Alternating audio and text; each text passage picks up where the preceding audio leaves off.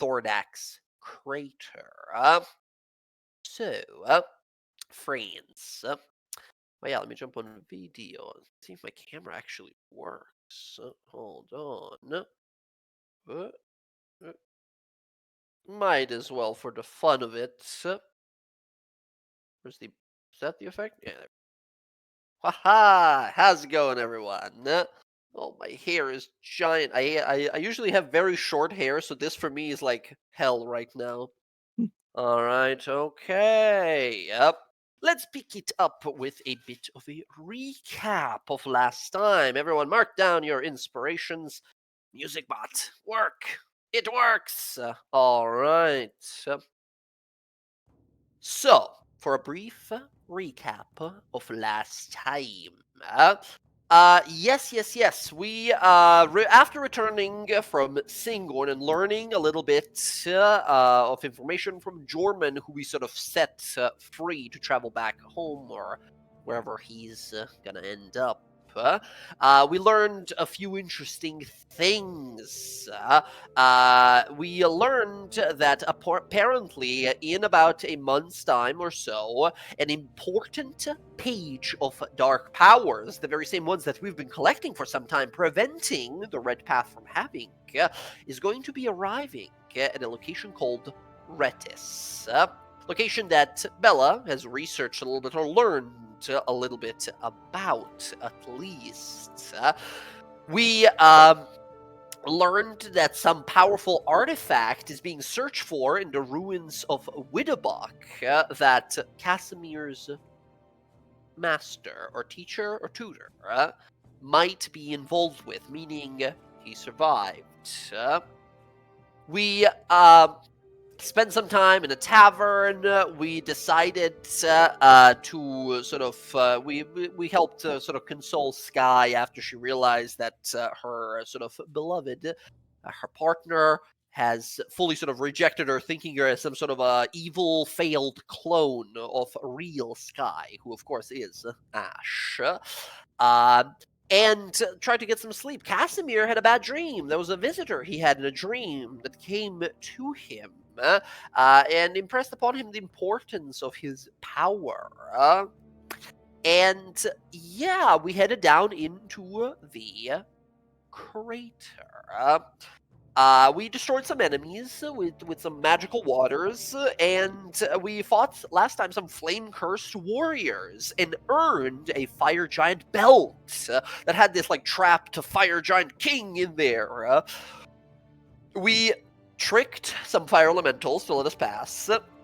Had to face off against a descendant of Thordak himself, a bitter and powerful dragon called Ferodak, heir to the flame. The battle was pretty difficult, but in the end, our party managed to destroy another serpent, becoming another dragon's bane. Now, victorious, as the Drake falls, you ready yourself to search its lair for Vasil's spell focus and Roxy's scroll. So, as we return to the lava-filled caverns, you all feel the initial heat of the environment around you, your adrenaline pumping, as you see the beast fall from the sky, its wings torn and broken, wounds of blade, gunshot, magic, and bow all upon it. As all of you sort of breathe heavily for a moment, looking about, as you see kind of scurrying immediately from the scene here, somewhat frightened, more of those little mephit creatures, those tiny little minions. As they all sort of flee away. You all take in the surroundings and head further into the molten lair here. I suppose a little further back to that previous chamber that split into two, where you learned the treasure should be. First of all, this is a lava dragon. He's made out of, hardened lava stone and obsidian and such. Is there anything you guys want to, take from it. Usually when you kill a big monster, you want to grab some, like, wings, teeth, whatever you want to. But this guy, he's sort of made out of, like, elemental energy and materials, so he's not really easily harvestable. But if any of you perhaps are proficient in leather workers tools or maybe alchemy tools or something of the sort, you can maybe pluck some pieces for later use. I mean, I'm not. Dang. Mhm. Does my proficiency in land vehicles get me anything? No. Not so much. Not so much. Okay, we'll leave that for her once she returns, and we'll ask then.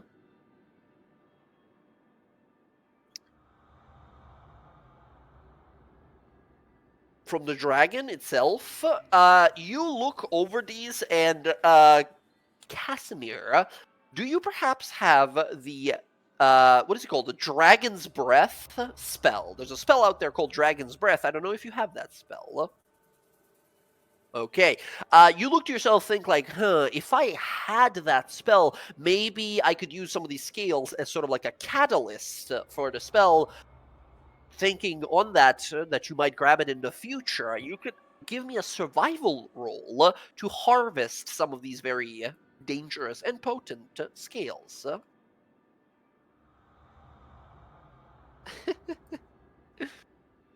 Yes.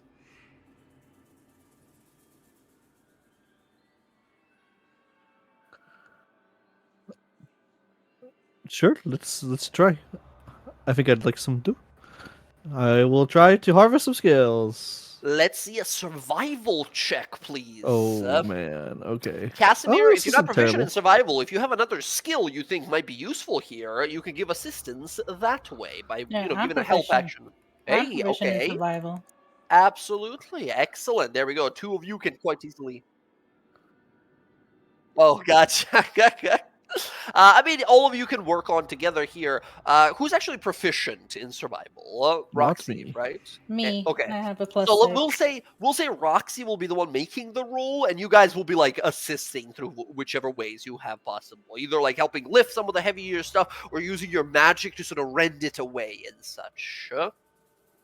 So, give me, Roxy, a survival roll, please.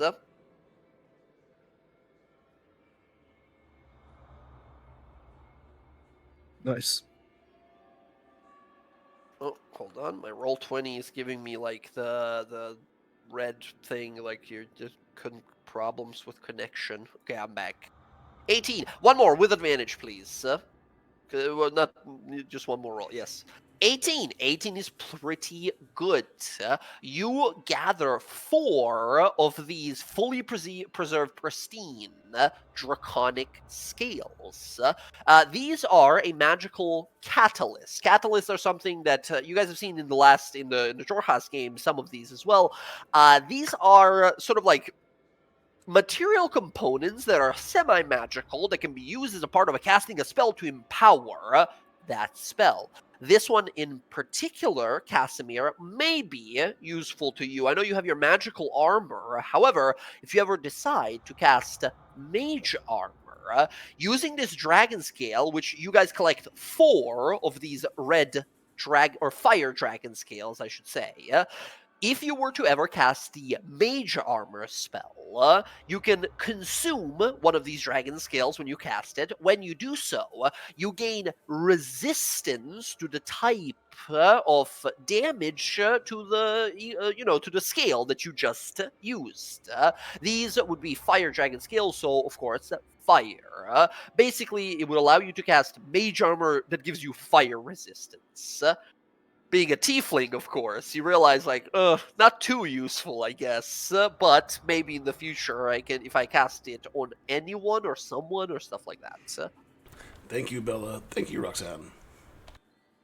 Don't worry about it. Does this guy have like teeth or horns? Yes, of course. He's got all kinds of weaponry on him. Some of it was sort of broken and such. Funny enough, because of the appearance of the dragon, he doesn't have much in a sense of teeth. His whole skull is sort of sharpened towards some edges, making it sort of look like that. But yes, if you want to try and collect some pieces like teeth and sort of claws and such, that'd be another survival roll. I think again Sure. that's gonna be Do Roxy. you want me with, to take the head off? Is that what you're asking?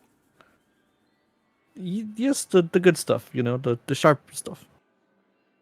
All right, I'll do. Excellent. Give me another survival roll. This is not Nice. like you fail in doing this. Not exactly. You can absolutely do this without much issue. However, there's always a chance that during the battle it was like damaged or destroyed or something. Jesus Christ, a natural 20. Nothing was destroyed. It is in pristine condition. Sever this head so cleanly that you guys are kind of scared. God damn, it is a singular strike. Funny enough, it's with like a rapier. You're like, how did you sever it with a rapier? That makes no sense. Excellent. You gather a few things off of this creature here. First of all, inspecting it through, you find a few of these like claws and teeth from it that are just sort of materials here. Let's see, what do we have?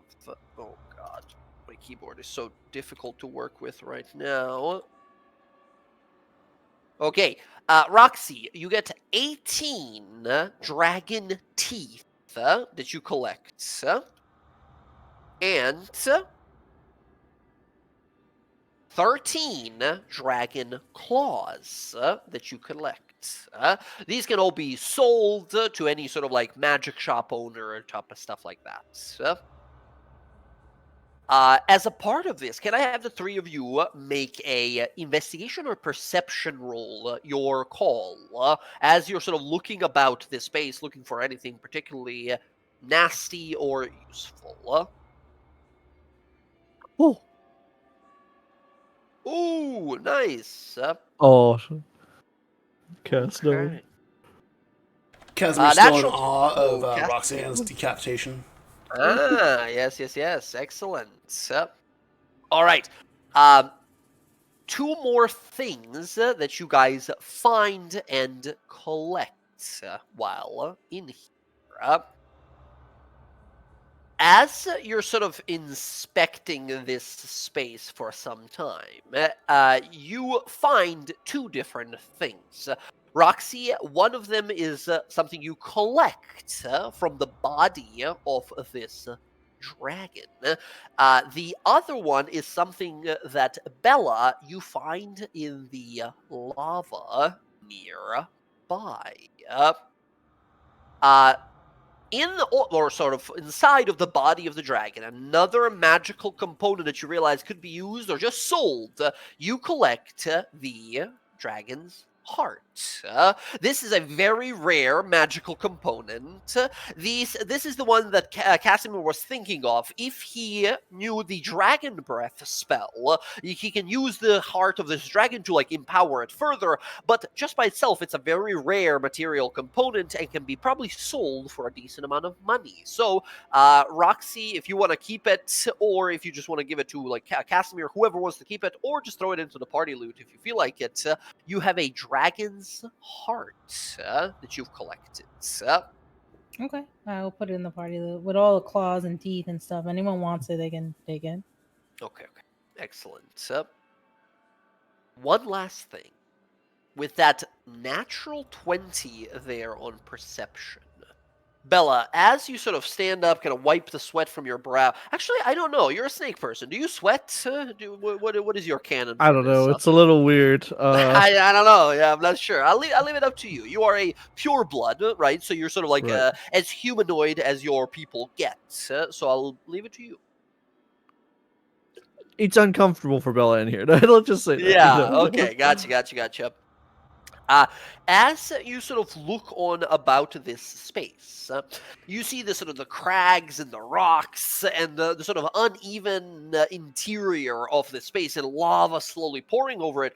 And then you sort of like kind of look off to the side and kind of double take as if you saw something.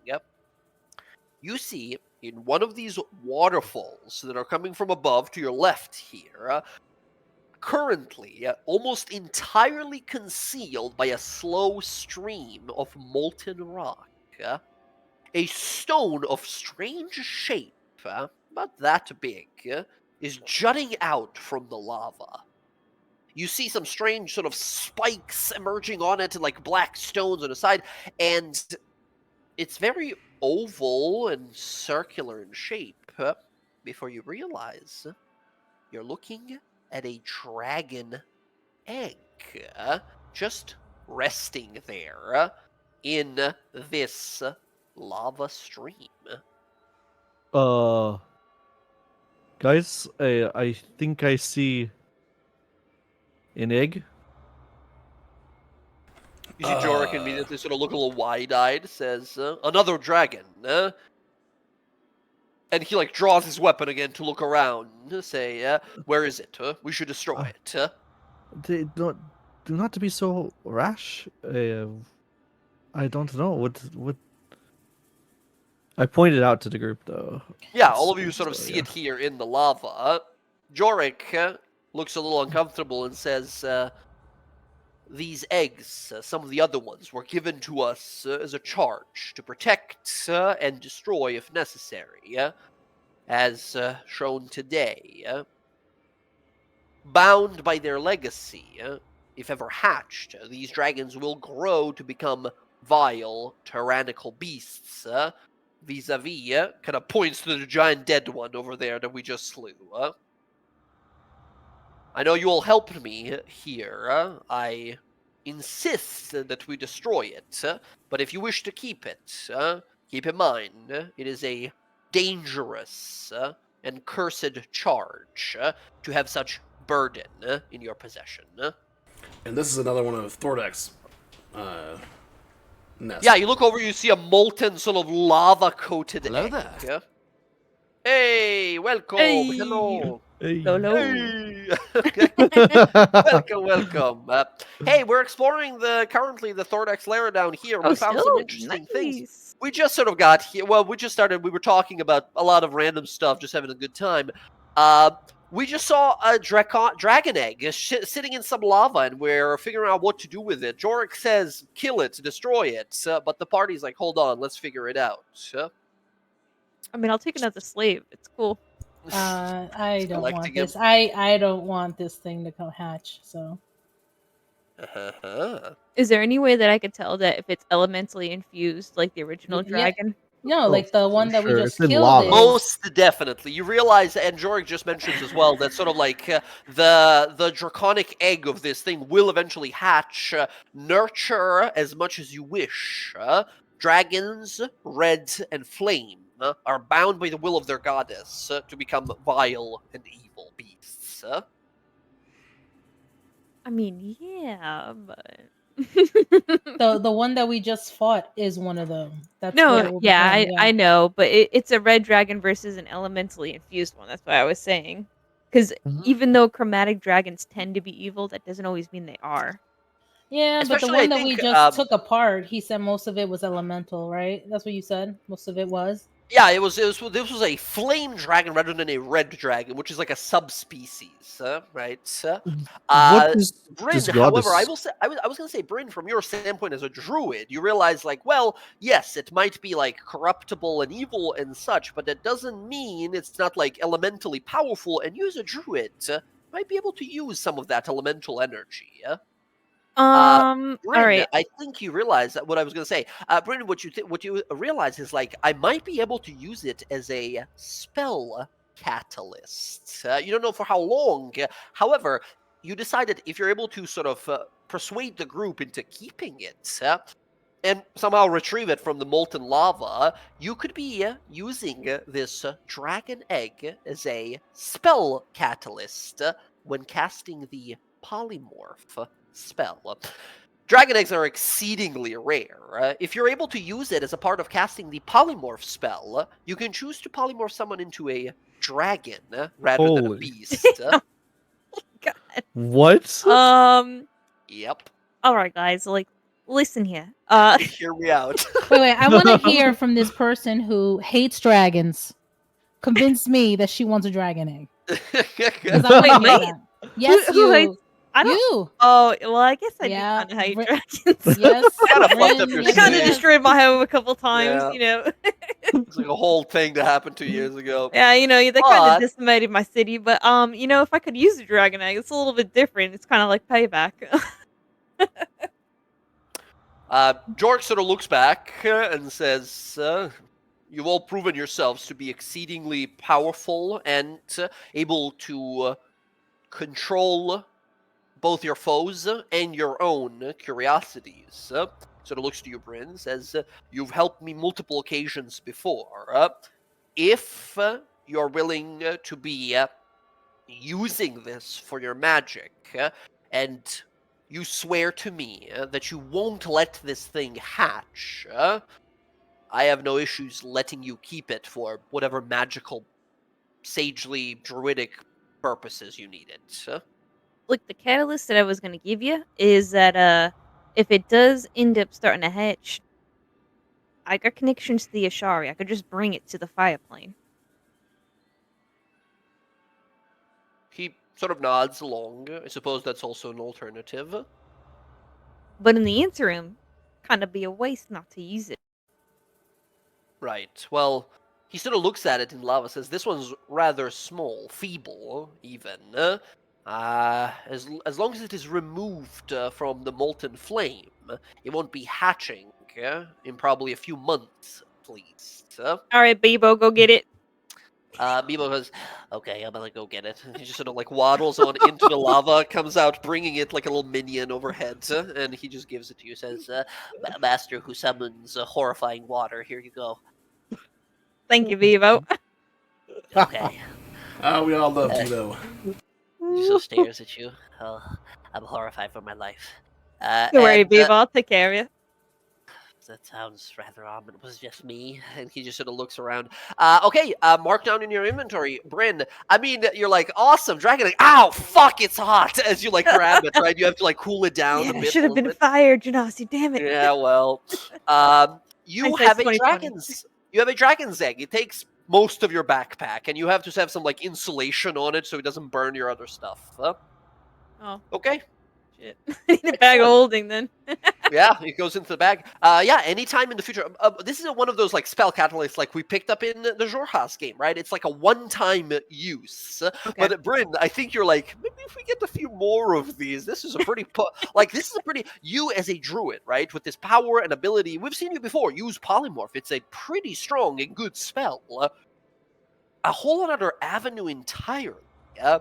To change someone into a dragon instead. Dragons who are, like in that like hierarchy of creatures, one of the most powerful creatures in comparison to beasts who are like on the lower tier, right? So what you're saying is, don't use this polymorph on an enemy. Use it. I mean, you could, right? You can be like, "You're a wormling dragon," and I go like, "Cool, I fly away," right? And that'd be a rough time. But for yourself, you can turn your party or self into a CR equal to your level dragon for at least one hour. So it's a pretty solid deal. Hell yeah. We also found some other things, although none of them too useful. I don't recall if druids get the Dragon's Breath spell, but we collected the Dragon's Heart, which can empower the Dragon's Breath spell. I don't think any of you have this, but it's a very rare component. It can be sold for some decent money. And also we collected 4 of these Dragon Scales. If you were to ever cast Mage Armor, you can give yourself resistance to the type of the scale. So like fire resistance when you cast Mage Armor on yourself, which is pretty nifty. Yeah. All right, Cass, those are yours. Excellent. He's a tiefling. He doesn't need those. Oh shit. Yeah, I we were also just don't have talking. mage He's a armor. tiefling, and he doesn't use mage armor, so this is probably going to be just like sold. Roxy also rolled some very impressive survival rolls and collected a bunch of teeth and scales and claws of this dragon, of Ferodak, heir to the flame. Looking about this space, Casimir and Bryn, you guys were the ones who repaired those magical runes when we were. This was a while ago. Once again, we haven't played this game in a bit. When we were coming down here, you guys found some runes that were like weakened that were supposed to contain the effects of the fire plane.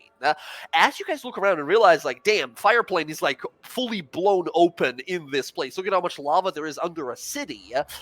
Bryn and Casimir, you realize after some inspection that you could perhaps, if you have any third level spell slots left, sacrifice at least 2, so 1 from each or 2 from one person, to attempt a ritual to sort of stabilize the sort of geothermal presence of the fire plane in this location. If you want to try, otherwise you can go upstairs to the authorities and say, like, the heater's broken, send someone down there to fix it, right? Yeah, so I don't have the any Arcana upper level Principle. spell slots left, and I also want to take Bebo out of here, so Okay, gotcha. I can't repair that if I want to take Bebo.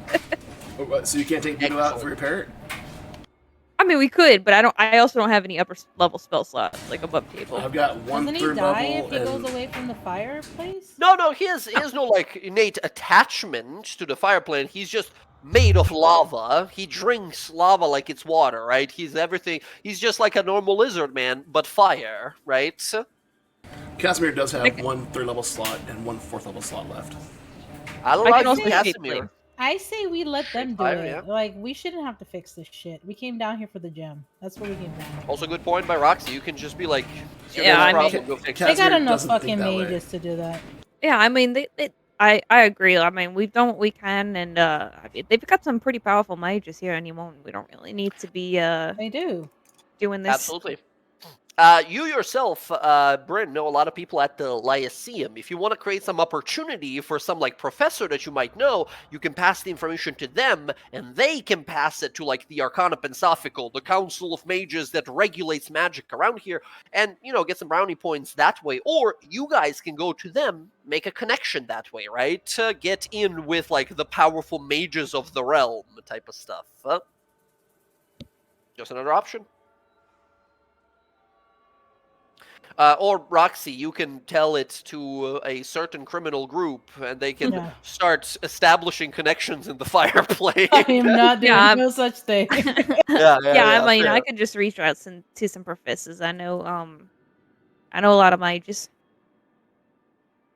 I mean, I could just do it. Yeah, absolutely. Yeah, but Or, what if, yeah, what if you Casimir, need those just try to do it. spells for getting out of here? We still have those creatures that we told them that we were gonna die to this There's dragon. Yeah, there's Oh, I mean, people we told them we were gonna work with the dragon. Do you think they know that we killed the dragon? They might be free of his control now that he's not here. Yeah, If you guys not, we'll will just talk kill your him. way through. Yeah.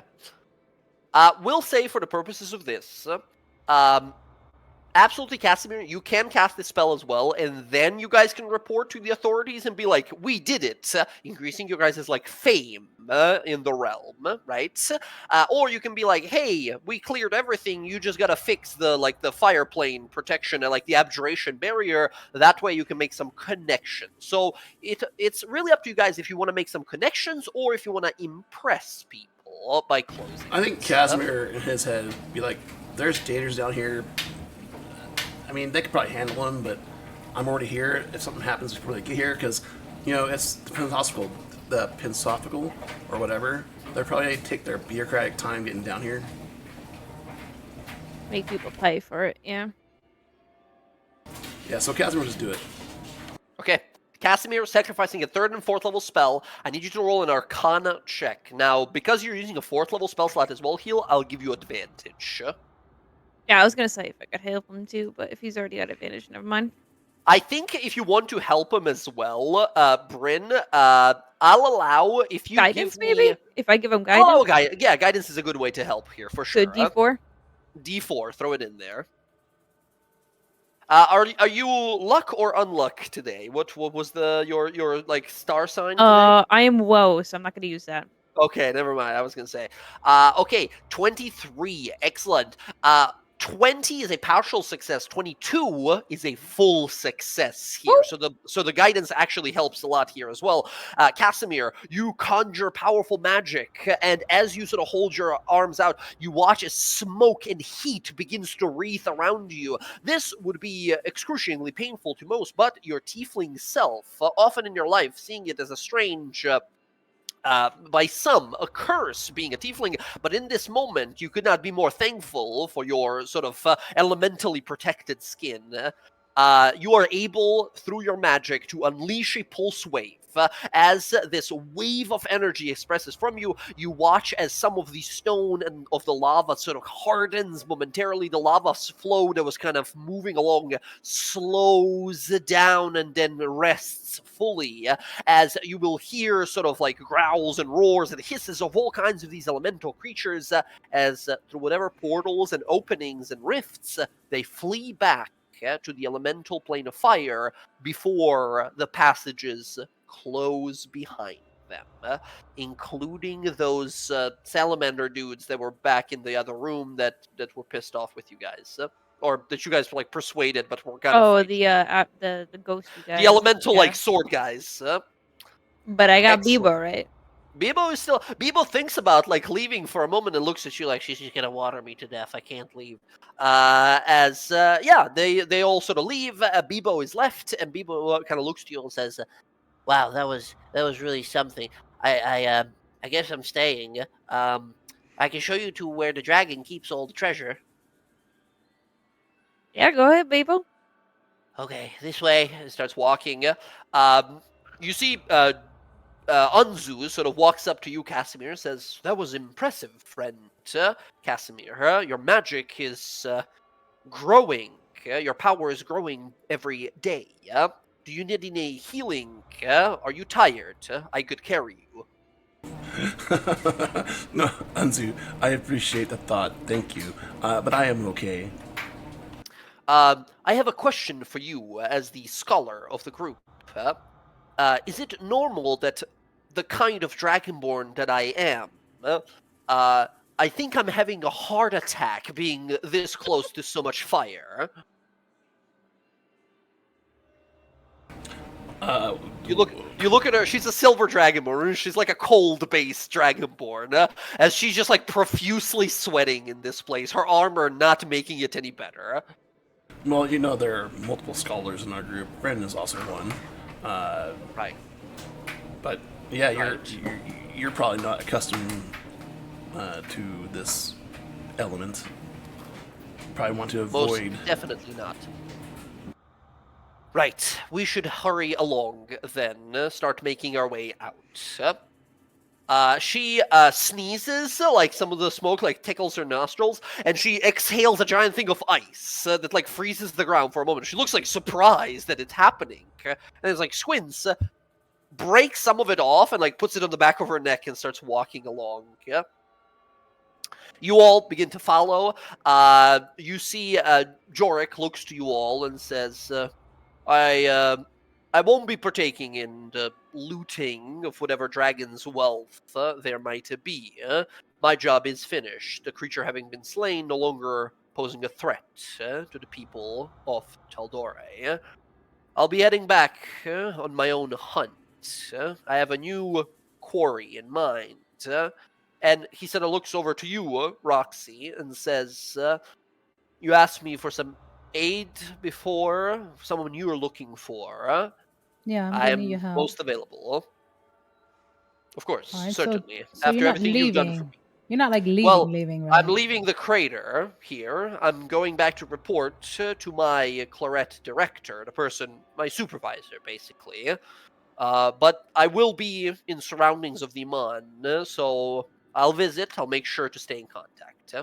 All right, because I'm gonna have someone do some stuff to be able to help you a little bit more, and I'm gonna give you something to take Very with you. well. Very well. Thank you all. Can you take Unzu with you because like she's not doing well in the fire? Your friend, your Dragonborn friend. Just Yeah. up to the surface. I Oh, to the surface. Yes, that is Yeah. perfectly fine. I thought you wanted her to be a blood hunter, and I was No, gonna that's say, her decision, and she just I was needs to gonna get out say, of there. that's we don't really, yeah. All right, excellent. Anzu, come with me, and she looks at him like, don't mind if I do, and she takes his hand, and he looks a little awkward, like that's not what I meant, and then she's like, oh. All right, takes her hand back, and they kind of awkwardly in silence just sort of start walking away. Like he looks back at you guys like that was weird, and kind of just keeps walking. As yeah, the two of them start sort of like heading upstairs. Bebo leads you guys back upstairs and eventually around the bend into a open, sort of like a circular cavern space filled with treasure. You guys see sort of like, not like a dragon's hoard, like the whole room is filled with gold and such, but there's a good amount of sort of like gold and gems and silver and all kind of coins in here. Inspecting it briefly, you will find amongst here quite a lot of loot. Could one of you please pop open Yeah, I that got it. party loot and mark down the following? All right, you find 3,800 copper pieces. Okay, hold on 1 second. I need to get the calculator. All good, all good. So you said You can just leave it at like plus 3,000. What was it, 800? 800 copper.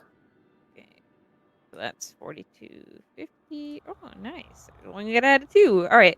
You find 15,000 silver Oh my pieces. god. 15. Okay, that's 18,000. You find 4,900 gold pieces. Okay, 1 second. So 365. Oh god. 3365. Mhm. Oh my And God. you find Wait, sorry, what was that? Wait, hold on, what was that number? 4900, 4,900. Okay, so that's 8. Oh, sorry, I have Butterfingers tonight. So If you want to, I can totally like. no, I got do it. So that. it's 8265. And you find 1,060 platinum pieces. Damn. 1,060. You said?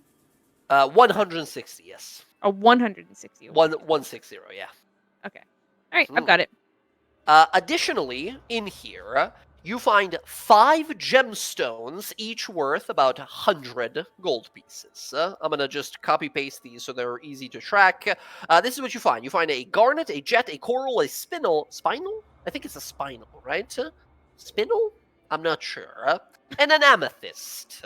If any of you are particularly interested in these, they are each a 100 gold worth gemstones.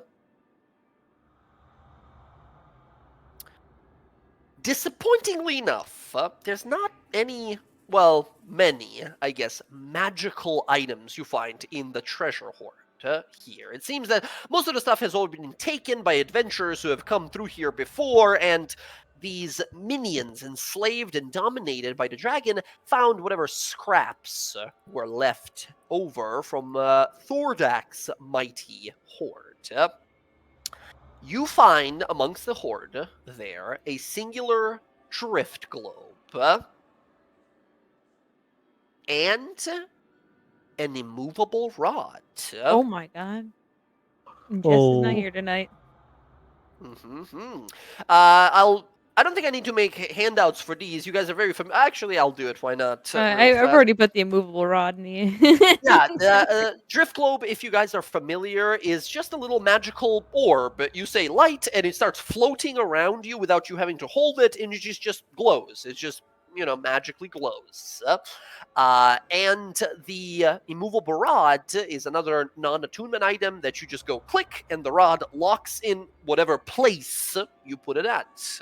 Middle of the air, up against the wall, right? Whatever you want to do with it. Inside a dragon, Inside a dragon, yes. There are very creative uses to it.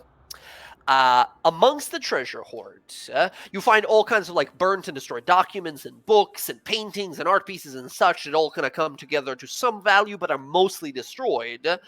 And amongst all of them, we sort of see as Roxy picks up a golden scroll case with elven language written across it. As you sort of pop it open to inspect it, Roxy, this indeed is the document you came here looking for.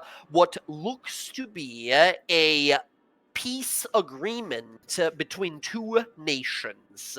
The date on it is some like 300-400 years ago. This is the document you're looking for, the sort of peace declaration and agreement between the elven nation of Singorn and the what is now known as the sort of like the Taldore Republic.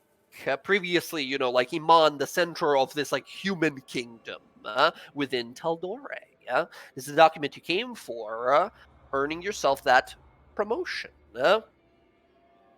So pick it up. Nope. This is what I'm Additionally, looking for. Oh. You guys find a beautiful crown fit for a king. Golden with inscriptions of elven runes upon it, marks of giant on one side as well as all kinds of draconic writings across. A magically enchanted crown that the previous ruler, the sovereign Uriel Taldore, wore when he died. Many beautiful gems, diamonds, and rubies adorn and embellish its beauty, but one amongst them, in the center, stands most obvious. A large, sort of pyramid-shaped, diamond-shaped,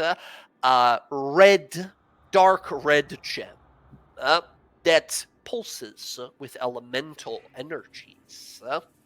This must be the gem, the spell focus that Vasil is looking for. Your reason you're down here. Casimir, I believe you wanted to inspect this gem as you guys sort of had an agreement and talk with Vasil of like, okay, we're gonna check it out and figure out if it's like safe for us to give this to you because you were like, right. Casimir, if he's allowed, will sit down with it and inspect it and cast Identify as a ritual. Easily. Inspecting it for some time, you realize the crown itself is magical. The crown itself is probably worth 2,500 gold pieces, just inspecting it with all the gems and jewels within it. It is enchanted. It has a minor enchantment on it that if you are wearing the crown, you gain advantage on persuasion rolls. That's all it does. It's just a very simple enchantment. It just gives you advantage on persuasion rolls while you wear it. And this is the crown that Vasil wanted, right? It has He didn't want the crown. He just wanted the gem in the crown. Okay. But the gem itself you inspect. This is a elementalist's spell focus. That's what it's called. This is a rare, if very unique spell focus that would allow whatever spellcaster, druid, sorcerer, wizard, whatever kind of spellcaster would use it as a spell focus. Whenever they would cast a spell that does any kind of elemental types of damage, so like fire, lightning, acid, what do we have, like thunder, cold, they could change the type of damage to any of the other elemental types at no expenditure on their part. Lightning firebolt, flaming lightning bolt, right? That type of stuff. It would just change it to whatever. It is not an item that requires attunement. It is just an item that is incredibly powerful because it doesn't require attunement. Right? You realize whoever this like ancient mage of the past was made this very unique spell focus. So Casimir realizes the value of that, especially to him, to be able to change like a fireball to a different type of damage. He knows Vasil's going to take it, and he's not going to stop that. But he on the way back to Vasil, he's going to study this thing, see if like he can make one in the future. Interesting. Give me an Arcana roll. Gauging your ability and sort of figuring out what you can do here with elemental. Can I give him guidance? Yeah, because damn. I would also be interested. Absolutely. In helping him do that. Now, here's the thing. With your guidance already, you're gonna beat a 25, right? In D&D, we have these things called increments of success. They go up and up and up every 5 or so. 25 is pretty damn high. 30, of course, is the max, but 25 is incredibly high. 27. 27 is pretty good. So just about as good as 25. But you inspecting it over with some of the Bryn's magical sort of clarity spell that she casts on you, you realize to yourself, like, interesting. I definitely could work on something like this. It's probably going to take you, you realize, to craft one of your own, you're probably going to need a few elementally enchanted magical objects, like elemental gems of different kinds, perhaps. You think to yourself, like, well, I think that if I had some sort of a elemental fire magic item, I could use it as like sort of like siphon its power and enchant my spell focus, and my spells could do any spell that I have. I could turn to fire damage.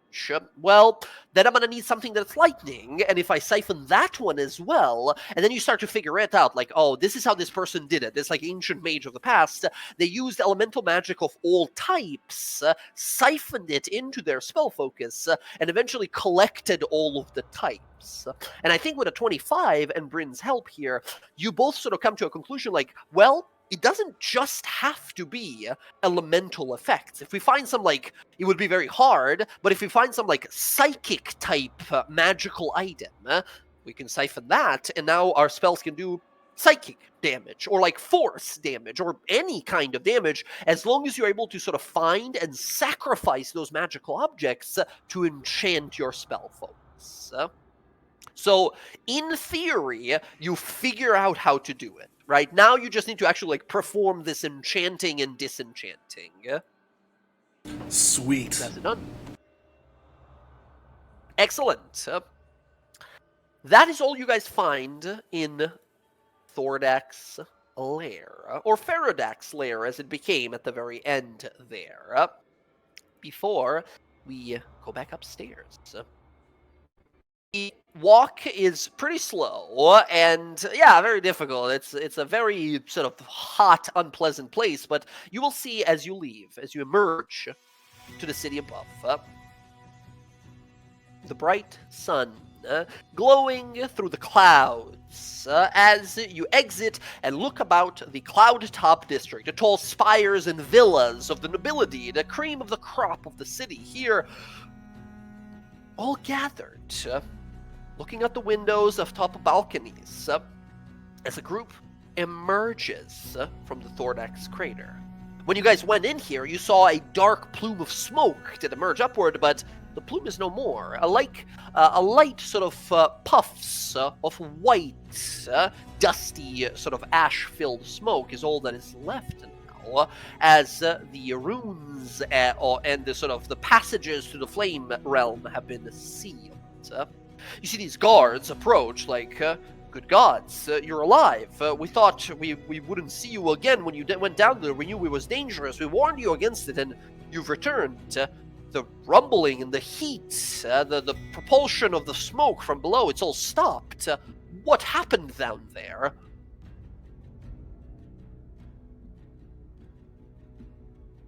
I mean, a lot of fire. Look at my little buddy. One person is like, what the fuck is that? Like, points over, and people's like, like, raises his hands immediately. As they, like, raise their spears, like, it's another one of those monsters! No, he's good. He's a good little dude. Don't touch him. He's made of fire! I'm, like, kind of made of air. It's alright. The hell does that? Air is way better than fire. Fire burns.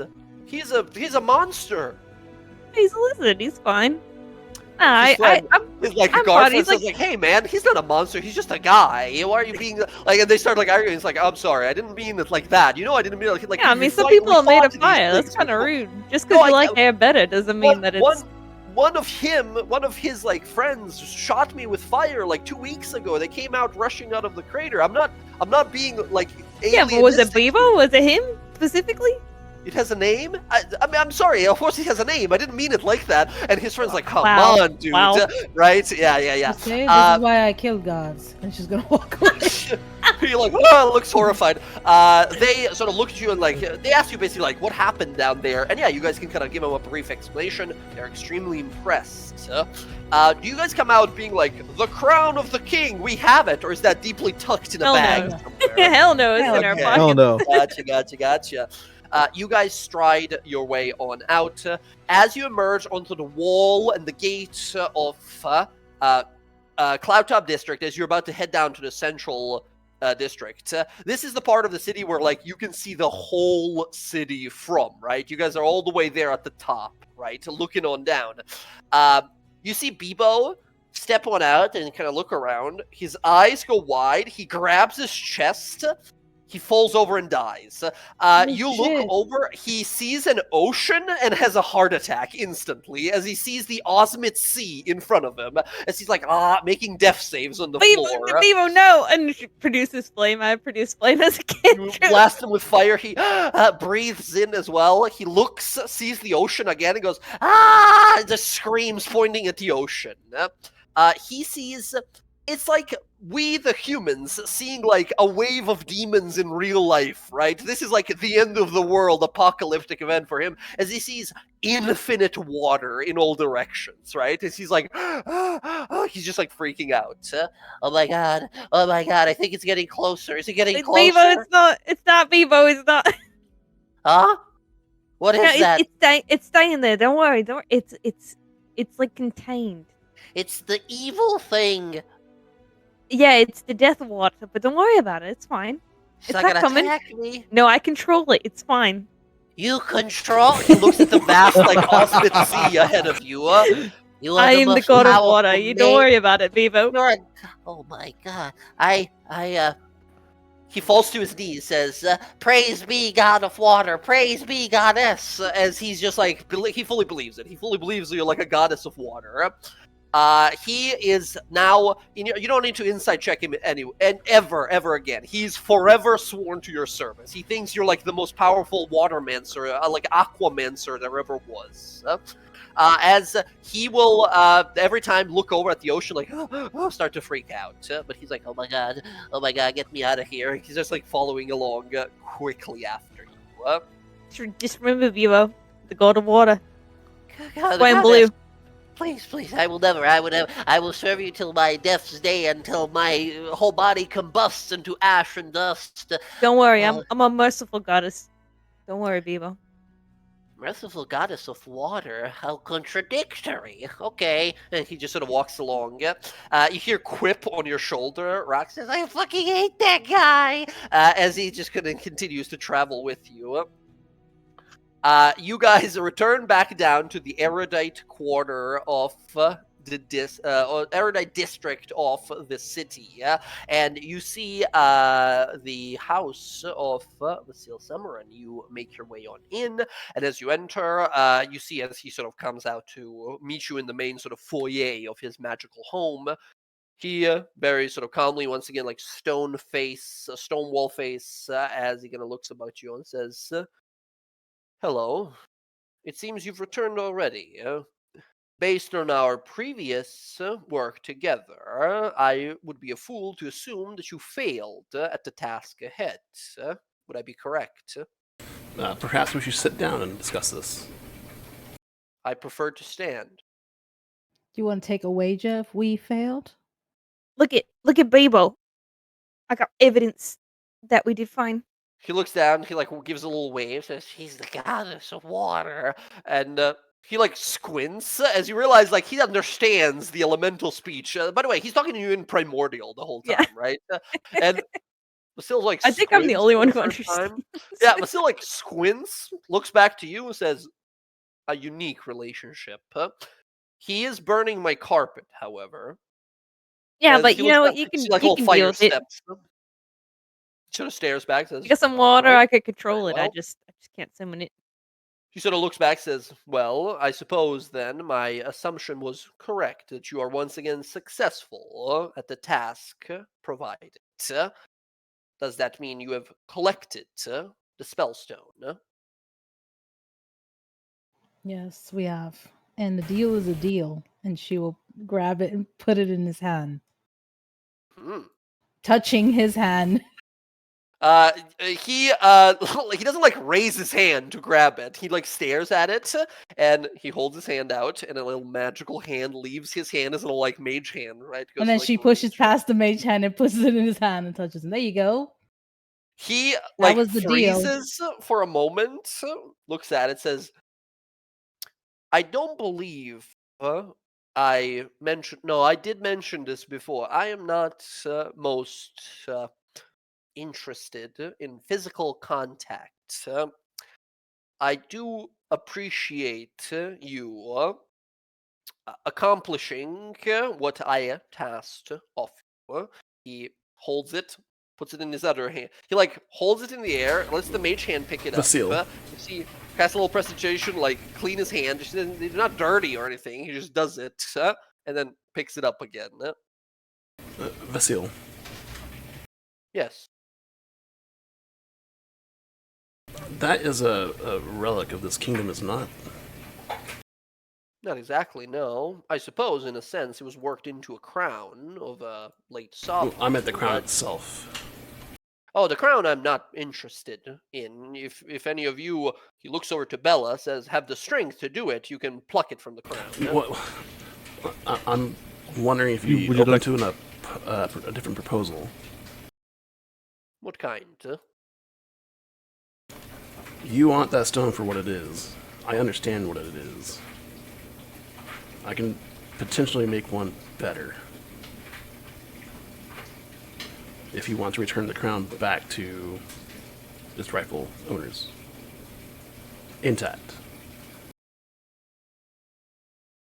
I am a collector of sorts. I gather things that some might consider dangerous, unique indeed, and sometimes belonging, usually to those who have passed away. The sovereign of the city-state of Iman passed away, leaving the crown behind, never was claimed by any of his family, or the council of Teldore. Presumably, they do not hold it in utmost urgency to recover such an item. The crown is yours to keep. I care very little for the material wealth of it. I only want the gem. But I am perhaps intrigued with your idea of building or enchanting or making an elemental gemstone like this one. You are a collector. You probably have all the resources I would need to create it.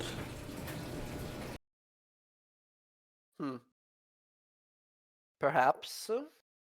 But I am more than happy keeping the one that we originally arranged this deal for. A deal was a deal. Very well. That said, he looks over to Bella, says, I could pay a jeweler to delicately remove this gem from the crown here, which will take probably another month of time or so, or if you would do me one last assistance and remove this gem from this crown as delicately as you wish. Let me try. Hold on. The deal was to bring you the gem. You want it removed, that's going to be extra. All right, how much? Yes. That is not a negotiable price. Casimir's 4,000 facepalming. gold.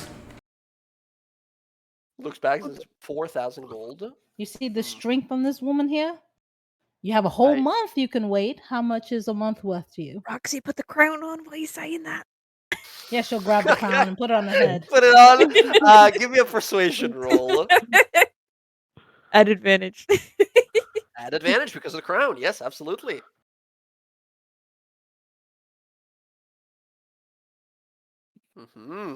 Okay.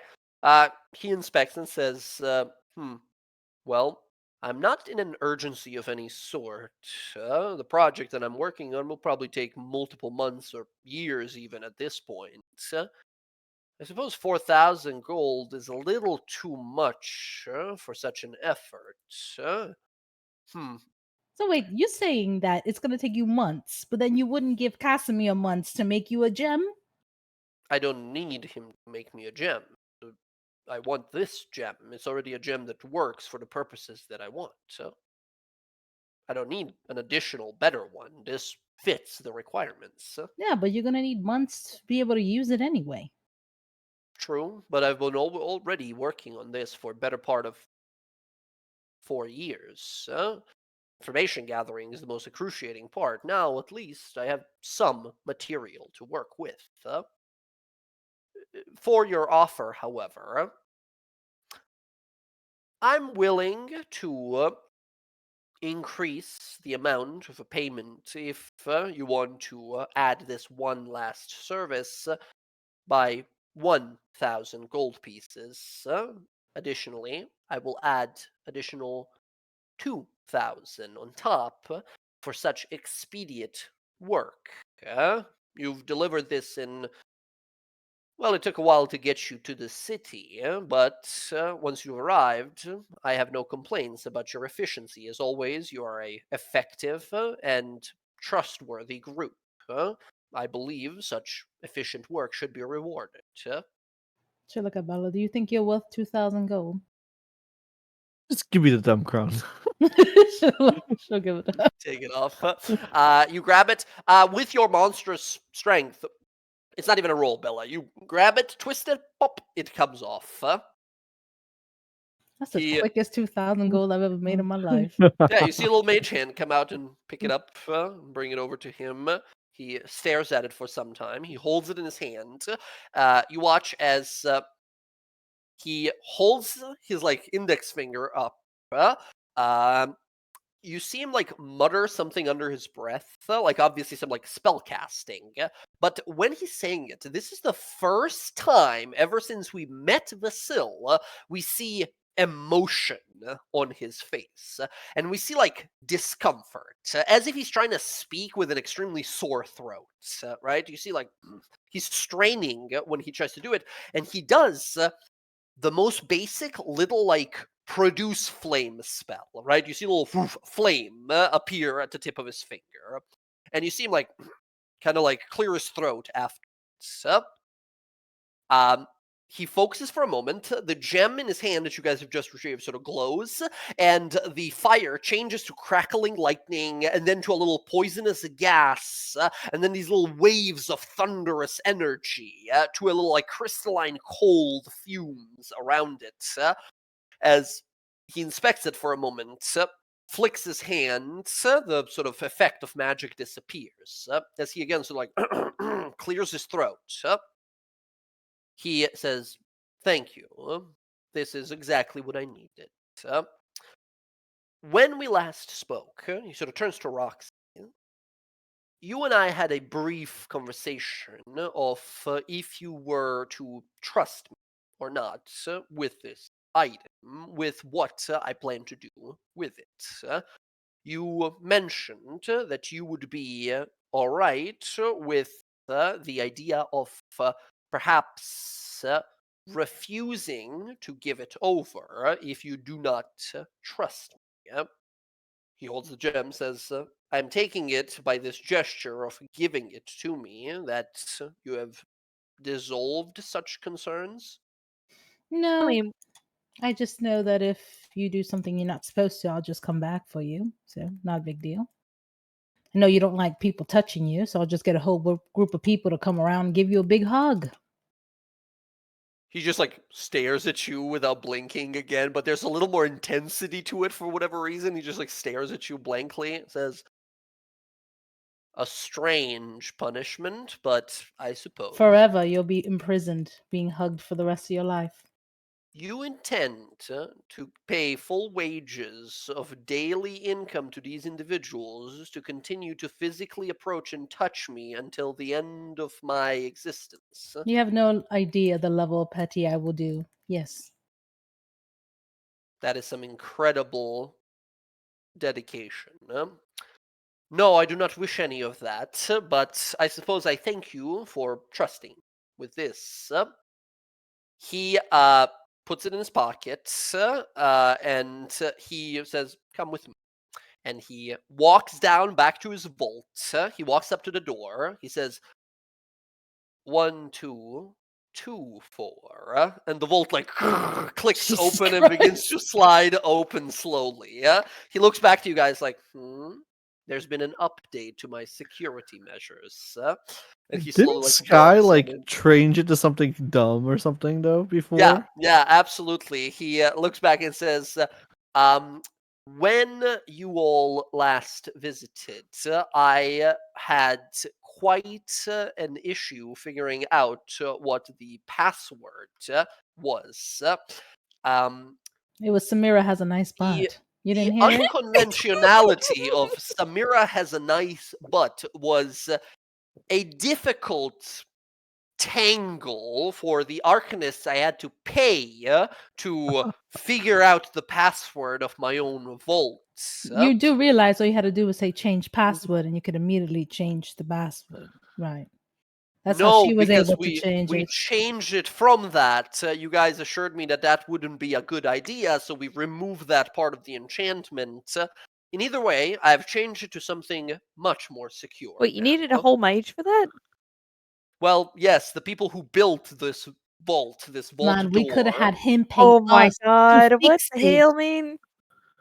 I didn't build the vault. It would be a breach of customer and Yeah, but then now service somebody agreement. else knows your password still. That was the whole point of us changing it for you. Well, I trust you all to a degree. We've worked together on multiple jobs, if you want to call them that. I think if you were to want for my treasure and items, you would have perhaps stolen or killed me for it already.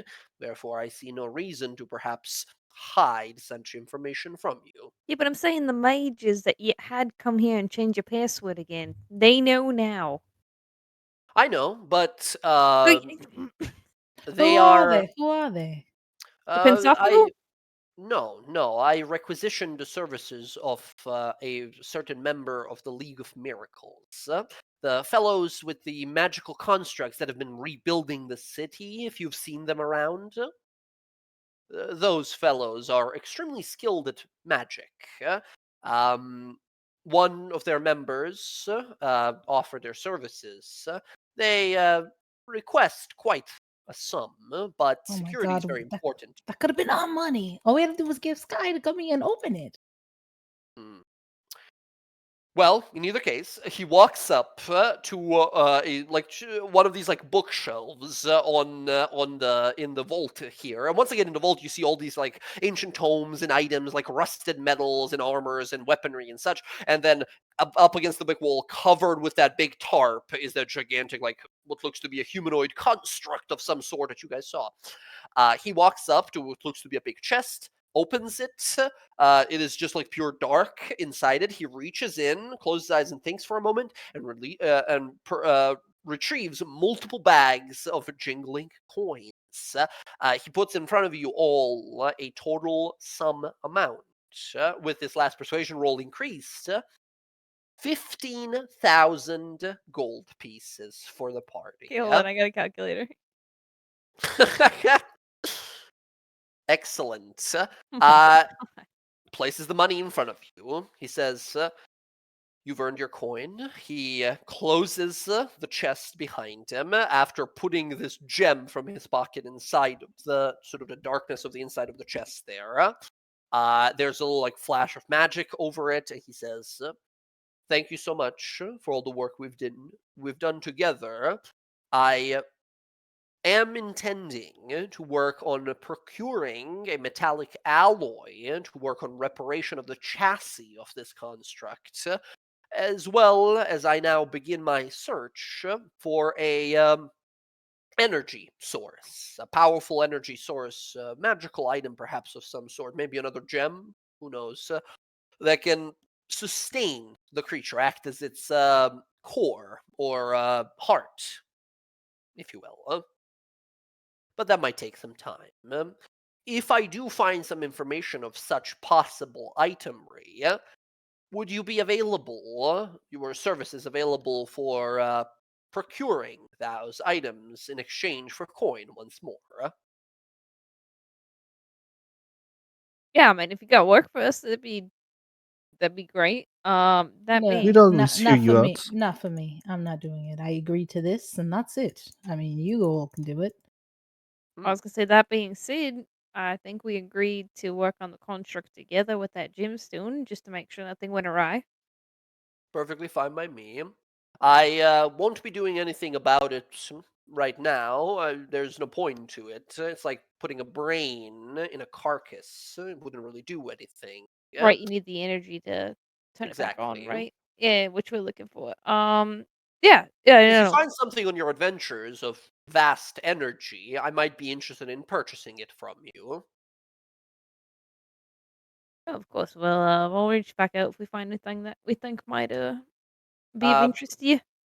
One particular item I've learned could be useful, but it's impossible to find. Have you all heard of Ioun stones? Yes. Yes. There is one particular kind of Ioun stone. There's many different kinds of Ioun stones that can grant their wielders powers or enchantments. There is one elusive and ever so mythical one that is said to exist, but I've never heard of anyone possessing such an item, called the Ioun Stone of Mastery. If you ever do encounter such an item, I might be interested in purchasing it. Sure, we'll give it to you right away. She's gonna walk away. She's never giving him that. He sort of stares back after you. He looks back and says, "Very well, thank you for all of your assistance. I wish you all a great day. Have great lives if we do not encounter each other again." And he just sort of stares at you all. Actually, Vasil, I was wondering if you want to collaborate on that project. The project, the one that you stones. mentioned. Oh, creating your own spell stone, yes?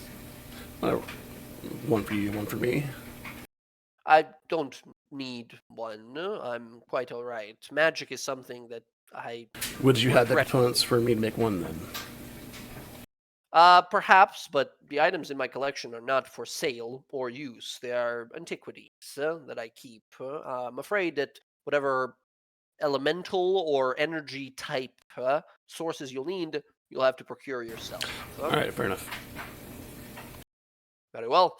He escorts you outside. You guys step out onto the street, and only once you're actually outside, you begin to notice how much of an absence of emotion, color, sound, all of it there is in his home. The moment you step on out, fresh air, the breeze blowing through the streets, the sound of children playing, of people moving through, of a group of bards playing songs down the streets, and two mages that rush to their class flying through the sky.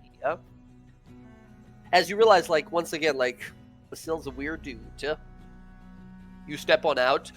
Bibo looks around, says, "Goddess, where do you live here? Can we go somewhere where I can sleep? I haven't actually slept in multiple days. I'm extremely malnourished. I've been working as a sort of a slave to the thing downstairs for a very long time.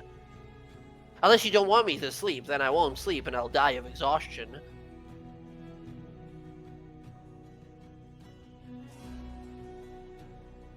I Bryn? mean, what do you need to do to sleep? Sorry. I just want. Do you have a? I was going to ask if you will allow me to get some sleep. I am very exhausted. Oh, I mean, sleeping's for pets. No, I'm just kidding. You can sleep. Ah. I'm just kidding. Hey, we're gonna go rest, Bebo. Don't worry. I gotta sleep too. Even the ocean sleeps. Here the ocean sleep. Okay, that's what it's called then? The ocean, that big thing of water. Oh yeah, that's what it's called, the ocean. That thing sucks. And you see that? You see that? And she points up at the moon. She's gonna be like, that is my goddess right there. It's like a star that's not burning. Why isn't it burning? Like the It's other not a one? star. That's the thing. It's like an asteroid that a star looks through. His eyes cross. Huh? I don't. In the fire plane, we have multiple, like a dozen suns in the sky, But no, none of them that are like extinguished or burnt out. What's the point Imagine of like a sun if it's sun. burnt out? Imagine a sun looking through a rock. That's what that is. Okay, that seems interesting. But it controls the water just like I do. It's like tides. So are you like an avatar of a god, or are you just straight up a god of water? Yes. Whoa. That's crazy. And he's still fucking beautiful mind moment. He's like thinking about like all the possibilities, like how does that work? How can and he's just like walking along with you guys. You guys wander for some time as you realize, like, all right, let's sit down, have a proper lunch, rest, heal our wounds. Some of you have like burn marks and wounds from the fight and all that. You meet with Jorik, you meet with Anzu, who are just sort of like sitting in a nearby like little tavern, right, a little restaurant, having a lunch as well. Jorik hasn't like touched his food at all. Anzu has like devoured hers. As you guys approach and sit, Jorik sort of looks to you all and says, good work down there, everyone. I'll be taking my leave very soon here. Yeah, I need to run to the Cobalt Soul really quick, and then I can get you that stuff that I need. Right. Well, I'll be present in the following days, so take your time as much as you want to. I have to report. So the business that we concluded, I need to report to my superiors. All right. Thank you all once again for your help, and good luck. I hope to work with you again. And he sort of stands up, gives everyone sort of like a respectful quick look, a nod, and he heads on out. Anzu sort of looks to you all, says, that was quite an adventure. I quite enjoyed myself. This new form of mine, while not as perhaps ferocious as my old orcish self, has some advantages, which is certain. Like this, and she again like breathes some ice and encases her hand in ice, and then sort of crushes through the ice. It says, "I can produce cold and ice." It seems. It's very cool. strange. It's almost like I'm trying to hurl, but then frozen water comes out. Maybe you can make like ice cream cones out of it or something. Ice cream cones. That could be something. Oh, a choco taco! It's like an ice cream taco. Is that seems Casimir like it would blushes sort at the of- word taco. She sort of like tilts her head and says, would that not clash? Tacos are best when crunchy, not Yeah, you get like a Wet. crunchy shell, with it. with ice inside it. Ice cream. Ice cream. But that would again be sort of like, maybe, you know what, I'll try it and I'll let you know how it goes. I'm going to go kill a boar to make ice cream out of. You'll have to excuse me. And she like stands up and goes like into the local park. Once again, she's from like a tribal community she doesn't know. She goes into the park to hunt boars, and of course there's none there. As you all are left there and begin to over the rest of the day, is there any like conversations you guys want to have while there, as we're gonna slowly move into this sort of like downtime period in a little bit here? What do you guys think?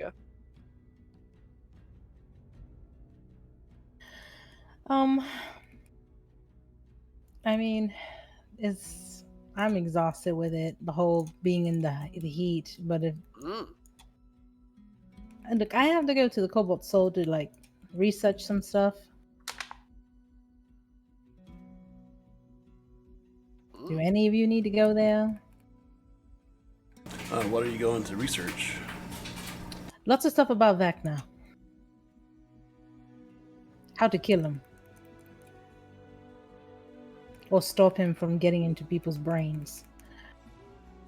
And how to get to the like evil plane to kill Ash. How to kill Ash. A lot of that stuff. Interesting. I have my own tasks I have to work on. Do let me know what you find. I would like to know as well.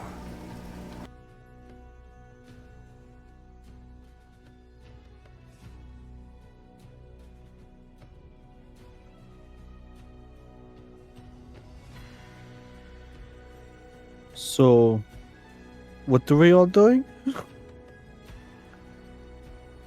I mean, Going you to the guys Cobalt. yeah, you guys entertained me for getting this dump over seals, so I mean, I'm pretty good. Whatever you need to do. So, that meteor comes down in a month, and we just have to be prepared for that. Until then, Yeah, can we, pardon me for being, I don't know, selfish. Can we divvy up that gold? I could really use it. Yeah, I mean, we've got a shit ton of gold right now. I mean, we've got just gold alone. We've got over 23,000 gold, not including What? the platinum and the silver piece. Yeah, not even including the platinum and the silver pieces. do we just want to like take that and divide it between us, or I can divide it by what is it, 5? Yeah, 5. Yeah, I'll 5. add it to Sky's character sheet. It'll be 4,653 per person. that's Did you check including that the out platinum and stuff? real fast? No, that So is not including the platinum. platinum you give can me- always keep, and like silver you can. I always suggest. Yeah, players I mean keep in the silver. It party would be loot just another for, like, 1,800 silver potions and between the stuff like that. 5. And then What I platinum. what I always suggest to players to do when, like, yes, there is 5 of you, absolutely. I think it's a great idea to divvy it up by 5, but I sometimes suggest players to divvy it up by 6 instead. The last cut you keep in the party loot, and if you're ever like, we gotta buy some healing potions, let's use the party loot. I think right? you have, Healing like, potions. You got me. That's also true. Yeah. You can just keep making those. Oh, you know what, Morgana? What about me when you're making those healing potions the other day? I'm not gonna fucking say anything, all right? Hey, it's not Morgana this game, all right? I'm just saying I got a shit ton of healing with Chalice form. That's true. That's true. But We also what if have you like go down 23,000 gold in our party loot. first? It's Yes. it's like probably closer to like 25 with the silver pieces and platinum. Yeah. All right. Yeah. Absolutely. What was the what was the? Yeah, give me a divided by second. Let 5? me 23,265 plus 7,800 plus Cat, dude, get off. 1,800 Cat, fucking attack. divided me. by 6. Alright, divided by 5. If we do all of the pieces aside from the copper, that's going to be 5,369 gold pieces per person. Nice. Okay, so that's for per person. Yes, I'm removing silver, gold, and platinum from the party inventory. Can you put that in the chat, please? Because Yeah, what was I that? got you. Hold on, I'm editing. Also, it. you guys, do yourself a favor and add it all in platinum and leftover in gold, just so you don't like put it in your pocket and then your character falls over from encumbrance. I was gonna say, this is a big city where we can go to a bank and change it. Yeah, out, there's right? multiple banks you can exchange it easily. Yeah, they only exchange it in Electrum. No, I'm kidding. You bastards! Yeah, absolutely. I'll add that to Sky's sheet as well. That's gonna be 536 platinum and 9 gold. 6.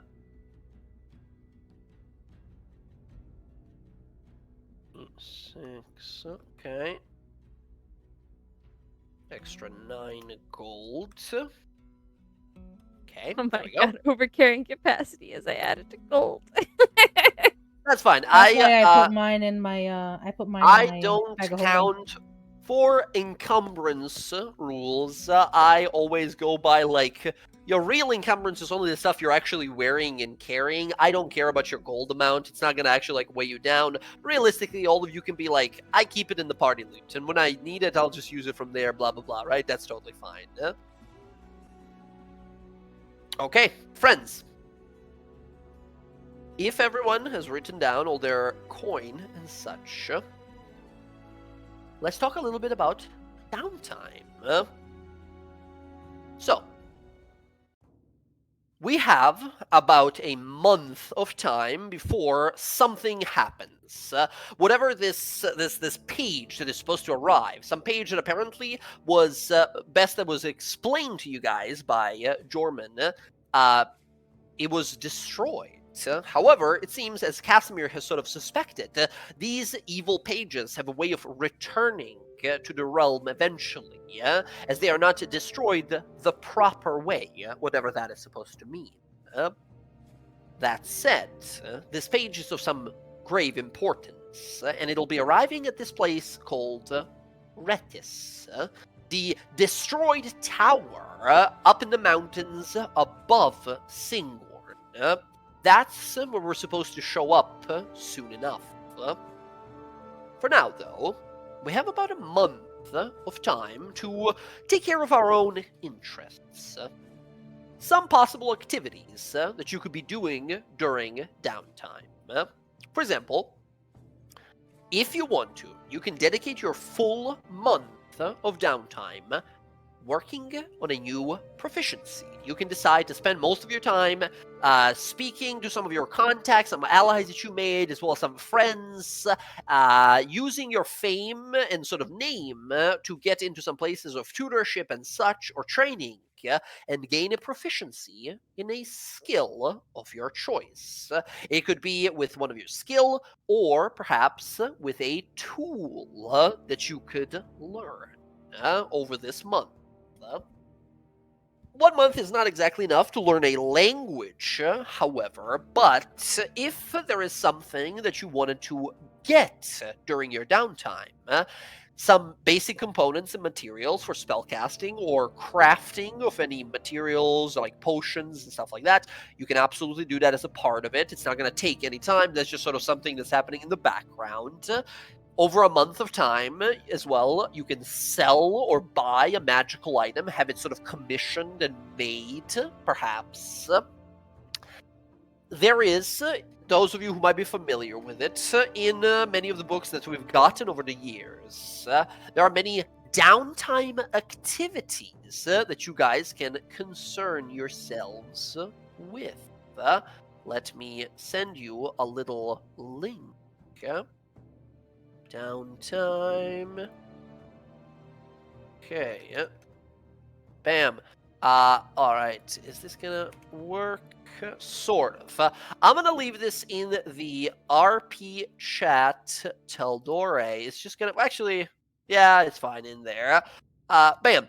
That's the website that I use usually. It keeps everything nice and simple. Do yourself a favor, click that link that I sent you, and just type into the search bar up there, downtime. You will see a ton of different downtime activities. Each of them have their own sort of like potential ways you do them and potential rewards from them. For example, you could be, let's say... some things take way longer time. For example, like building a stronghold. That takes a long-ass time. That takes a very long time to do, and probably can't make it in time. However, buying a magic item perhaps could work. You can find an item you're looking for, perhaps a cheaper price. You can craft a magic item by collecting some materials out there and spending some money on it. You can perform religious service. You can even do crime. There's all kinds of things that you can possibly do. In addition, of course, you guys can pursue your own interests and information seeking, any sort of visiting, talking to any NPCs, visiting places you've been to, or exploring new places. However, do keep in mind that decisions you make while this is downtime and we're sort of montaging a lot of it, there are still results, cause and effect style benefits, and consequences to your actions. Just because it's a downtime, it doesn't mean that you could be like, all right, I'm gonna go ambush Archon the Cruel, like get rid of him real fast, and then I go like, well, you die doing that, right? And you're like, what? How? This was downtime. Yes, no, terrible things, severe things could happen to you during downtime, depending on what you decide to do. But downtime for generally is a peaceful, mostly, amount of time. Some things are going to happen along the way for each of you, and I'll mention those as we get to them. But for now, we're just sort of trying to focus on whatever we're trying to focus on.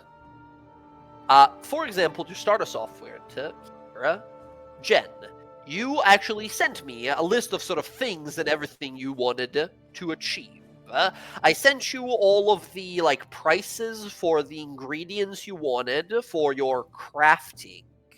You can just deduct those if you wish to just pretty much buy up all of those easily. Additionally, let's go over some of the things that you wanted to do that I mentioned that we'll do sort of like during the game. What would you like to focus on first?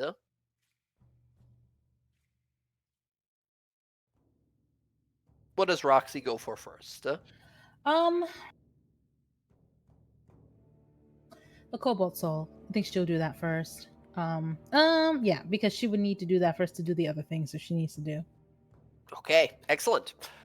You, during the downtime, during the month there, at some point return to Westron, where the Cobalt Soul repository is, where your guys' home is. While there, you speak with the half-orc expositor, and she, first of all, thanks you and congratulates you on your work, having now been promoted yourself to the title of an expositor of the Cobalt Soul. Cressida is very much so impressed by your abilities and your initiative. And upon retrieving this document, she, welcomes you as an expositor. They give you a robe with kind of like a blue robe with a big, like, black sash, black and silver sash that comes along. It is sort of like an honorary outfit, right? You can wear it if you wish, but you don't need to.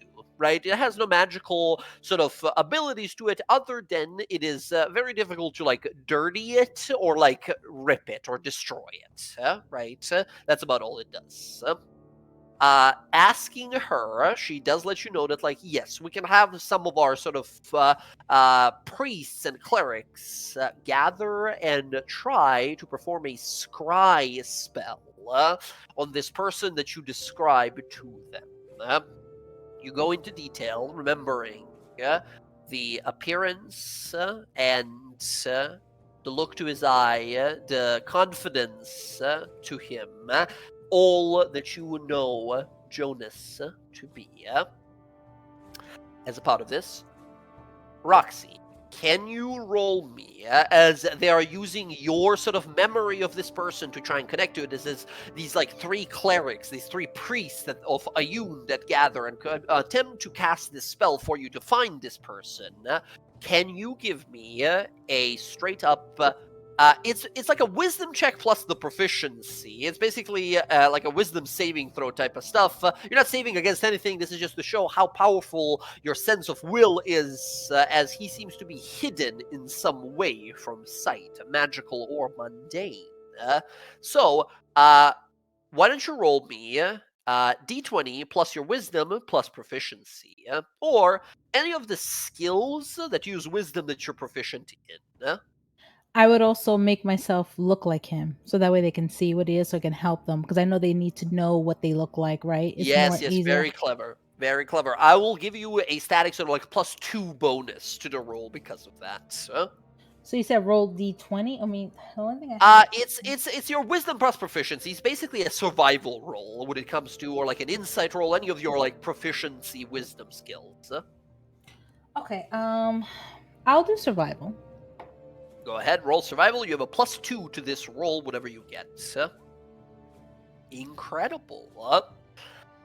Roxy, you watch as these three priests begin to cast this scrying spell, focusing on a crystalline orb they use as a focus here, as they have you basically approach and put your hand on the orb.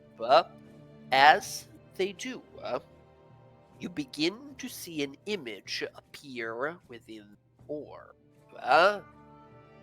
You see, through a somewhat like blur and filtered vision, a familiar face.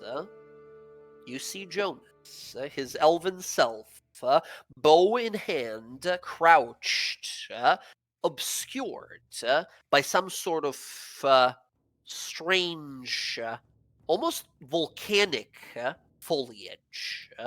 You see dark, burnt stones and smoke that arises nearby. As soon as this magical invisible sensor appears, you see him sort of like perk up for a moment and look to his like left and right as if like noticing something, but not perceiving it in the moment. As you see, he draws his bow and stands up behind some cover, aiming down. Your vision begins to sort of clarify and kind of rotate as you attempt to sort of focus in on what he is looking at. You see down below, in a crater, this like ravine, a strange sight. A large, like a camp, like an expedition type of a camp with like tents and everything around, and a bunch of like mining equipment, like shovels and pickaxes and all kinds of things. As you see, he's aiming his bow down at what looks to be a group of lizard men. These like tall, almost like 8-foot tall lizard folk with this symbol of 5 different colors: the blue, black, red, and green across their like faces, like war paint. They're holding like these pickaxes and axes and sort of like shovels, and they're removing some like rocks and digging in this ravine currently. Yeah, but he's not aiming at them. You see his bow raise for a moment as he spots something. You see from his sort of point of view and vision down below, at the center of this camp, standing in front of a table, looking over a map, is a turtle. You see a turtle person, short, maybe like just about 5 foot, black scales and sort of spiky shell with a mole, the head of which looks like a skull. This turtle is sort of looking over this map for some time, as Jonas was just aiming at this person. You have no idea who this person is. You've never seen this person before. He lowers his bow as another person exits a tent nearby, causing him to sort of go down into a crouch and sort of remaining hidden, choosing not to go for this strike. As a familiar, tall, broad-shouldered, red dragonborn steps out.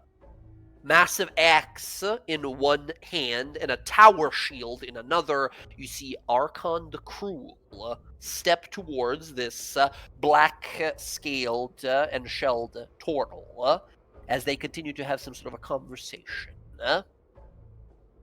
Jonas looks around, inspects the surroundings, repositions, changes his location a few times, just sort of observing him as the sensor of yours continues to follow.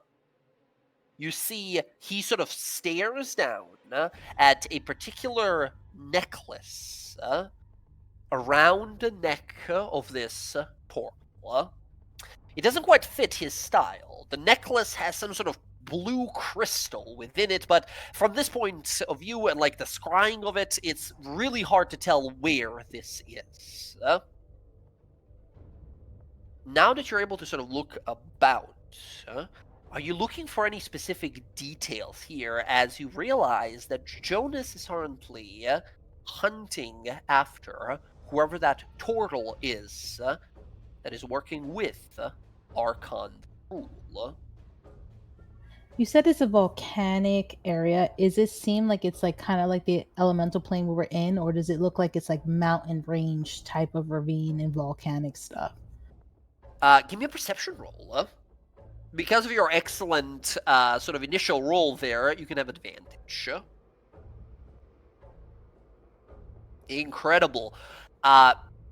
Roxy, takes you a few moments, but you realize very quickly, due to the strange like blur and filter effect of this scrying spell that is having a hard time peering into his location for whatever reason, this doesn't seem to be volcanic. You see no fire or flames nearby. It's dust. Like heavy amounts of dust blowing through this area. And what you thought was volcanic rock is instead sandstone. Like tiers and layers upon layers of sandstone making out this part of whatever part of this world this is.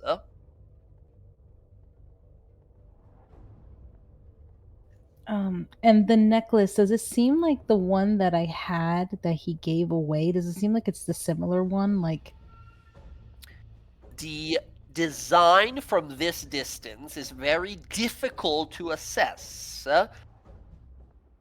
but it does look perhaps similar, or at least it's the closest thing you would associate it to. okay.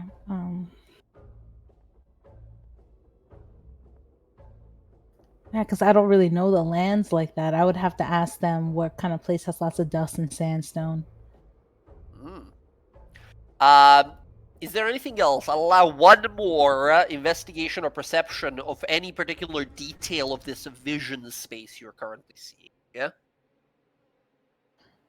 Does Archon the Cruel have like an army, or is it just like him and his buddies at this place digging? I know they're digging, they have people digging, but does he have like an army besides that big, the dragons and the people we've seen? Does it seem like he has any more other people on top of that?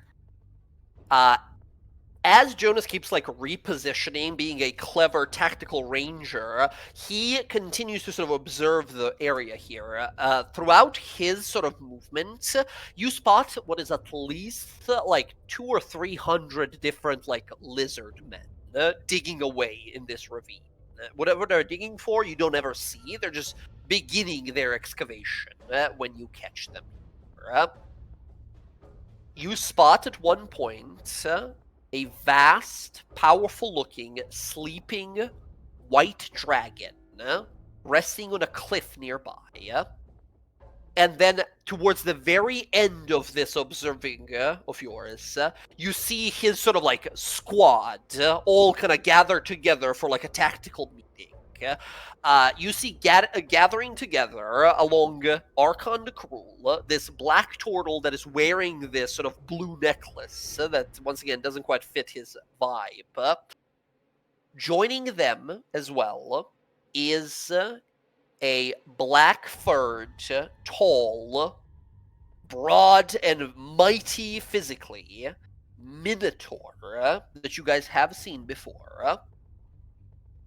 As well as a person you've never seen before as well along this turtle is new, and then you see one more person who's new, and it's a cat woman. You see this like tabaxi woman that steps on out in very much like monkly robes, not wearing any armor, not wielding any weapons, as she sort of approaches and perches herself above the tent, sort of climbing above, looking around. As she continues to sort of observe the area a little bit, very, I don't know, jubilant. Big smile on her face. The Minotaur looks sort of like tough and scary. The turtle looks very much so like a grimace, mean grimace in his face. Archon has this like intensity and focus to him, but this Tabaxi woman has like a big smile on her face, a little bit almost like delirious look on her face as she's sort of looking around inspecting the area. As you see what are basically his, like, what you assume to be his, like, lieutenants that are with him, alongside all of these, like, lizard men. And you, of course, realize the markings across them, the, like, war paint of 5 different colors, the symbols of Tiamat, the scaled tyrant, the goddess that Archon serves.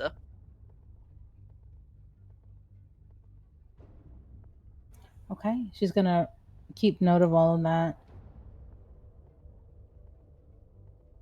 And she'll ask them, do you know a place that has lots of like dust and sandstone? Some place that people will be digging, mining.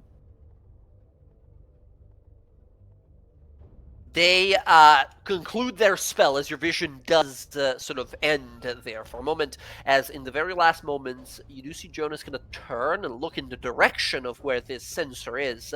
It kind of squints in that direction, but can't perceive anything again. And for the first moment in way too long, yeah, you see his face properly as he sort of looks to you, and there's a moment, maybe you're just, maybe it's just wishful thinking, but he looks you in the eyes, and there's a moment where your chest hurts, knowing that you can't be with him yet. Yeah, she scrying tries not ends to. as the Yeah, she priests tries not to focus. get all emotional with them because she doesn't Yeah, want yeah. to. The three priests that are there, these two ladies and a guy who's two humans and a half elf, they end the spell there as they all kind of clutch the sides of their heads and say, "We apologize. Whoever this person is, they are exceptional at staying hidden, not only physically but magically as well. I'm sorry. That's all we could provide for you, Expositor." It was amazing. Thank you. You don't have the ability to be able to send messages, do you? Unfortunately not. Even if we knew this person, we get a sense that we could only contact them if they wish to be contacted. Thank you so much. Really. You had a question about an area? Yes, dust and sandstone, places where people could possibly dig. Dust and sandstone. Nothing off the top of our heads. Taldore, as a continent at least, is not too known for its deserts and extremely dry places. We can look it up, search it Oh, within our libraries. what about Vasselheim? Vasselheim is a vast continent. Isilra itself is mostly covered in snow. Perhaps Marquette is very known for its desert locations. Most of the continent is a desert. Most of the northern part of the continent, at least. We didn't really get a sense of where in the world that was. I mean, we can research for you, Expositor, and find you some possible locations, but with very little information that we and you yourself saw, our search will be guesstimation at best. All right. I mean, I will take anything you can. We'll look into this, Expositor. This person is very important. You know, do you ever heard of Archon the Cruel? Archon the Cruel. They look amongst them. One of them, the half-elf woman, says, "I have. He's recently entered the history books as the powerful chosen warrior of the evil dragon goddess Tiamat, correct? Yes, but He was instrumental in defeating Vecna for whatever reasons never were truly clarified." well, I could tell you he has a dead hand on his hand. So They sort of look at first, and you see a dreadful realization come over them and say, "You don't mean the artifact connected to the God of Secrets, the Whispered One?" possibly. I mean, we need to, eliminate him as soon as possible. So, any help I will accept. I really appreciate it. Of course. Truly. Certainly, Expositor. Anything else we can do for you? I just need to get a sending stone really quickly. I'll probably be back later to do some research with you all. Very well. You have access to all tiers of the library, of course. Let us know if you need anything else. And you realize almost immediately, they all very much so, with your, rightfully earned title, they treat you with utmost respect. All of these archivists that are around there at your beck and call. At any point, if you need to do any research, you will have advantage on the roll because you'll have an assistant here tending to whatever you need. You can ask for information; they will quickly fetch it for you. All that kind of stuff. That's great. I'll just get a sending stone. I will deduct it because you told me how much it costs. Yeah, for sure.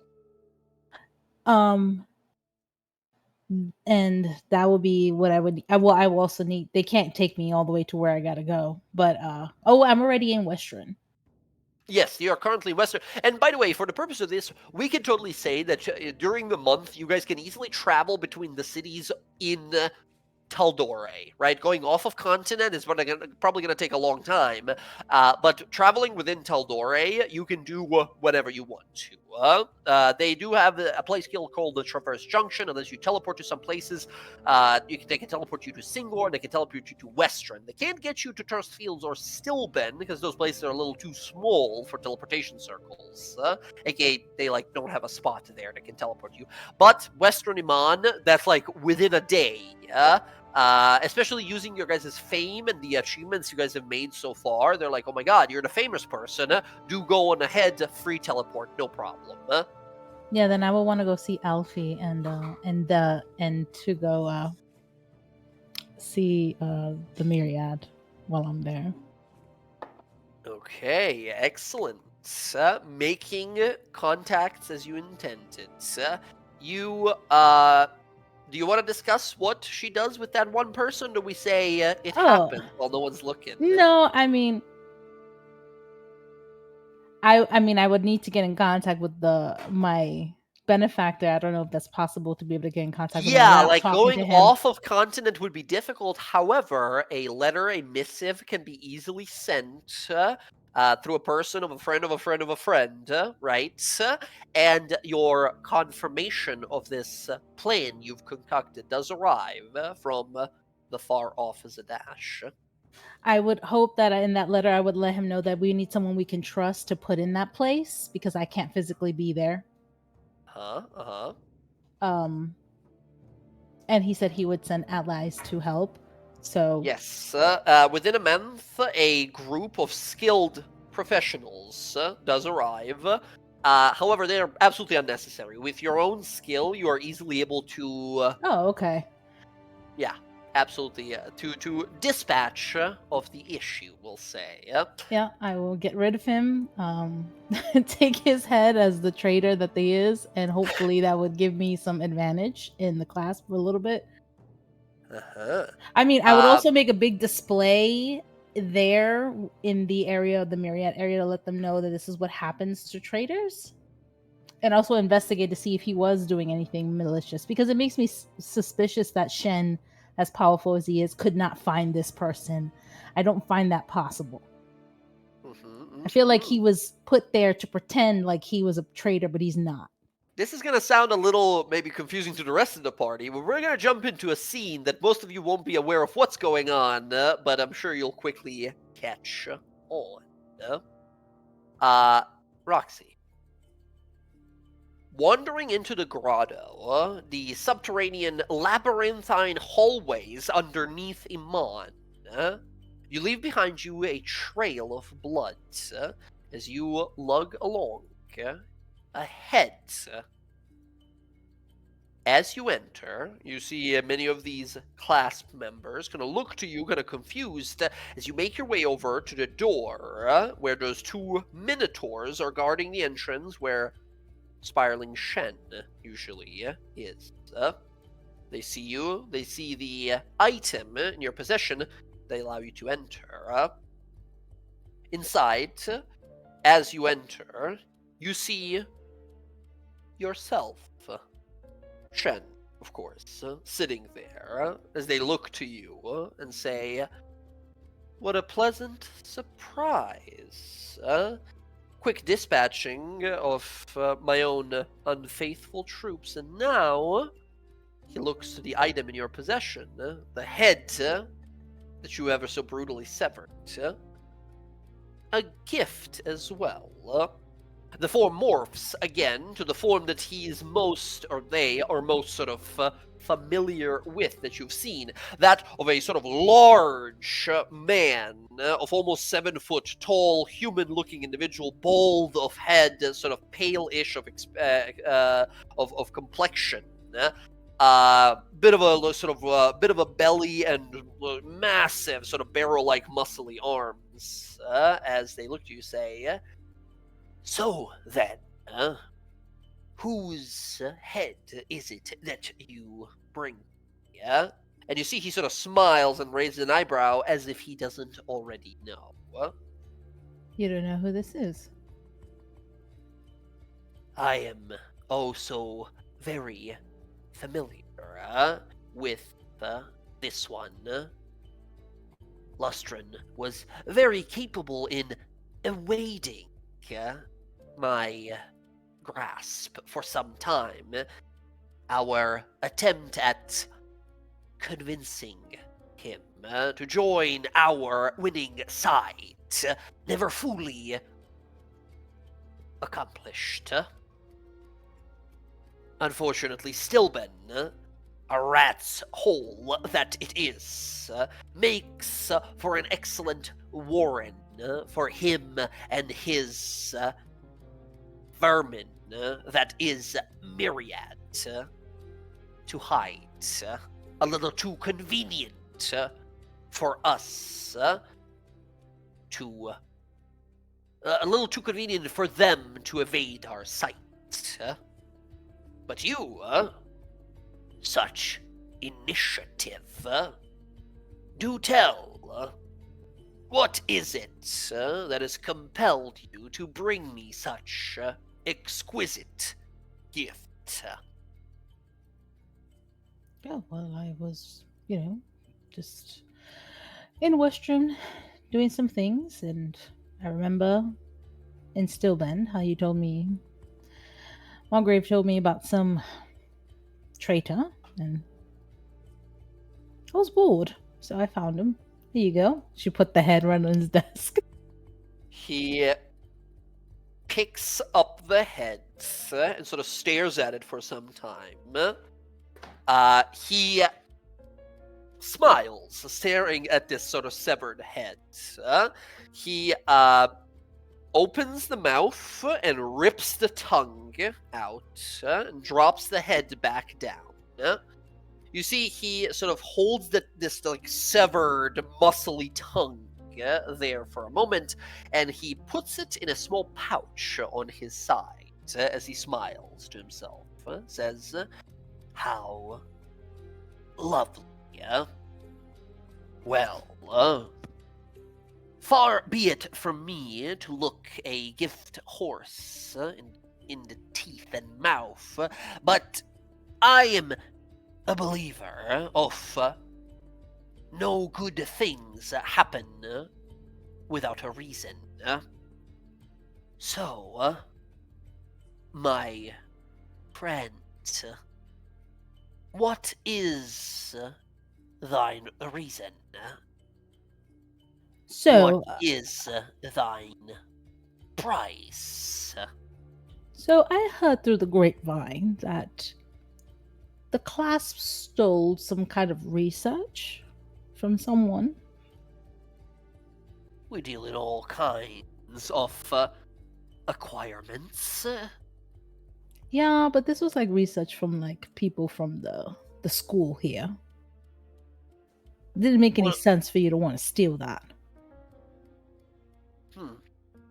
And she'll mention like Bryn's research.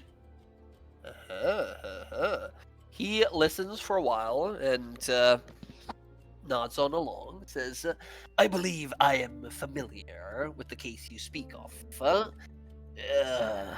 few tomes that arrived of particular investigative nature, as well as a cask of Ioun stones." Yeah, one, is it possible to get that stuff back? Or two, is there like a person who actually stole it, and maybe is there someone who stole it that you don't care about? Well, we deal in a lot of merchandise that we acquire. Most of the things that great vine gets sold or resold, depending on who's most interested. The research you speak of belonged to some professor here within the city, an archaeologist who was looking particularly into a few different topics, but the people that contacted us about acquiring this research were the same exact people that were influencing my men and tempting them. The Red Path, yeah, I kind of figured that's what it was. But so you're saying they have it? They were the ones that we sold the material to.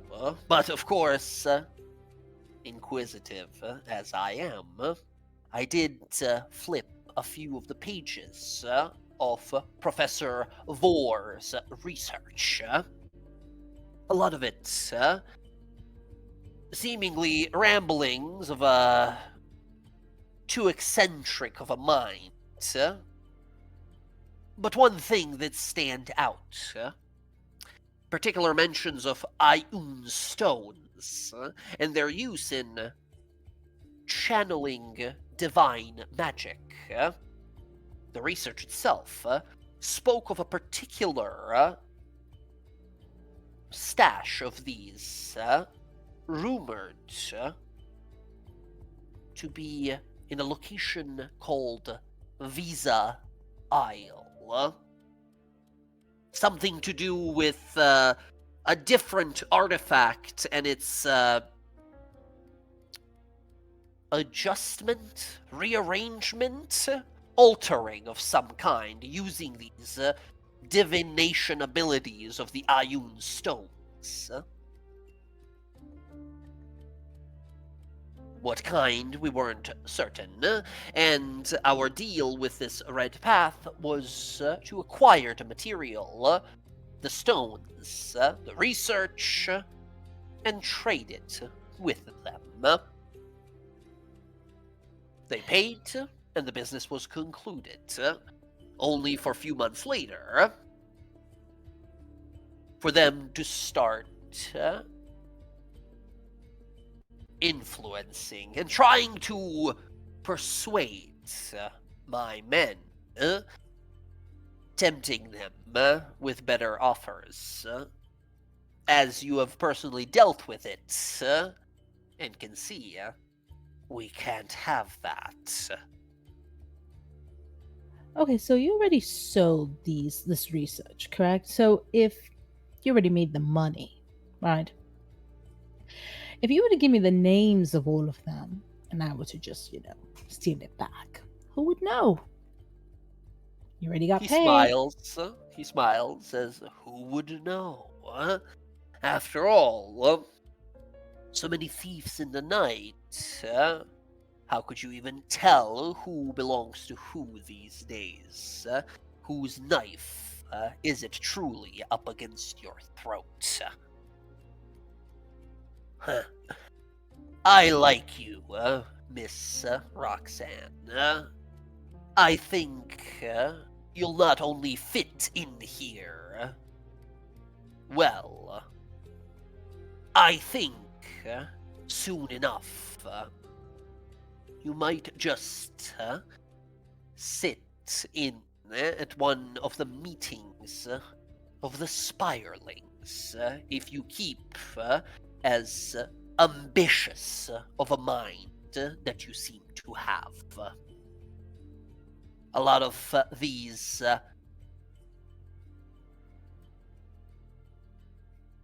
servants, warriors, killers, thieves, brothers and sisters, whatever you want to call us all in the clasp. A lot of them have ambition to reach with a knife for the hand that feeds them. But rarely any have the balls to back it up. So, if you wish to find these stones and research, they're yours to find. Last time we had a dealing with these people, they asked us to meet in a unorthodox location. Have you heard of the Shale Steps? Roxy, you've like vaguely heard of it? Apparently it's like a village north of Iman. Oh, vaguely. I've heard of them. Small farming community of dwarves, halflings, and humans. Few days' travel north of Iman. They asked us to meet at a unmarked crossroads, with the road leading up to Fort Daxio to the north. That's where we met. A red tiefling woman, a armored man, and a woman with a glare as cold as ice met with us, with my agents, and exchanged the goods. They paid handsomely with some foreign art pieces, mostly Marquesian stuff.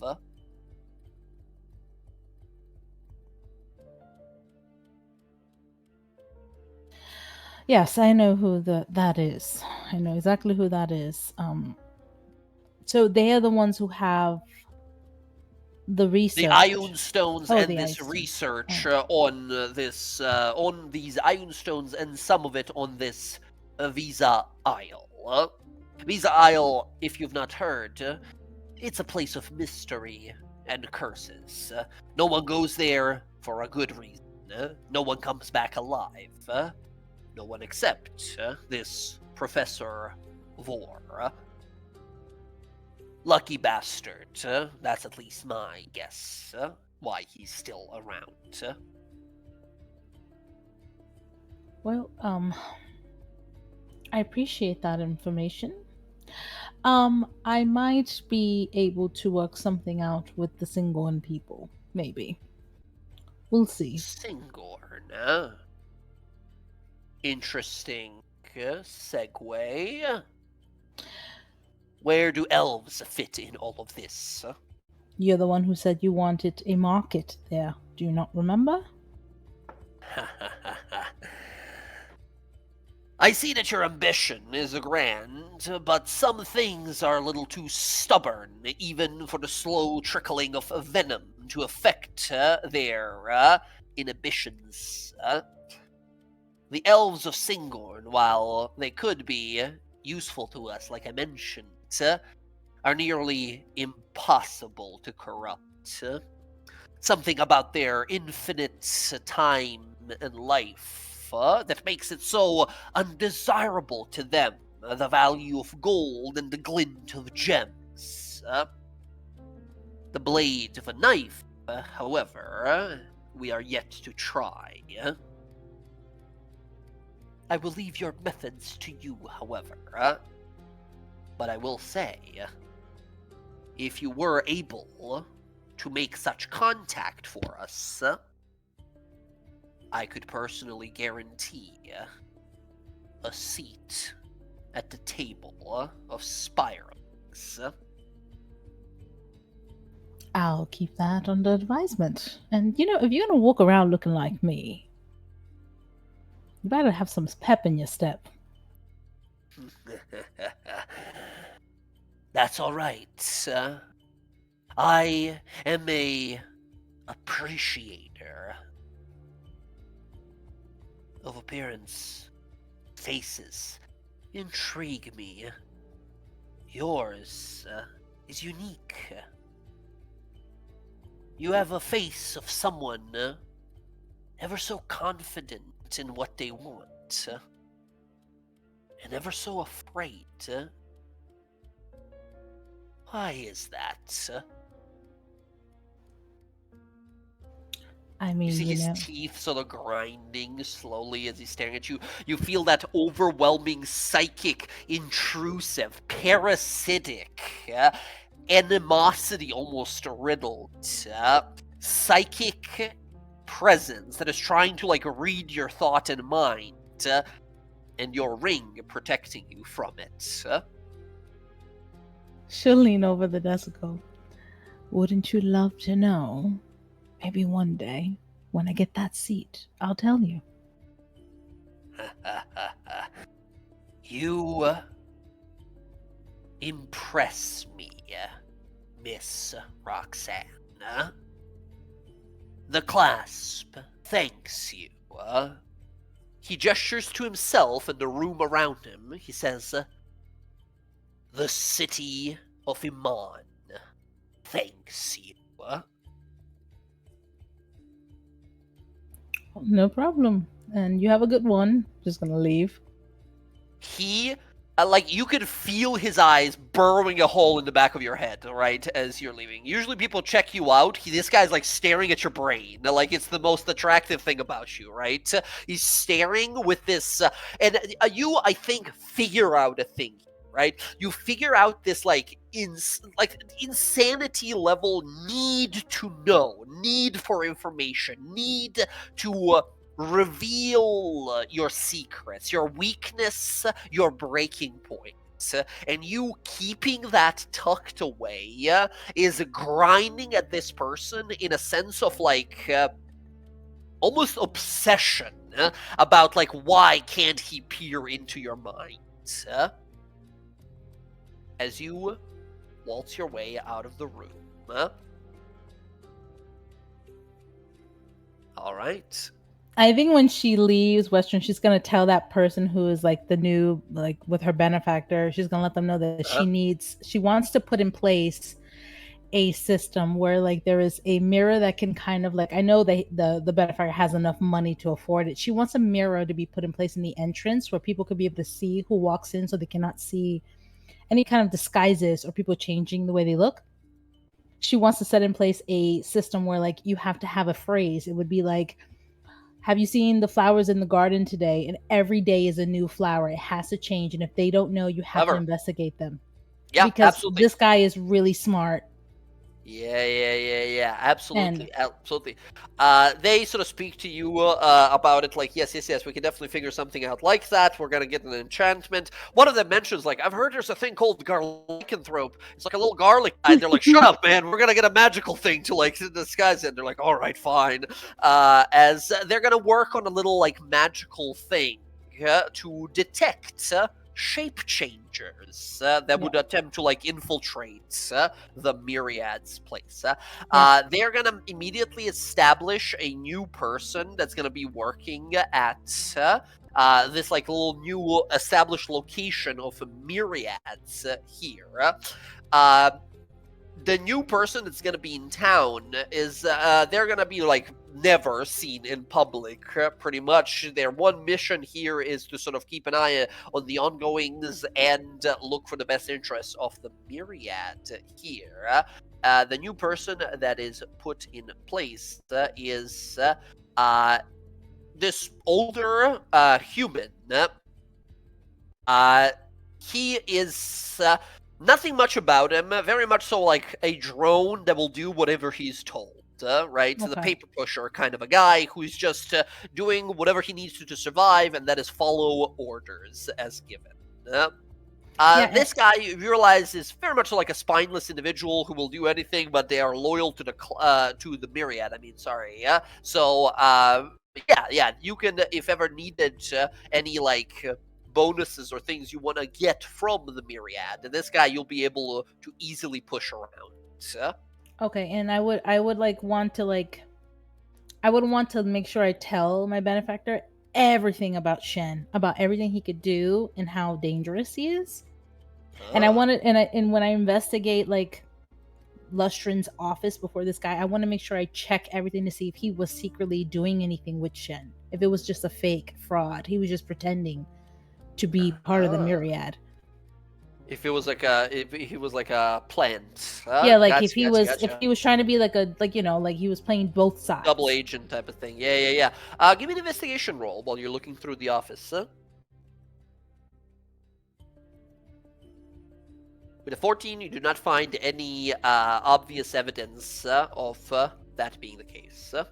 Well, I'm glad I got Bryn's where Bryn's shit is. I was gonna kill him anyway, so I might as well get something from it. We learn a little more of this strange web that has been slowly cocooning us. Apparently, these iron stones that Bryn's sort of adopted parent, if you want to look at it that way, the mentor, or however Bryn would sort of refer to them, Jorman's research and the stash that was found of these iron stones was stolen by the clasp requested by the Red Path. Okay. That's another thing you wanted to sort of go on over, and I believe there was let me see, there was another thing.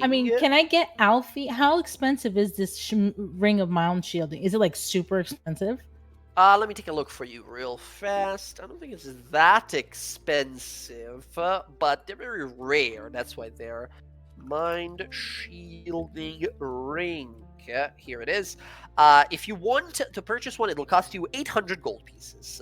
Okay, so I would want to get one of those for Alfie. I'll add those to my thing. I will mention, because you'll be probably purchasing this at Gilmore's Glorious Goods. Yes. There is gonna be a list, and this is for everyone. throughout the month, the items in Gilmore Scholar's Goods will swap out for some new stuff in the store. I'm going to briefly just go over these items. You're going to be able to find them in the Magic Items folder in the For Sales tab.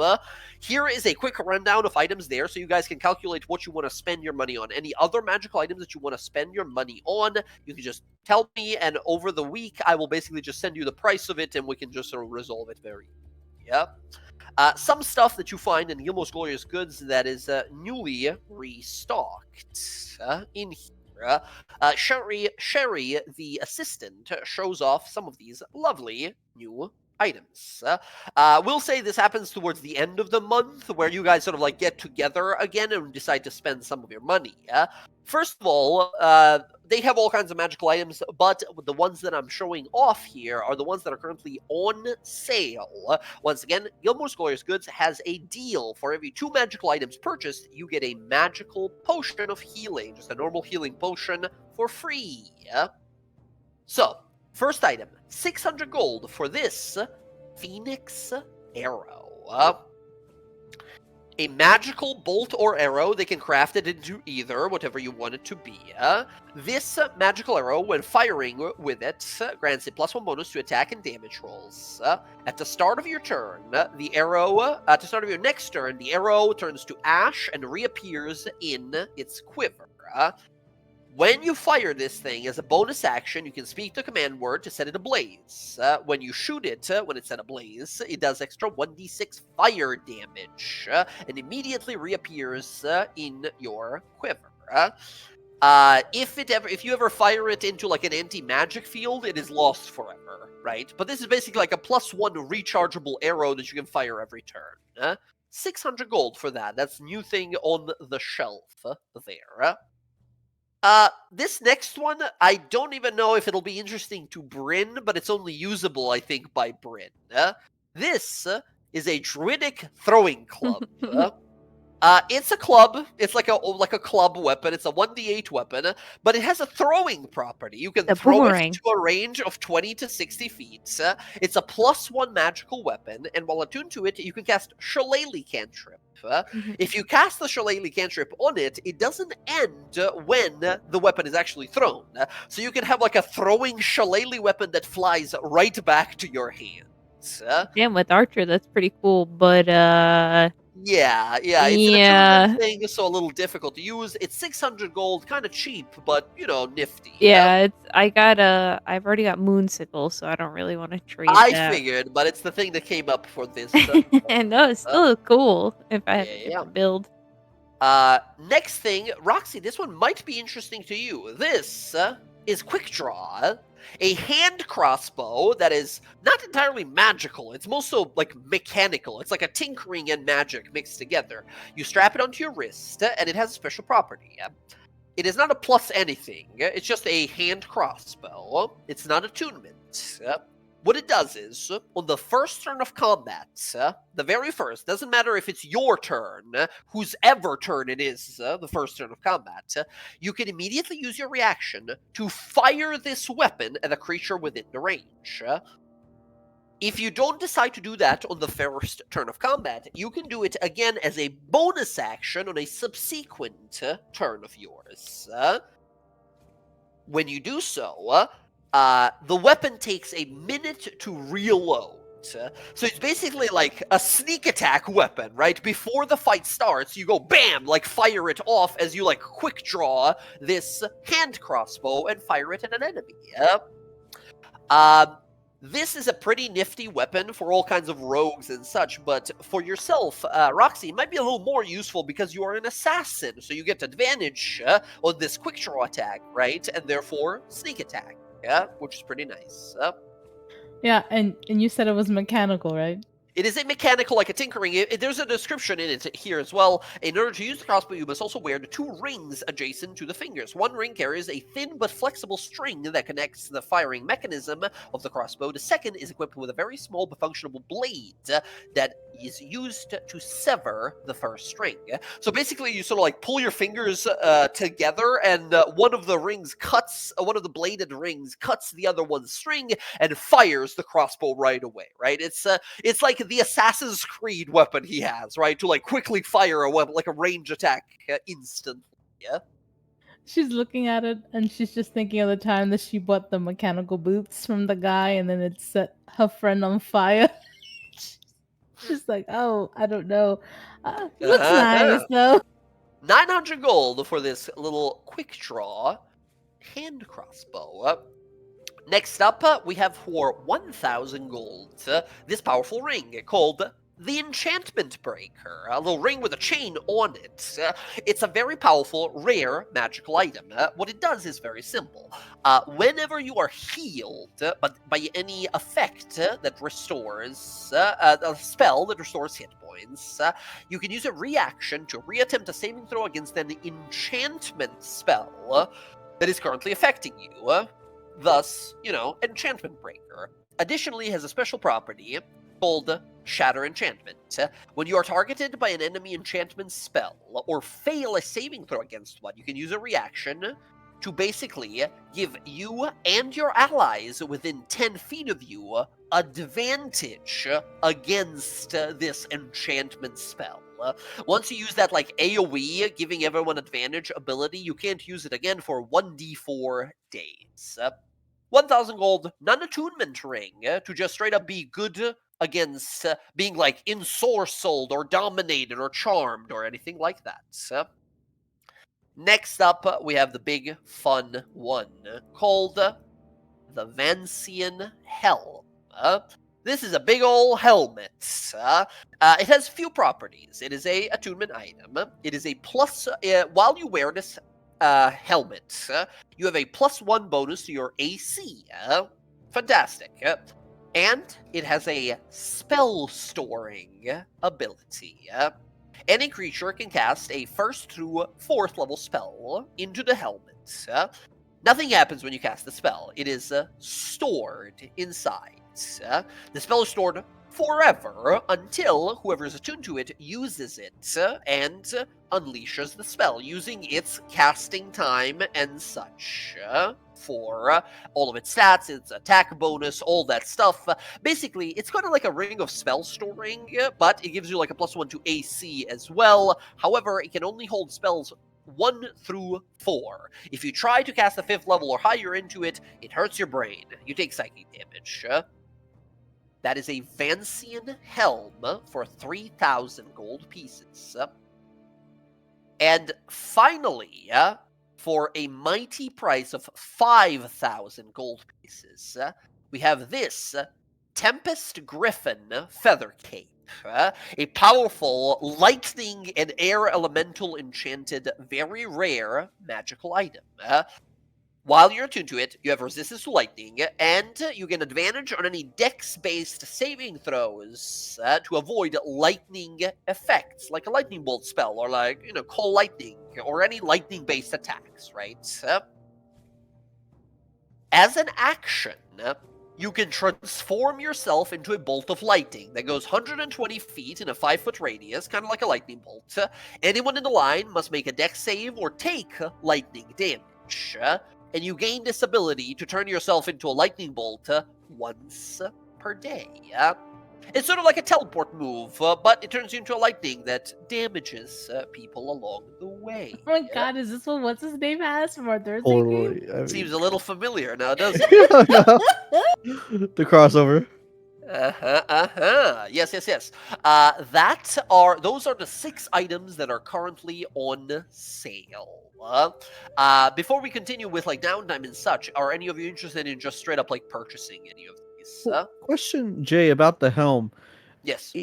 Someone, so for example, could cast a spell into it, Okay. and Yeah. I be wearing it, and then I cast a spell with it? Is Yeah, that for how- example, like someone could cast, let's say, enlarge or like haste spell into it, right? And Right. then they give it to you, you attune to it, you're wearing the helmet, you have your +1 to AC. Middle of a fight, you go, all right, press the button, I cast this borrowed haste spell. You're going to be the one concentrating on it and everything, right? But it counts as if you cast the spell, if it is an attunement or like a concentration spell. If it's just like a guiding bolt, you can be like guiding bolt go, and it just explodes from the item, hitting your enemy, attacking your enemy, using the bonuses to hit and damage of the original person casting it. Basically, it's as if you are holding on to that spell on their behalf. Okay, yeah, But yeah, that's totally. It would be like really if you powerful. ever like one of the super powerful applications of it would be like with a like a haste spell, right?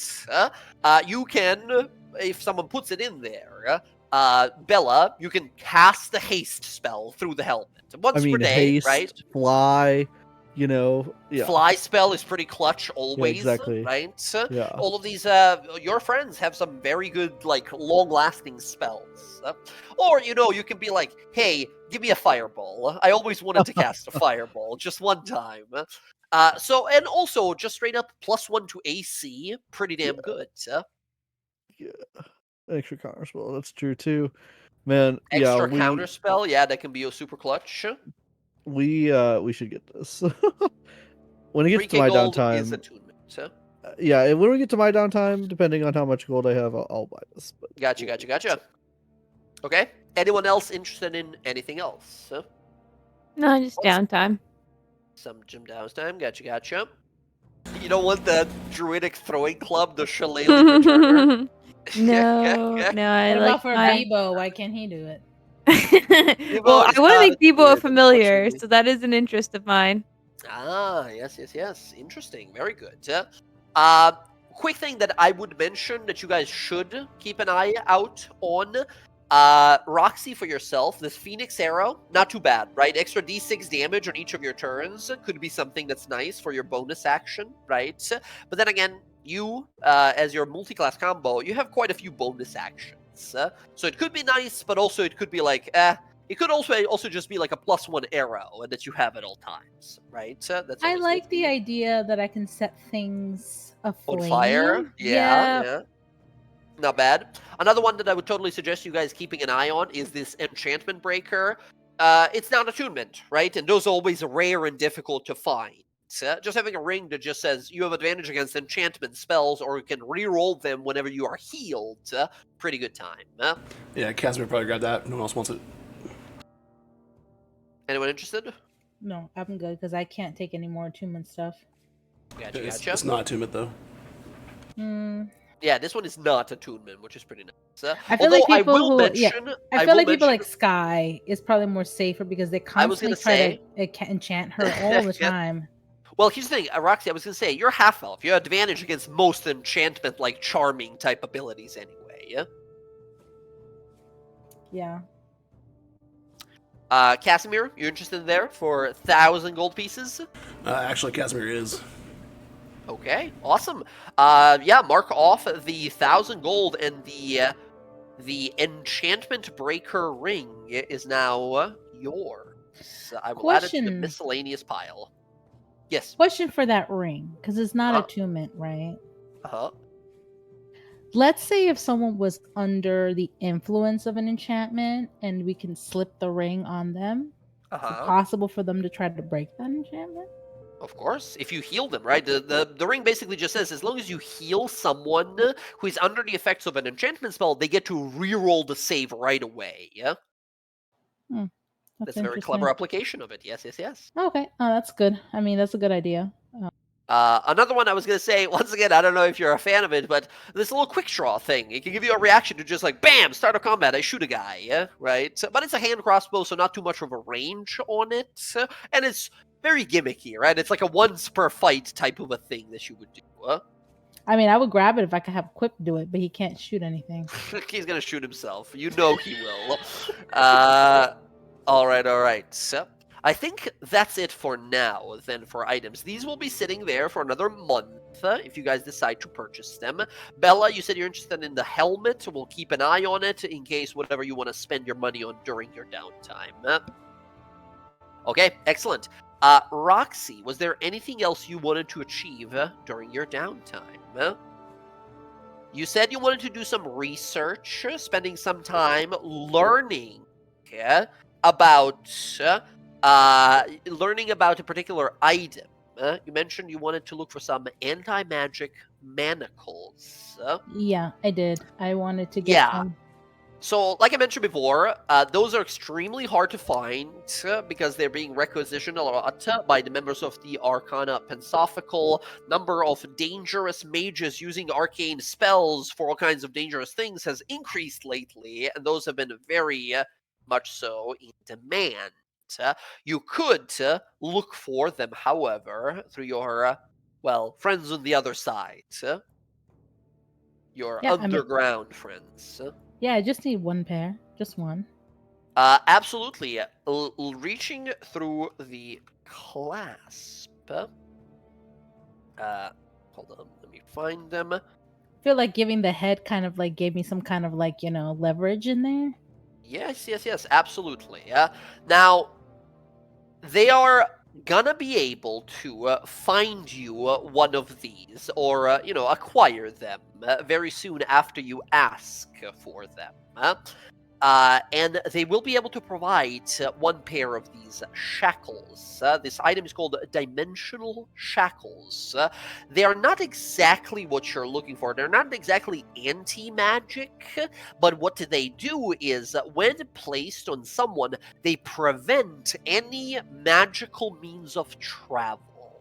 Like flight or teleportation or even like moving, magically increased movement or anything like that. Unfortunately, Perfect. anti-magical shackles they do not find for you. They do ask for a payment, of course, for this. Usual price for such an item would be 5,000 gold pieces. Because of the impressive deed you just pulled off and the waves you've been making, instead of 5k, they ask you for a total of 2,000 gold pieces. That is a Okay. 3,000 gold discount. I think these are going to be super important because I don't want Ash to constantly fucking teleport away. I'm tired of her doing that, so I will spend the money for it. Yeah, 2,000 gold. Yeah. 2,000 gold for some dimensional shackles. Here is a little handout just so you know what it does. It's going to be in the miscellaneous pile of items. These rare magical items, these dimensional shackles, you can, as an action, apply them to an incapacitated creature. So someone who's like knocked out. That is small to large size, right? As well as being mundane shackles, they prevent a creature bound by using any method of extra-dimensional movement, including teleportation or traveling to a different plane of existence. They don't prevent the creature from passing through an interdimensional portal. So if there's like a giant gate that opens, right, they can walk through it, but they can't summon or use a spell to actually teleport through it or something like that, right? You and any creature you designate when you use these shackles can use an action to remove it. So you can decide who's actually able to remove this. Once every 30 days, the creature that is bound can make a DC 30 athletics roll to try to break free, destroying the shackles. DC 30 athletics is like nearly impossible. Yeah, so I have a question, right? Is Because I it- have a poison that can create someone to be unconscious. Uh-huh. So if I was able to get them unconscious with the poison, I could put these on them, correct? Yeah, as long as someone goes unconscious, unconscious means you are incapacitated as like a default as well of that condition. So yeah, knocking someone out and slapping these on them is the combo. Because Or I have a if I- poison that will make them unconscious. Yeah. Okay. If they're all right. grappled too, they can put them on. Right? Not grapple. Grapple just No. means 0 movement. Restrained means 0 movement, and you have like advantage in attack. Incapacitated is provided by some other conditions, like stunned, like paralyzed, petrified. I'm thinking if there's any other conditions that do that. Let me see. Restrained doesn't do it. Paralyzed does it. Petrified.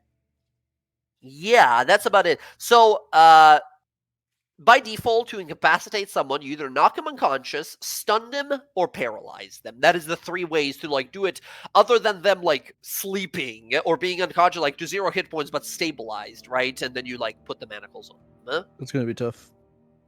Well, I have a poison that if they do a DC 13 saving throw, they become unconscious. So Oh.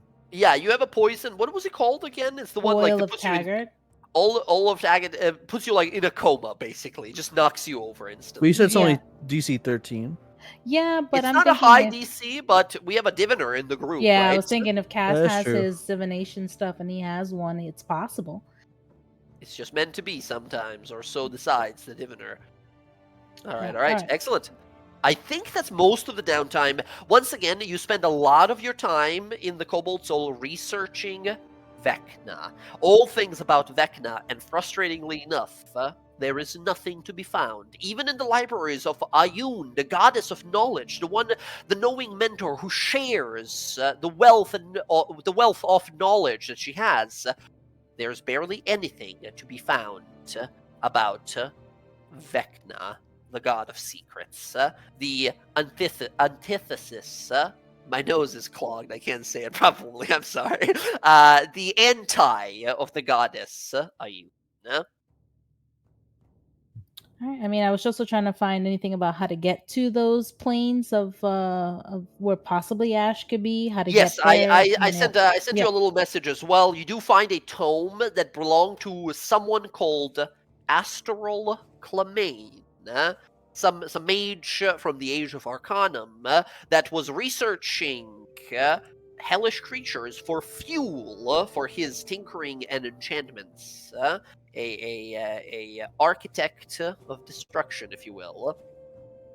And through this book of his, you find magical phrases and diagrams for plane shifting to the 9 Hells, Gehenna, and Abyss. Of course, you don't possess such magic, right? You can't cast such spells to actually be able to make these portals, but in the future, if any of your party is able to do the plane shift spell, or any of you guys find a way to plane shift through whatever means, your knowledge of these three will allow you guys to travel to those places. Not that you want to go to those places, but you realize like Ash is some sort of a fiendish creature. We might have to destroy her in her own home. Yeah, and she would let them know that. Okay, awesome. I would get those manacles. I would give them to Bella to hold on to. I feel like she would be the closest person who could possibly get there to her. Bella, yeah, you one of the days of the downtime, Roxy sort of shows up, and I mean, what do you say? You just present her with these gigantic, like rune-marked manacles. Yeah, we need these for Ash, you know. So I figure you're the best person to put them on her.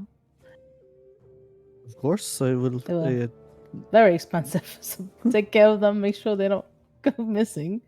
We were talking to Gilmore about these, I believe. So Oh, these are for not teleportating. It's kind of hard to find them. exactly, I inquired Gilmore about such. Yeah, I Gilmore thought- mentioned that it was impossible to make these without like the Arcana Pensophical immediately snatching it up. Yeah, I Oh. was able to find them. Fell off a I- truck, you know. I see. Okay, I will. I will make sure they are well taken care of. Need to if you know stop her what I'm from saying. fucking teleporting away. You know? I agree. I want to kill that bitch. She's gonna be like, she's gonna go to Brent. Hey, you know, I spent a lot of money on those manacles. Can I have like some money back? The Bryn's a treasure, I suppose. Give me some of that money. Hey, look, I didn't agree to buying these manacles before you bought them. So Listen, that you Sorry. cannot find them anywhere. They were gonna be like, oh, you didn't discuss this 8,000 with me gold before you a bought. pop. What? I got them for 2,000. I'd be willing to contribute a little, but you didn't discuss with me before before you got these. There's no time to discuss. I had to go through the channels to get this shit. It's very hard to All find. all right. Give me some time to see what I got to do on my end, and I promise you, because you know I'm pretty fair. I promise you that I'll definitely contribute towards it. Once I figure out, as long as I don't need to No, give me money Spin. from the party. We don't need your money. You guys split the money already. We I don't split the think you money have from the any- party. No, the party loot. Yeah, we Oh, split it. did you Why take did your you share, split by it? the way?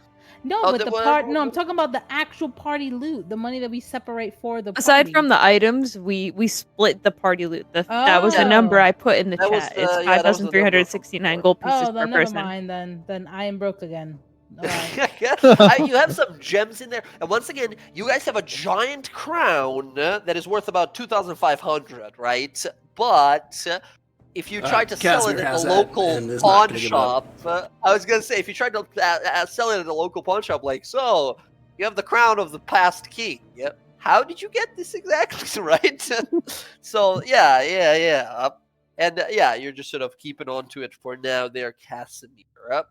But there's some gems in the party loot if really necessary to. No, to, I'm not you that know. broke. I mean, I Okay. used out of that 5,000, I used 5,200 with what I need, that crossbow that I want to get, plus the ring for Ah, Alfie, you're going for the yes, excellent. the heavy crossbow that I want, and Absolutely, it the needs a name. manacles. You'll have to decide on the name for it.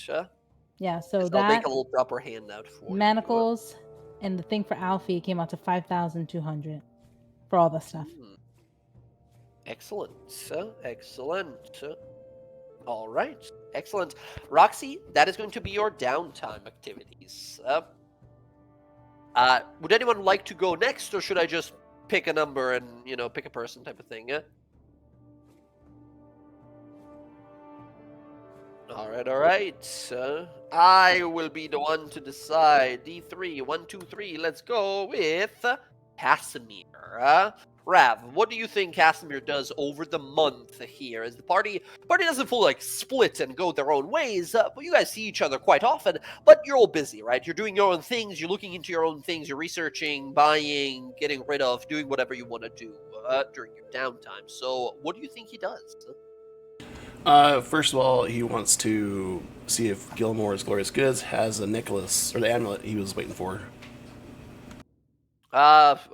Remind me what it was. I have it written down somewhere. The But remind amulet me what of it proof was. against detection. Yes, the proof. Let me grab that. Yes, within the month they will easily be able to make this for you against detection and location. Excellent. You are charged 400 gold pieces for it. The amulet is yours.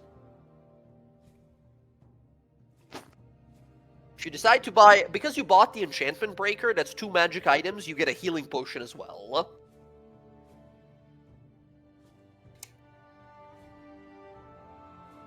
It tastes like strawberry juice.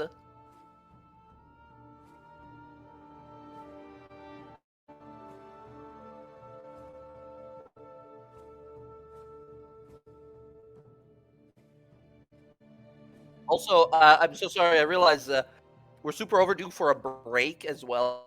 So if you guys want to, before we go into yours, Casimir here, we can take a little break, or the others can take a break while you and I do your downtime here, and then when they come back, we can go do breaks one by one. Or we can just take a break right now if you guys are okay with that. If you need a break, we can take a break. Otherwise, I'm good to go. Not really, Let's I'm take a break.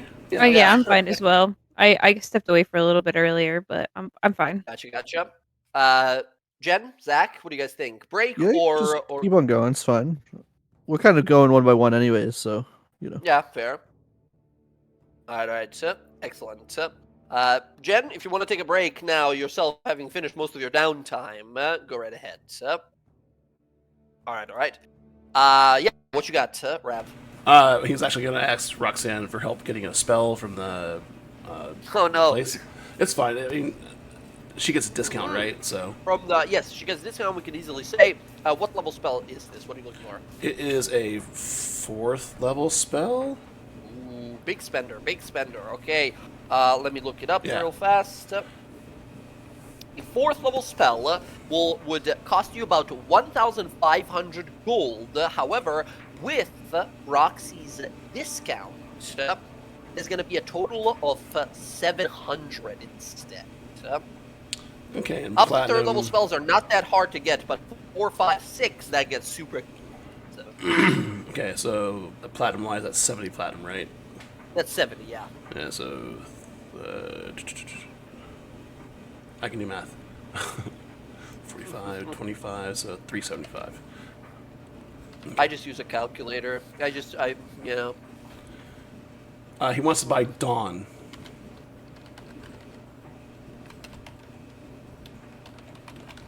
I couldn't speak because I was swallowing a cookie, but I was like, it's nice, amazing, that's perfect. Yeah. Dawn is an incredible 4th level spell. It's a big AoE that does a lot of damage. Yeah. He knows what Ash is. Well, Dawn is a 5th level spell, by the way. Yeah. Is it 5th? I thought it was 4th. Oh, shit. Never mind. You're right. Spells. You might have thought of... There's a 4th level spell that you thought called Sickening Radiance. Huh? No, it's fine. How much would the scroll for that one cost? 5th level. 5th level is going to be much more here. I'm going to add what I had back. 5th level... 4th level is 1,500. 5th level is 2,500. Did he get those? The with Cobalt Roxy, spells for cheaper? yeah, I was saying, the 4th level that he was thinking of getting with your discount would have been 1.5k. Your discount reduces it to 7. This one is 2.5k. With the discount reduced to 1,200. 1,200? Yes. Okay, so 120. Okay, that's easier math. Casimir's gonna buy it for later. Let me put it in my inventory over here. Scroll. Very good. You don't need to. By the way, you don't need to do that because as a wizard, even though you can't cast some spell that you find, you can still just copy it into your book. So you don't need to keep it as a scroll. It's in your book. You just can't cast it right now because you don't have a spell slot for it. Huh? Oh, okay. Then we'll spend time putting that in the book. It's a 5th level. It is not a divination, so you don't get that discount here. That's 50 gold per level. That's extra 250 gold. With Roxy's discount, that's down to a 120.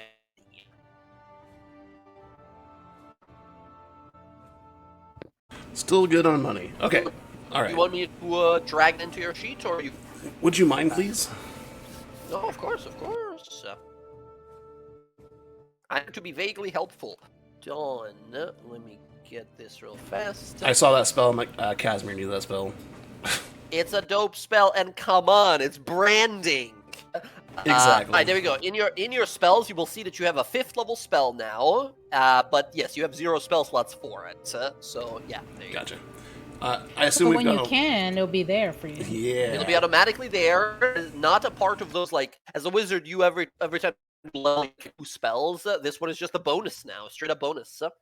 And you saved so much money because of the discount. Thank you, Roxanne. Roxy. You're welcome. Expositor, Roxanne. I know, right? Too many titles. Expositor, spiraling, fucking hero. Too many titles to carry. Okay, excellent. Anything else for Casimir? Yeah. Okay. So, I assume we've got a long rest or our stay there. A month will pass. Yes, you'll have plenty. No worries. I'm gonna click on long rest. Next, he wants to visit a jeweler.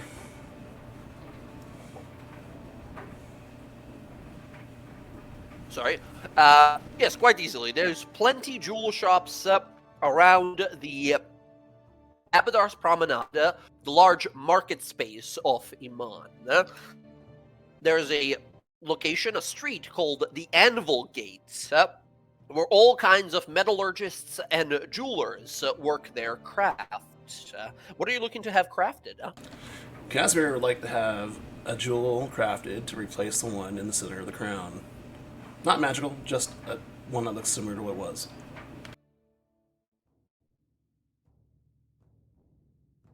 Excellent. Do you want it to be like of the same size and value, or are you just like, nah, it doesn't matter what it is, just throw it in there? Something similar, maybe not quite as much value. I don't know how much it would cost. Really depends on you. Anything from like a 20 gold gem to like a 500 gold gem can perfectly fit into it, just depending on what kind of quality. I'll make it quality. Then. Let's go for the 1,000 gold gem. Woo! 500, not 1,000. They don't have that big. Okay. I mean, they have one, but it doesn't fit too well into the slot there. Mark off 500 gold. The crown is now a total worth of, I believe, where did I say was it? It was 2,500. Either 1.2500, now 3,000 total. Yes, there it is. Okay. The crown has a total worth of 3,000 gold now. Shoo! Got it. Okay, and then I'd like to work on downtime activity. Downtime, I will say, yeah, there's many downtime activities. I will say, Casimir, if you want to work on like a proficiency or any of those downtime activities, also a great time for a wizard. Downtime is a great time for a wizard to learn a ton of spells, right? Well, I don't think this part would take very long. Where to go? Downtime activity. Where to go? You can tell me what it is. I know most of them by heart now. The renown one. Oh, you want to build renown? Yep. Okay. Excellent. Yeah, gaining renown. Getting renown. Gaining renown, that is. Awesome. Excellent. How do you go about this? Do you go visiting the sort of like the local noblemen and courts? Do you try to sort of get in with the Council of Taldore? You know, shake hands with some famous people and such? Do you go about it by going to the weak and the impoverished and sharing some of your like hopeful ideals and words and maybe coin? Huh? Yeah, he would like to set up a meeting with the council. Excellent. It is not the easiest thing to meet these people. They're apparently very busy being leaders of this nation. But it does help that you do know already at least one of them.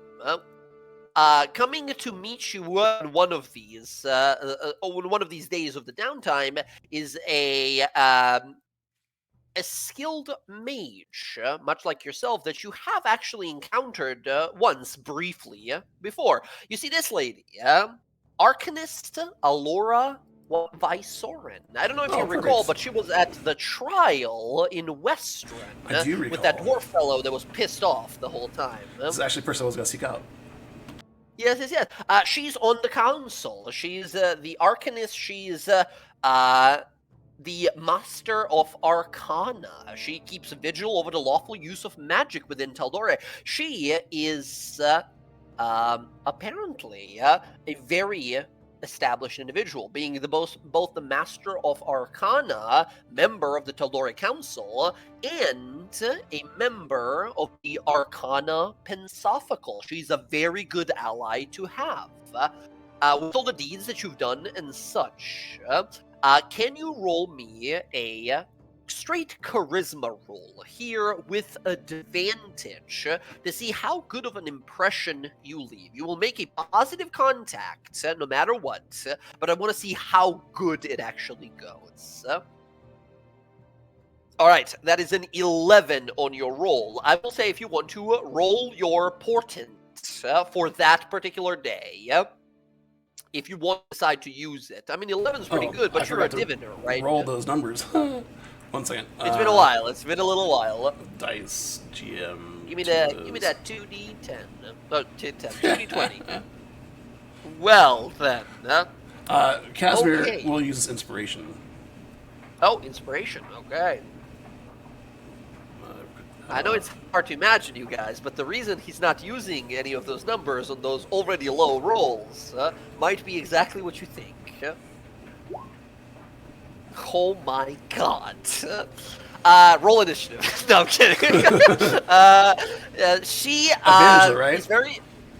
Why did he put the crown on? Oh yeah, well... Yes, you would have had the No. crown in the beginning either. Well, technically, you don't want to pull out the crown. She knew the previous leader. She would recognize the crown. But didn't you say I had advantage? Well, you had to mention the original one. When you use Okay. your inspiration, that just gives you a singular reroll, like Gotcha, a third gotcha. additional roll. Okay. With your 11 being the highest of the numbers here, you leave a positive sort of first impression here. She speaks with you. She remembers you from the previous sort of the trial that happened. You were basically brought into one of the rooms where the council does their job atop the dawn in the Cloudtop district, and she's sort of speaking to you of the things that you guys have sort of shared experiences on before. She says, Stella Latimer, incredibly unique situation there. Such a unique talent for possibility for the future. Wasted on ambition. Quite a shame, Indeed, ambition can get the better of most of us.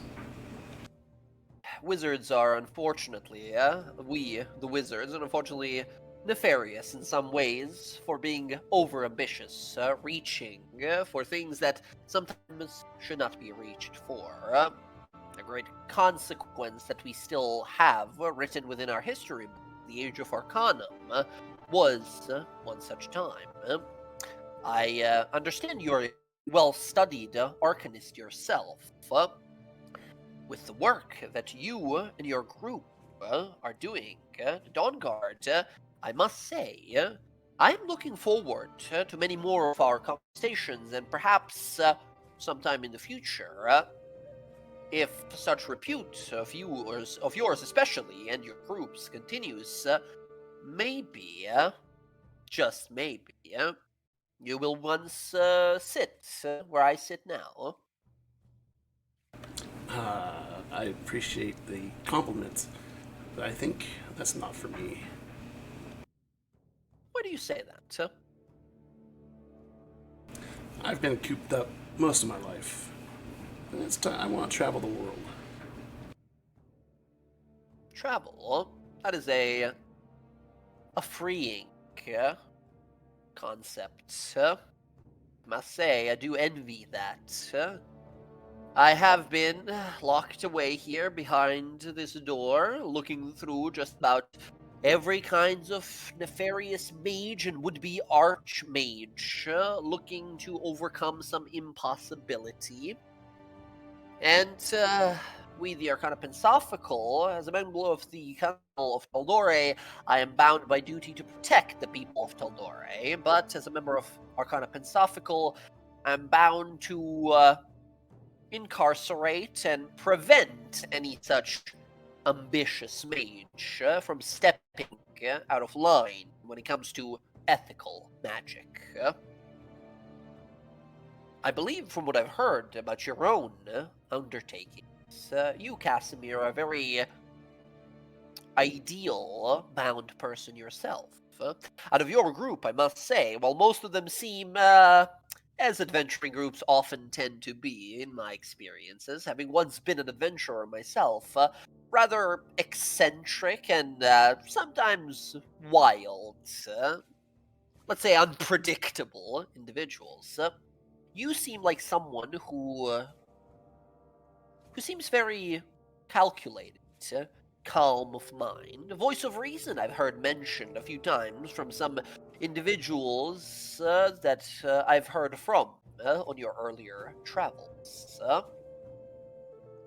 Perhaps you wish your future to be that of a traveler, someone who seeks freedom in new experiences, but the difficult part about holding magical power, much like yourself and I do, is that, in my case at least, I feel as if I owe it to the world to use it for the world's best interest.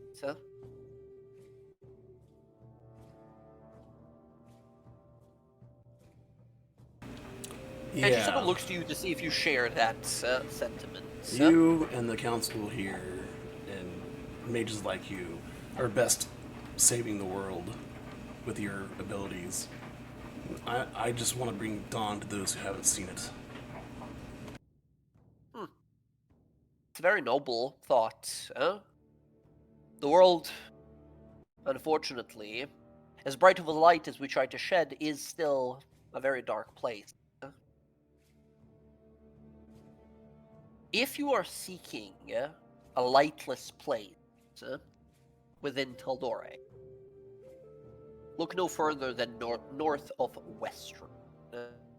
There's an area out there called the Umbra Hills, a place fraught with tragic history, now settled by all kinds of fiendish manner of creatures.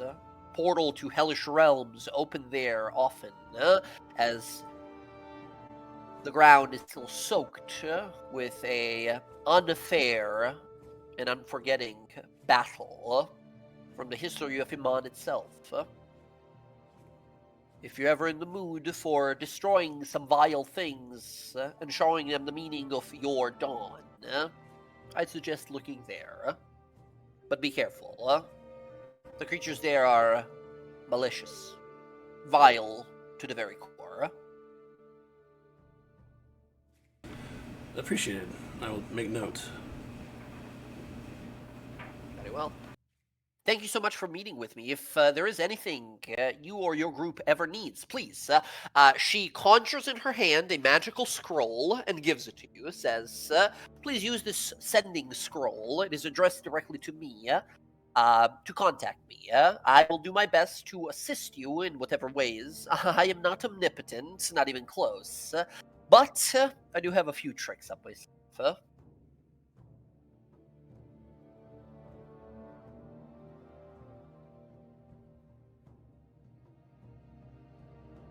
I got you covered. She is Arcanist Ura Visoren, the human Master of Arcana, both member of the Arcana Pensophical as their abjurer. She specializes in abjuration, protection magic, prevention magic.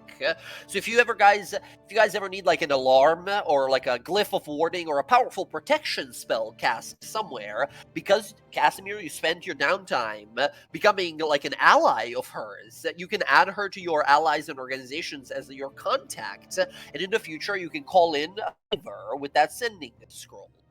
Either to maybe aid you in some great battle if you plan it ahead of time for her to show up and help you, or perhaps enchant and play some very powerful protection magic on whatever place you want it on. Excellent. She's a archmage when it comes to abjuration magic. That means top of the top, cream of the crop.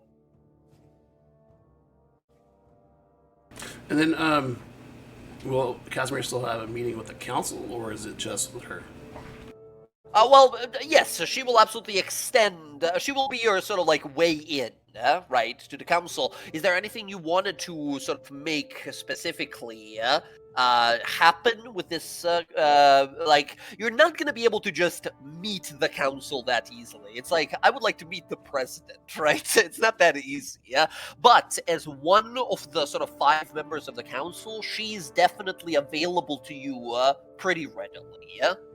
So while you're unable to meet with the entire council, you're able to meet with her decently often. Okay.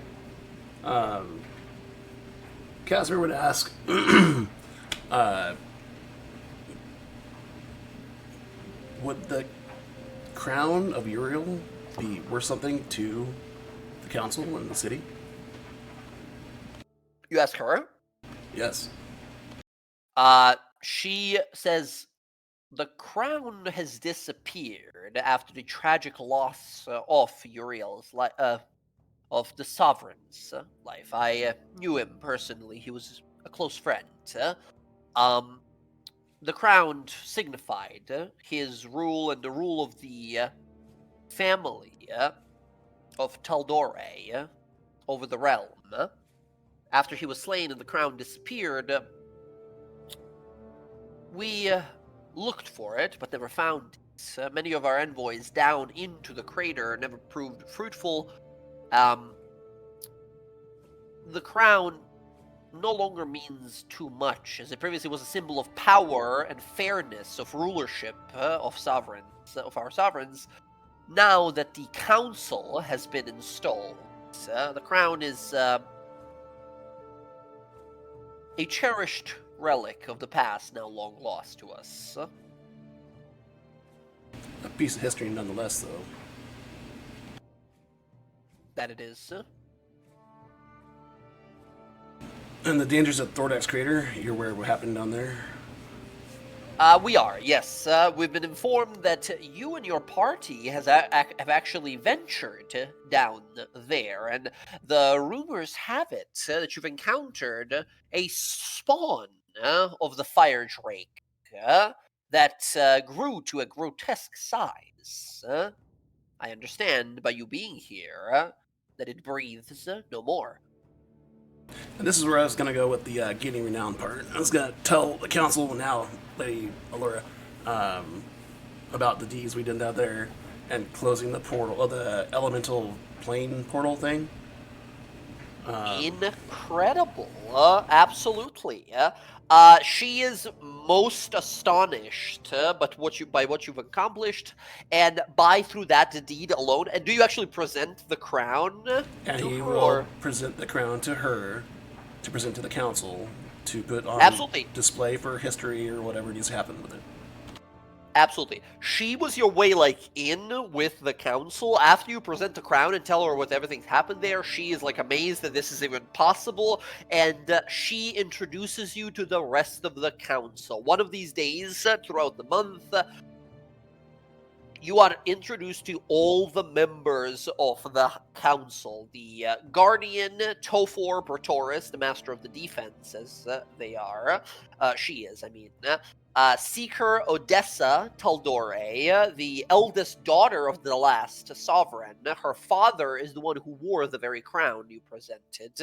The Arbiter, Brom Goldhand, the Hearthmaker, the Coin Mistress, Vexalia de Rolo, and a few other ambassadors in here.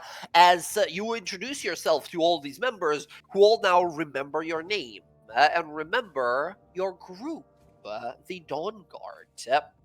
Upon returning the crown, they all thank you. Allura, on behalf of them, says, we don't know what to say. The crown has been a relic, kept in the family, the Taldore bloodline, for the longest time. It'll now be safely kept in one of our greatest museums here in Iman. Please, what can we ever do to repay you for such heroism and a noble act of returning the crown?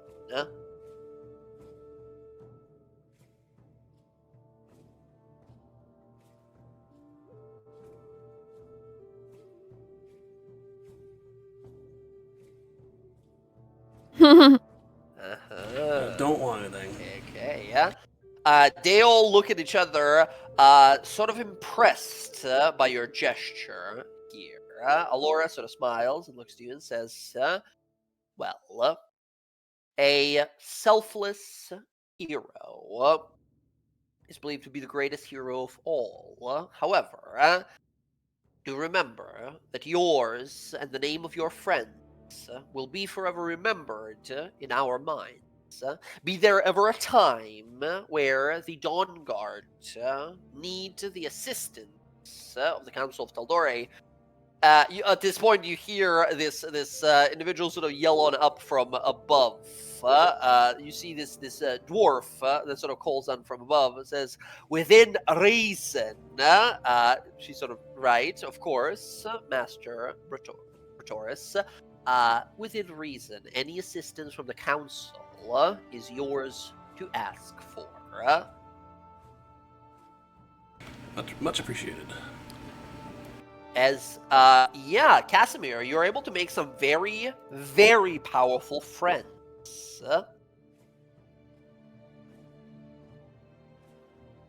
You can mark down in your character sheet in your allies' organizations that, yes, the Council of Taldore owes you a favor.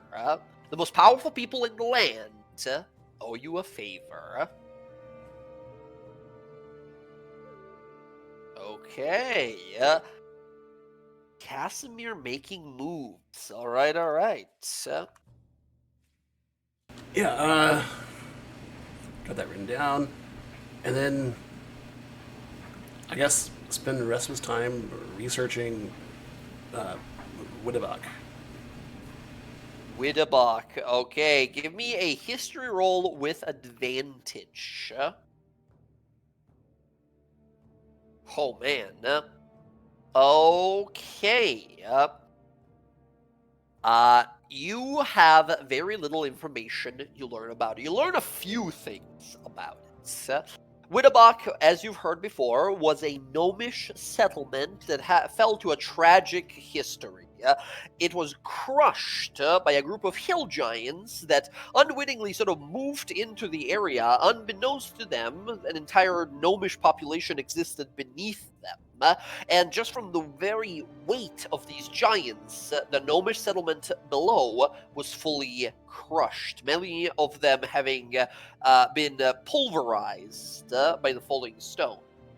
The three subterranean levels of the gnomish city are now all submerged on what is mentioned in the scout reports to be poison and all kinds of venoms that have gathered from like the deep earth gases that flowed in through the cracks in the openings after everything crumbled.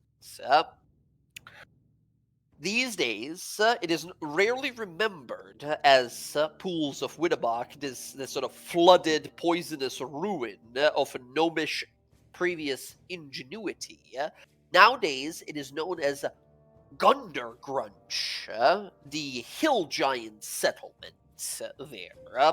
Funny enough, these hill giants are not really mentioned often to be like an aggressive kind. Giants are usually tied with like aggression and eating people and stealing cattle and all that kind of stuff. These hill giants don't seem to be really bothering anyone. Just an interesting mention. I'll type out the name of that hill giant settlement.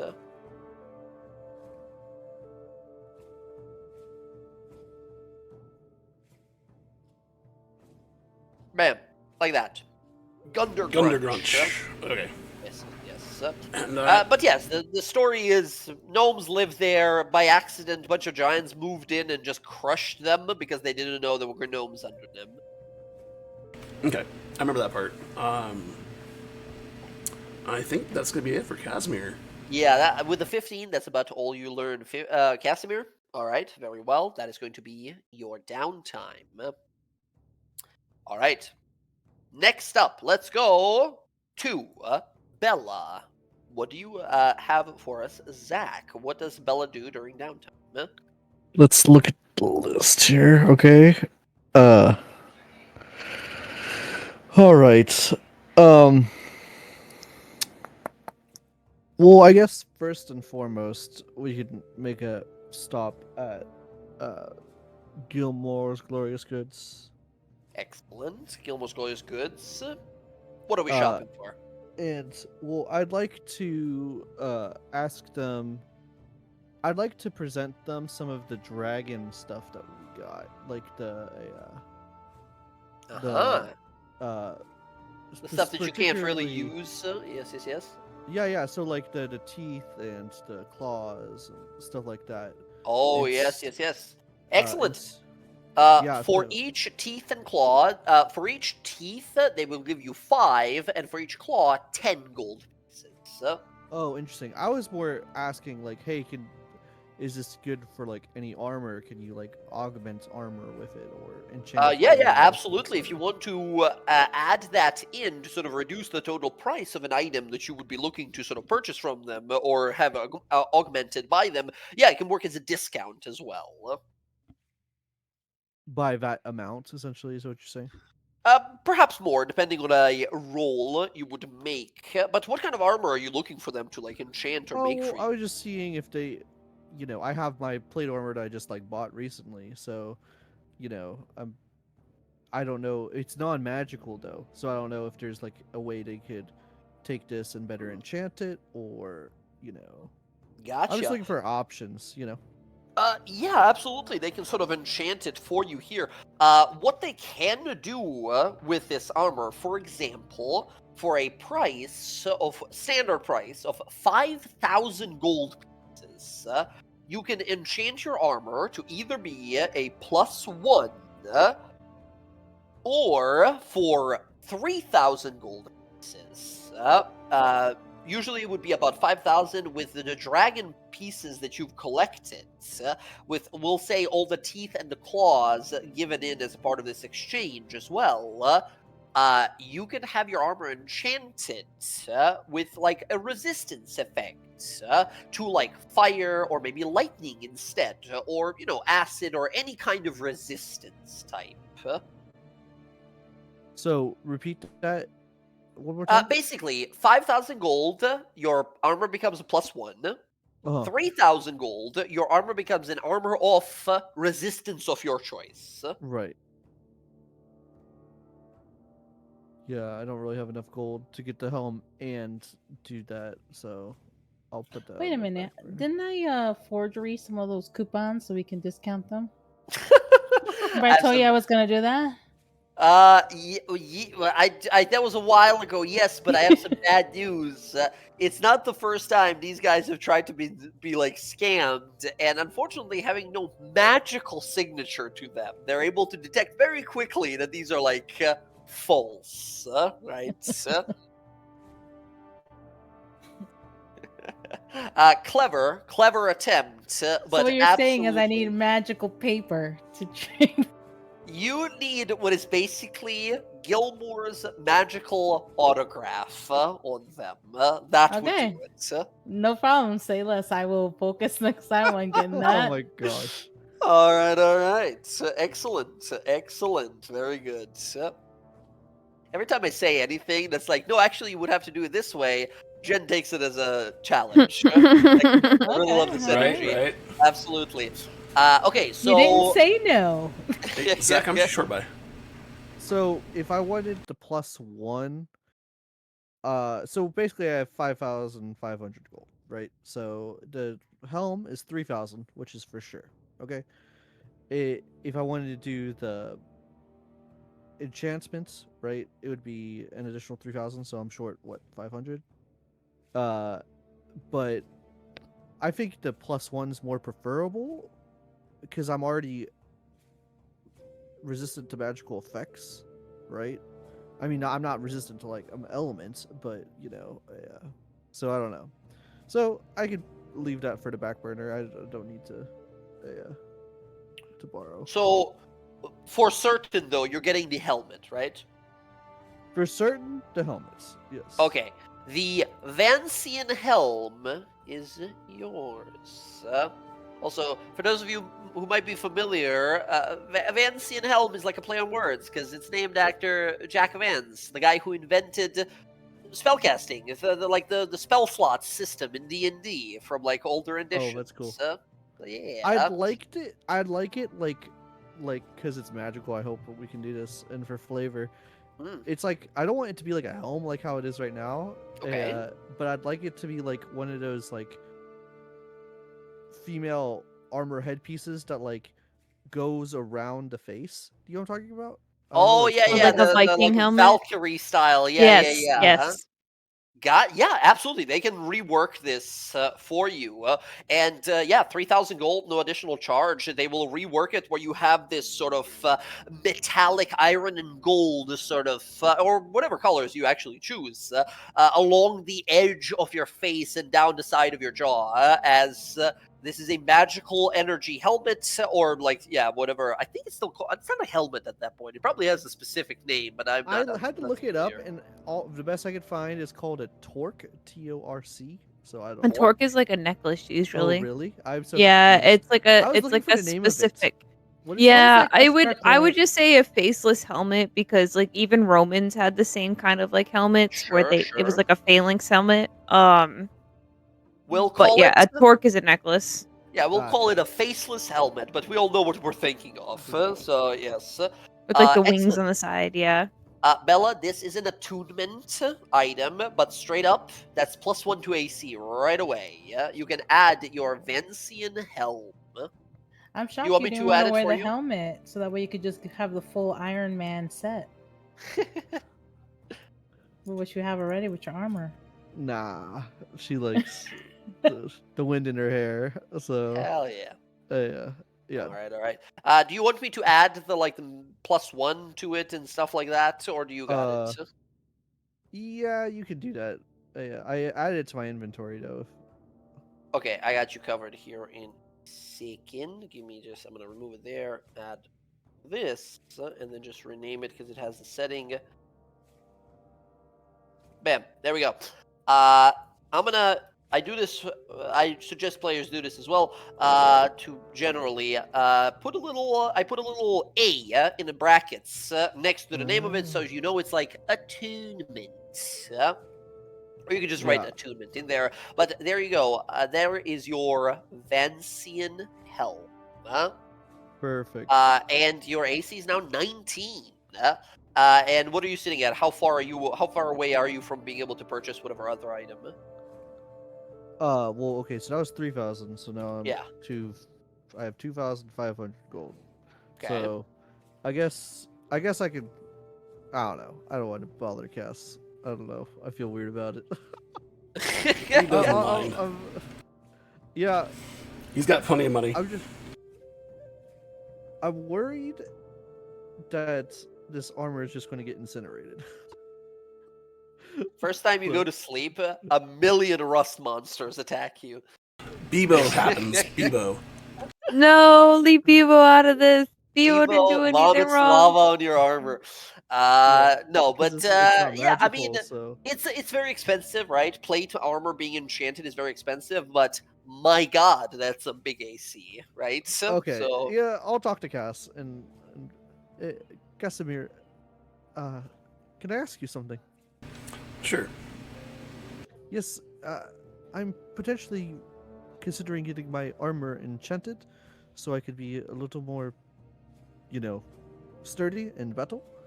But I am short some golds, about 3,000 gold. 3,000 gold. Yes. He hands you 300 platinum. bam, goddamn. Why, thank you. I appreciate it. And I also got this helm. I point to my new helmet. It will help us. Ooh. You can put magic in it, and then I can cast the spell. So, we can set that up ahead of time. It'll be. What spell would you like into it? If I have it, it's yours. I like that spell where I can fly. It helps me get to places I can't reach typically. Perfect, because I have it chosen, and Casimir will cast it into it. Awesome. Hey, Jesus. Oh, Jesus. It's all some water. Sorry. You have the fly spell casted into the helm at any point. Once you expend it, he'll have to recast it into it, kind of like like the ring of spell storing. Right. And yeah, it's ready for you. It's in there. You'll be concentrating on it, which is actually fantastic because your con save is off the charts. Right. Yeah. Awesome. There you go. You have a fly spell. I don't know why I said it like that. You have a fly spell ready to go. It uses cast a spell casting and all that, but it's your action and concentration. Amazing. And then I will go back to Gilmore and requisition to have my armor enchanted to get +1 using the dragon skills or whatever. Incredible. A awesome sort of dragon motif is added to your armor. The armor, while enchanted, previously, well, it was a little bulkier and very much so still like, size size appropriate to you and everything. When made magical, is made much lighter and more sort of nimble and easy to use for you. Incredible. You have yourself a +1 plate armor. Same thing. You want me to add it or you got it? This one is much yeah. easier. You can just remove the plate armor from your inventory. You can delete it basically. And then you can just from the compendium that's right. drag in a plate +1. I forgot about that. Yes, plate armor. Searching. Plate armor +1. Drag it in. Boom. Why did 2 get? That's very strange. Did it twice. You're wearing two Release. layered over each other. You're the most protected person in the world. Goddamn. Okay. I did it. Look at that AC. Boom. Wielding a big ass weapon in 2 hands, rocking 20 AC. Zach, do me a favor and change in your roll 20, the little Yeah, I got it. AC thing. Yeah. Perfect. Phew, my God. Yeah. Bella's gonna finish this downtime with a significant armor class improvement. Really quick, Zach, what are your attunement items right now? What 3 things are you attuned to?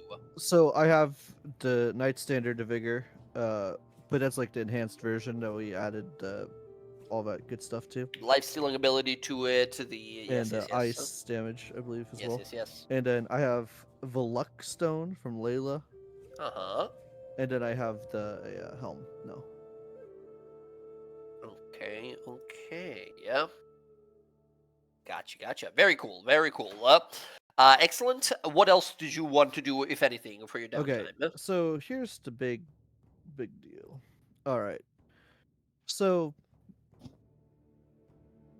Bella has kind of realized what her ultimate goal would be. So I guess she's going to just try to spend some time working towards that end. Oh. So she kind of pictures a future where eventually she'll return to her island to lead her tribe, but then she would like to somehow connect her island to the Feywild so she could rule with Aretusa by her side and go back and forth between the two. So, Awesome. I would like to try to. I have some ideas of how to see that through.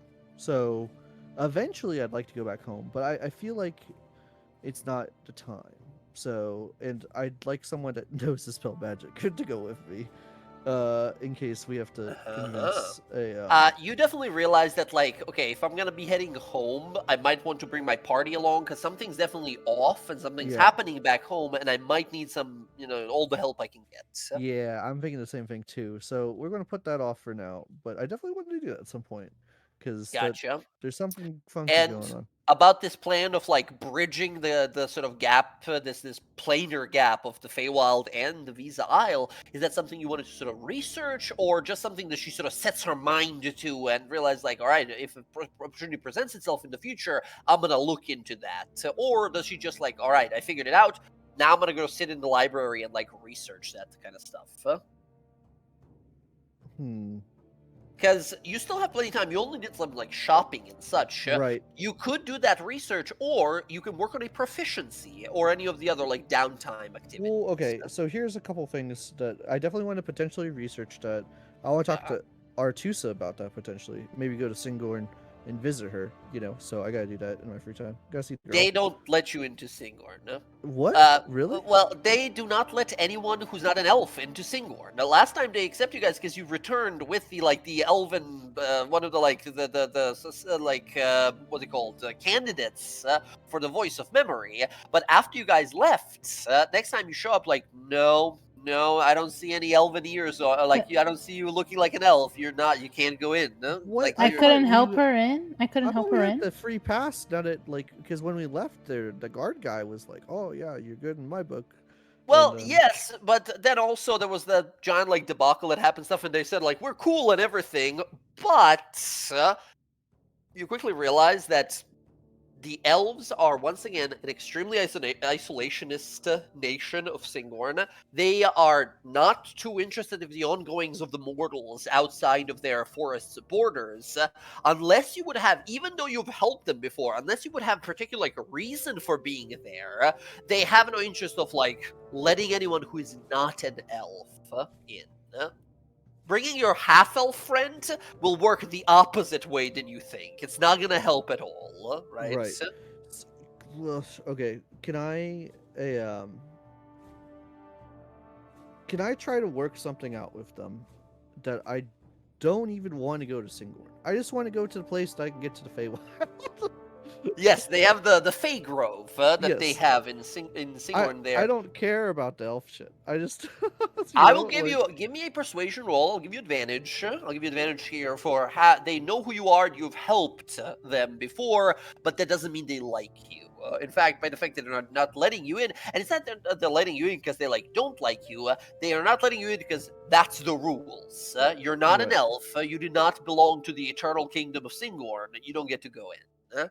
Alright. So give me a persuasion roll with advantage. Oh, uh, mm, do I want to burn it so quickly? We're Do I towards the wanna- end of the session here if you want to, I will say. Yeah, I'll do it. I'll use my inspiration. Go again. Here we Damn, those are go. crazy low Okay, rolls. much better. Hey!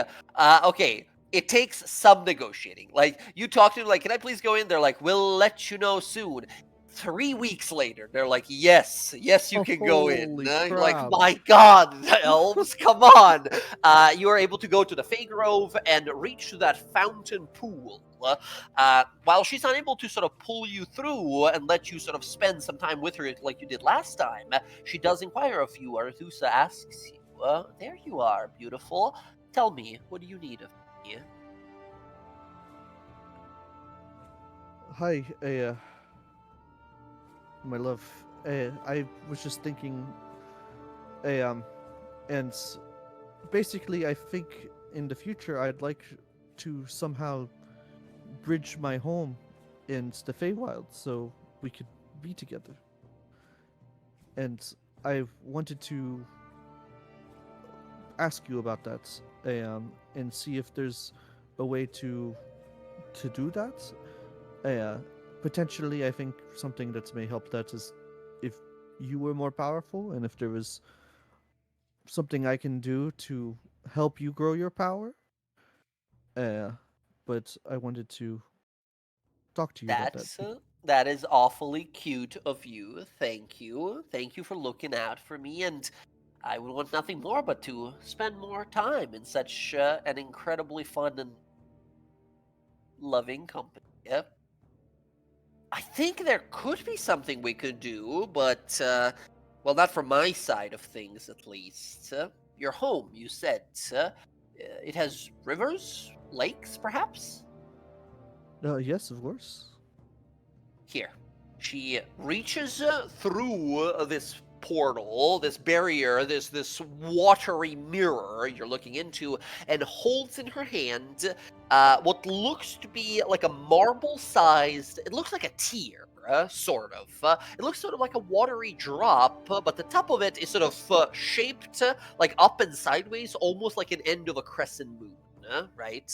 And she holds it out and gives you this enchanted drop, little droplet. She says, that is like a beacon to me. It will call my mind and attention and affection to it. Place it within a healthy stream or a lively lake, and I will do the rest. Do not All right. lose it. It takes much of my power to conjure it. I will guard it of my life. You know that. Very well. I look forward to meeting you once that once that droplet is planted. Of course, I will. I will do my best. She sort of smiles to you and goes to say something else, and then interruption. There's like an interruption in the spell all of a sudden as a drunk satyr falls into the pond next to you. And it's like, oh shit, I'm sorry, and like it disrupts the spell. It cancels the connection. And he's like, oh, I'm sorry. What are you talking? It's my bad. Come on, man. You know it's very hard for this long distance relationship thing. Hey, shit, I'm sorry. You won't get drunk. We won't get drunk. Piss off a bunch of elves. I don't get drunk easily, unfortunately. But why are you even here? Why don't you You like He hero? passes out drunk. As you see a bunch of fairies come over and draw a bunch of faces on him and like give him a wedgie and put him on a tree. He's just dangling on a tree by a wedgie as they're laughing along, and they're once again the Fae here being very mischievous, and the elves like shaking their fist at the air at them. Okay. Okay, excellent. The elves happily escort you, like, thank you for your visit. We look forward to your next one. And then they slam the door in front of you, right? You're like, oh Jesus, man, these fucking So you isolationist said it was elves. like 3 weeks that I'm like waiting essentially. Well, you're probably doing your own stuff in the meanwhile. You're like, hey, elves, can I visit? They're like, yes, let us consult with our leaders. And then 3 weeks later, they're like, the news came in. You can visit. You're like, Oh my jeez, God. man, I'm busy. I got stuff to do. So presumably you were like doing other stuff while that was happening. Right, Yeah? exactly. So the only other thing I have on my list is I'd like to potentially just train my abilities. So, potentially try to touch more into my Echo avatar, the Echo abilities and also the Fey touched abilities. Because I almost like think that like, oh, maybe they're like cross-pollinating in an interesting way. So I don't know. Interesting. That is very, very interesting. Yeah, spending a month, a better part of a month working on this. Can you give me, let's call this, there's going to be 2 rolls. You're going to give me a athletics and an insight rolls, back to back. Okay, athletics. Athletics Cool. first and then insight. 30. Jesus. Yeah, that's pretty Damn. good. Let me see that insight as well. 23. Amazing. You working on your sort of Fey magic presence, as well as your Echo abilities, you discover a way to sort of mix them together for a more potent and beautiful combo. The range at which your Echo can be distant from you doubles during that time. You discover through ways of like magical Fey teleportation, you can actually extend and almost trick your Echo abilities into extending your magical ability here, your Echo's ability.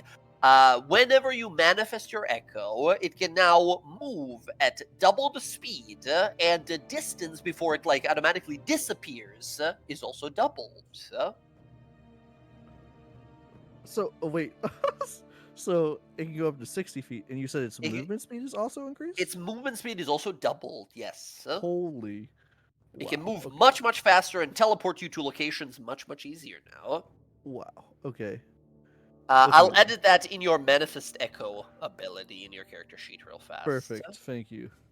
You can now move up to 60 feet. If your Echo is ever more than 60 feet from you, it disappears. Bam. There we go. Awesome stuff. There we I go. am more than happy with my free time. Holy crap. Okay. Yeah. Good stuff. There we go. Spend a lot of money, but that's what money is for. So very good stuff. Did you buy 2 magic items? Yeah, you I did, right? did. So you get a potion as well. You get a healing potion. Just a regular healing potion? Regular healing potion, unless you guys decide to buy some other one. So I think we still have some in the party inventory too. I have Nice. 4 in my inventory, so I just added another one. So. never too bad to have an extra one. All right. Anything else? That's it for me. I mean, That's that gonna be was, it for Bella. Yeah, I mean, I'm just going to keep looking into a that ultimate goal that I'm talking about. So yeah. Gotcha. You have this magical drop now that can be planted somewhere, and there could be a possibility of a connection Perfect. between the realms. Very good. Okay, last but not least, Bryn. Emily, what are you thinking? Bryn's got a month to research, to kill, to relax, to purchase things, to sell things. Bryn is heading back home to Zephrop to Hey. investigate the lead she was given by her mother. Incredible. You head your way back to Zephyra. You climb upon the summit peaks and look there to see your people. Well, sort of. Not really, maybe. You're not exactly certain. You've left this place so long ago that all of it seems familiar, yet not entirely. As you see, I'll post it in the, where is it, Art Taldore, a little preview of what the site is as you approach. As you look, you see these like windmills, the clouds, and the wind sputtering by here as multiple folk fly upon the sky sails above. Some of the folks sort of look to you and kind of confused, some of them as if recognizing you and kind of staring. Before you see a person sort of approach you, there is one of these sort of sky dancers, these trained sort of guards of the Ashari, who lands from above and kind of inspects you for a moment. Says, "Hello, greetings. I recognize you. You're Bryn, right? The kid that left." Yeah, I ended up leaving some years ago, yeah. I mean, there's not many of us Genasi, so that'd be me. Oh, they sort of look you over and say, I am, we met. I don't know if you recall. And you look him over, you recognize this person. This is Zalir. That's the guy you guys helped with that endangered beast way back in Stillben. Yes. You see the half-elven individual, sort of, once again, like a non-binary individual with strange, almost like crystalline-looking hair effect to it, and has one arm that is almost kind of like a prosthetic, crystalline-looking arm. And they sort of look to you and give a big smile and say, it's good to see you. Once again, you've helped me so much back in Stillman. Did not expect a visit. You visited briefly after Stillman here. We had our own issues here after that terrible dragon attacked Stillman. Can I help you somehow? Can we help you somehow? Yeah, I don't think you specifically could help me, but I've been pointed back here to do a little bit of research of my own. I think maybe someone a little bit older than the both of us could be helping me. Someone who's been here for some time, maybe nearly 30 years or so. How old I am, I think, right? 28? Maybe 29. They've got to be an adult by that time, but I'm looking for Right. someone who knows Tineville and my mother. He sort of looks at you and says, "Oh, I sort of recognize that name. Let's speak with Corin. Corin is one of the elders. Well, he was an elder when you and I were both very young.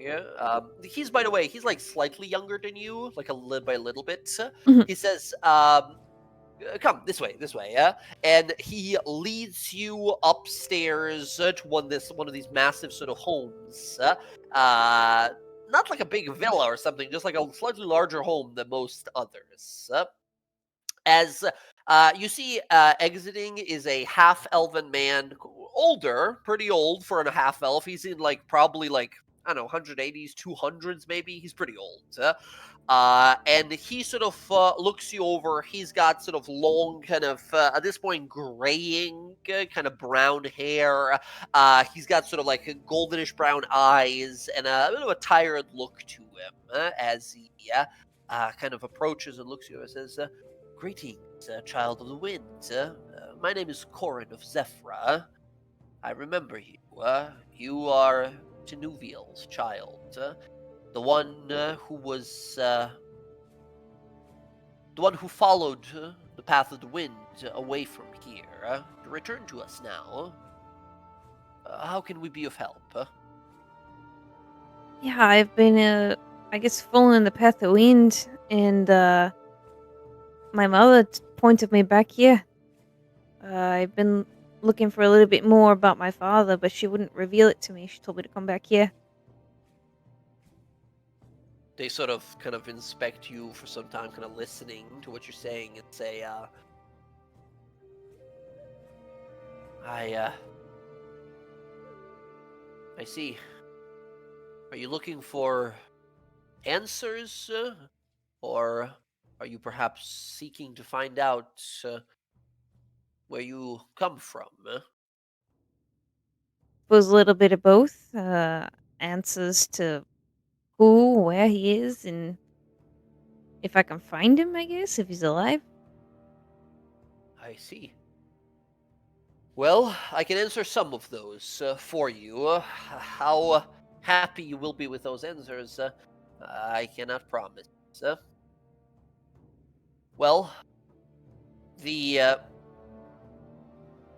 do you know the name of your father? Nah, she wouldn't even tell me that. You see, I am. And you see, he sort of goes, "You're a very insightful person." He goes to say, like, I'm sorry you're having such problems with your family, right? But he sort of realizes it's not his place to say, right? And he sort of looks to you and says, your father was, well, at first, he sort of chuckles to himself, says, a problem. Not a serious problem, but the playful antics and the light-hearted jabs at first proved a little distracting at times. He was very headstrong, however. A good man, I thought. He had a strange nature about him. He came from beyond, the realm of the wind. At least that's what we know about him. The elemental plane of wind. He was much like yourself, someone with wind-blown soul, passing from one place to another. Very passionate about his divinity.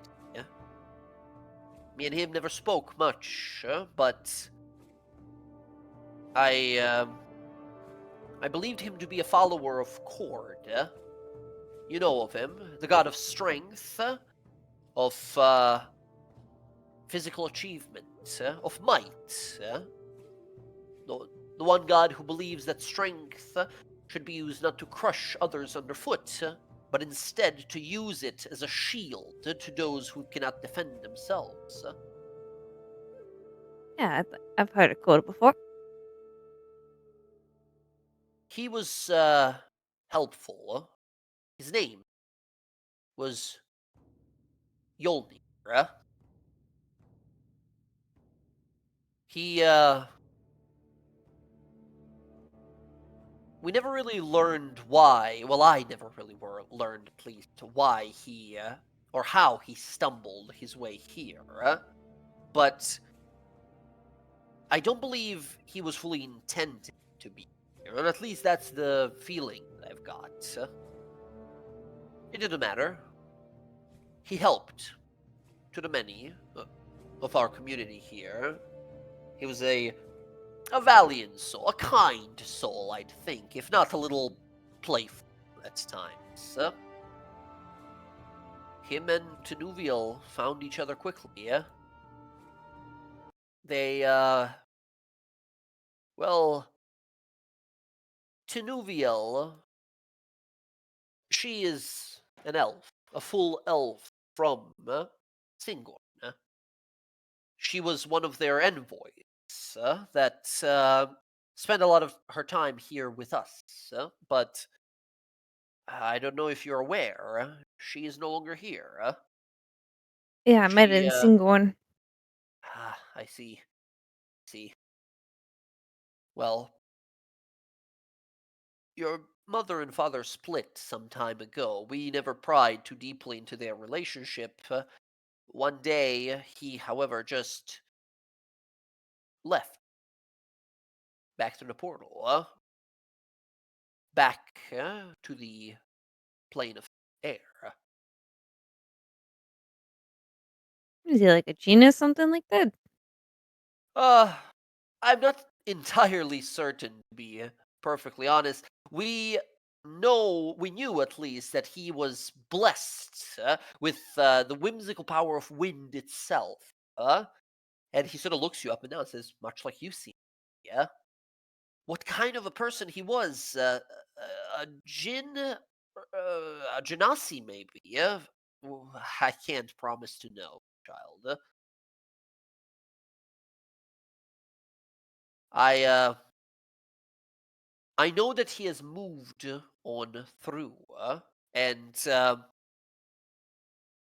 I believe that, well, through the portal here, we could be able to make contact, perhaps even help you if you are to look for him within the elemental plane of air for him. Yeah, I Is, mean, that'd be is much that something you appreciated. wish?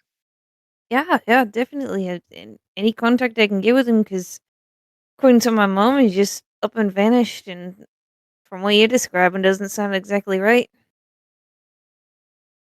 Ah, their relationship was theirs. We had no place to pry into it. We never really attempted to, but yes, it is evident that one day he did disappear. Um, there is a few locations uh, within the elemental plane of air, places of lightning, places of vacuum, places of smoke. Yeah? But there is a location that perhaps we can find for you. Only a few cloud cities exist in there, and if we send some of our folk in, some of our sky dancers, they could discover some of this.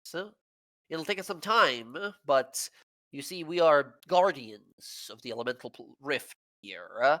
Not really meant to freely explore it, but you seem without answers, and I think it is most obvious you are deserving of some. I'm sorry I'm not of more aid. Once again, we were not that close. He was very close, your father, Yolnir, with the people here, but, well, close in the sense of friendly, giving, helpful. Uh, I know not, however, where he originates from or what his past might be. All right. Well, I mean, I'll assist in any way that I need to. Given that I'm planarly aligned with that, I could probably get in there a bit better than some of your sky dancers. That is true. It it could be a dangerous journey. There are things out there that roam the infinite spans of the skies of the plane of air. There perhaps could be something we can help you with. If you give us some time, we can prepare some of our sky sails to allow you to head on in with greater ease. Oh, you mean like this one? And she takes out her own sky sail. Oh, you and he looks over got to Zalir. He says, I don't think I've ever mentioned to you guys that I gave away one of these, did I? Yeah. And the Yeah, but you elder just gave it sort to of him like to show you. the elder squints over and says, well, yes, at least one of our own has it. We can trust you with it easily. All right, well, that definitely helps. This might be a lengthy expedition. Do you do you intend to go alone? I mean, I've got a bit of time. Depends on how long you're thinking this expedition's going to be.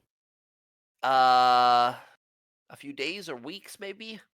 Yeah, I've got the time to spare. Well, excellent. He travels with you to the tallest peak here, where you see these runic stones built into the ground here, as he speaks words of druidic magic, and a whirling sort of dervish of dust and air begins to open a slow portal in what looks to be an infinitely spanning open sky. You leap your way on through after they sort of give you the directions to a location in here. There is a place called Typhoon, the Palace of Tempests.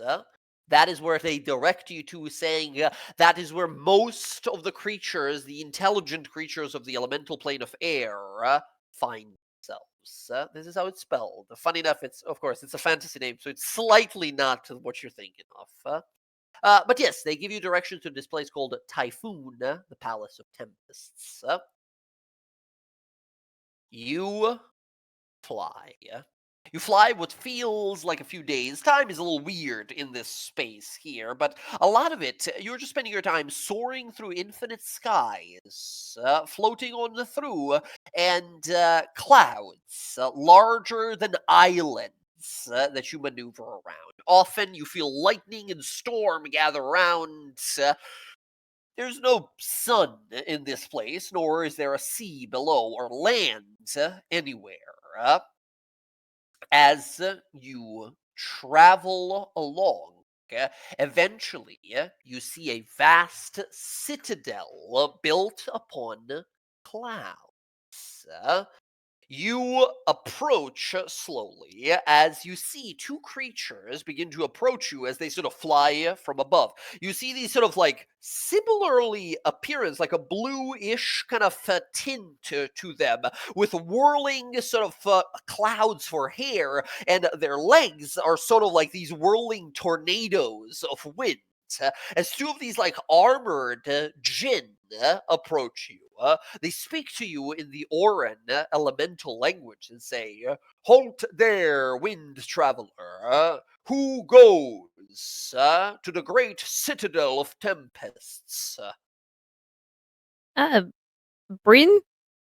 Managing Shari, I guess. They sort of look at each other like, "I don't know a Bryn. Do you know a Bryn?" They look at each other like, "I don't know a Bryn." They look back to you, says, "Ashari, you say, the druids that hold our realms apart. Why is it that you seek the benevolence and opulence of the citadel of tempests?" I'm looking for my father. I guess his name is Yolnir. They sort of look at each other as if recognizing the name. Uh, they look back to you, says, "You look for this one, for what reason?" I mean, he's my dad. That's why I'm looking for him. "I see, very well, come with us," and they sort of lead you into this vast citadel. As you enter this city, you sort of look about. You see a vast, opulent, made of gold and silver upon these clouds, a metropolis. You see flying amongst its skies creatures made out of mist and clouds, and walking upon its cloud-like streets. You see Genasi, some much like yourself. You kind of feel yourself slowly drawn to the ground, as if sort of grounded, brought down for a moment by some sort of unseen force. You find it very difficult to believe it. It's, however, very comforting to know that many more like you exist.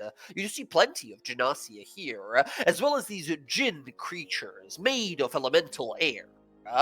You look about this space, you see through these vast clouds a beautiful, tall temples, towers made of opulent gold and platinum, pyramids built of strange, almost shimmering, moving gases as people move along. A glint of light that comes from every floating torch sconces nearby as you are led through this place, through a vast library. As you sort of enter this what is sort of like a monastery of sorts, some sort of a temple here, you see upon its gates the symbol of court. I believe I've shown you guys the symbol of court before, but I'll do it again because why not? Oh, clicked off of it. 1 second. It's this very sort of kind of Viking-looking symbol. Honestly, this shield with lightning on it. They lead you into this cathedral, and you see turning to sort of look at you is what looks to be some sort of priest or a priestess. You're not really sure of the gender. They float slowly towards you as they kind of look to you. You see a man, young, you think, or at least appears to be young, that has this sort of aura of lightning around him, a sash of silver sort of across his chest, and long flowing sort of very sort of wide, poofy kind of pants. Very, what do you call those, like Aladdin style pants? It's quite literally those, but I can't remember the name. As they kind of slowly approach, they kind of look to you. You see these markings of lightning upon their cheek and side of their face as they wear these bracers of intricate silver. They look to you and kind of inspect you for a moment, say, "This one has traveled from across the lands and realms beyond. This one has a question. Speak of your question, young one." Do you know what Yelnir is? He nods. He says, "I am Farhir. I am the one who speaks for the storm. I am the one who roars its rage, and one who whispers its rain. I know of the one you speak. Yolnir. This name is barely known to you. Why is that?" I only found out recently his name, apparently is my father, but never been told it until as of late. The Jinn, or genie I should say, looks down to you. This is what he looks like, by the way, this guy. In in Art Taldore, this is this Farhir fellow, this powerful priest of court. He looks on down to you and says, "Sit. Listen to this, a story of Yolnir, a brave warrior, paladin, servant to the Lord of Light, the power of storm. Once long ago, before time itself, he went on a mighty quest, a quest that he failed. Ashamed and disdainful of his own failure in the eyes of Cord, he sworn upon himself a punishment cruel, exile, abandonment of this realm he loved so much. But in his time of absence, he found something much greater, much more beautiful. He found love. He found tranquility. he found a kindred soul. And from that, a drop of rain that fell upon the wind-blown mountain was born a child of great prophecy, of air drifting through her veins and elven blood deep within her heart. But Yolnir, he could not stay. His path led him onward, his duty still honor-bound. Even still, he roams his ever-sworn, forever seeking his quarry, never to be found, cursed to a quest never-ending. That is my wisdom for you, Bryn of the Ashari. Paladin. Alright, surprised you fell in with my mom, but alright, must have been a long time ago. So, can I ask questions?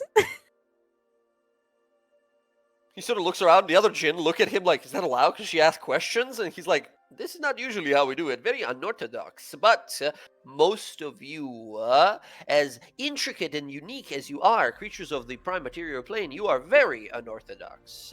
I suppose you can, although the Lord of Storms showed me this truth. This regretful tale of heroism turned sour, turned endless. I cannot promise you answers that I do not know. Can you give me a direction then that the wind blows?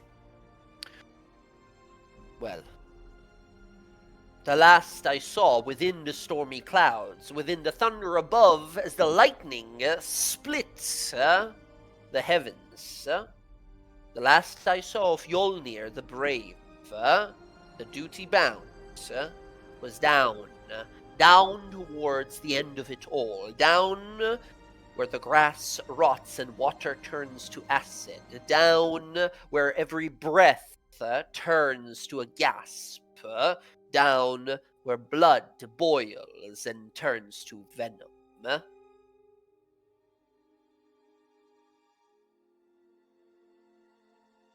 The rest of the Jinn nod as this is profoundly wise, but obviously you're like, that's not directions. Where is that? What are you talking about, right? They'll nod. This is the wisdom I have for you, Bryn of Ashari. Do I have any idea where that is? You can give me a religion roll. Alright. Okay. 16. You can be like, fuck this, I'm casting guidance right in front of him, right? Just thinking about this, this is not helpful.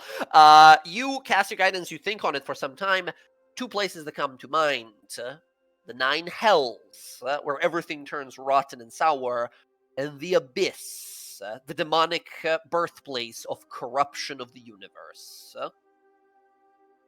Luckily for you, those are both nearly infinite in size, and you have no idea where you would start looking. Oh shit. And they all nod, like this is wisdom that we've imparted on you. Be on your way now, Bryn of Ashari. Let the winds carry you to your wayward father. Be the hero he needs in his quest.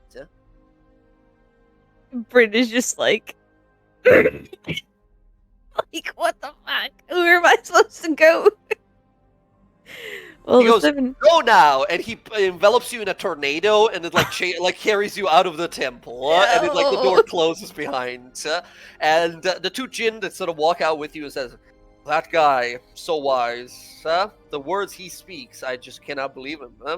Honestly, sometimes I can't even understand what he's saying, but it's so deep and profound. you know what? I can't understand either. It's cool. I know, that's sort of the beauty of it, right? That's just the incredible allure of it. God, he's so wise. Well, yeah, we helped you more than you could ever know. Thank you for coming. Brina's just like staring at them, like 1,000-yard stare, like. Let the wind carry you on your path. Huh? He leaves, but begrudgingly. They cast a tornado of you that like carries you away, slightly further away, as you're like, knock it off. By the way, is Bebo here the whole time? Yeah, Vivo's here the whole time because it's not water, so he can come. Bebo is looking at this place like, wow, goddess, this place is kind of awesome. I kind of like it here. There's no water at all. Everything's on we're walking on clouds. Is that correct? How's that possible?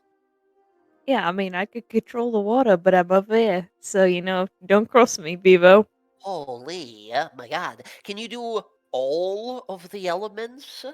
Oh yeah, I mean, a little bit of all of the elements. Yeah. Wow. Look at fire. Here you go. She just produced flame. She's like, see, that's how I feed you. You hear a guard nearby like, halt! Like leap forward, like, no fire magic in the elemental plane of air! And start like yelling at you, like berating you in the streets. And, My dad's the only fuck off. I don't know who that is. I have no reference who that is. I'm just a guard on the street.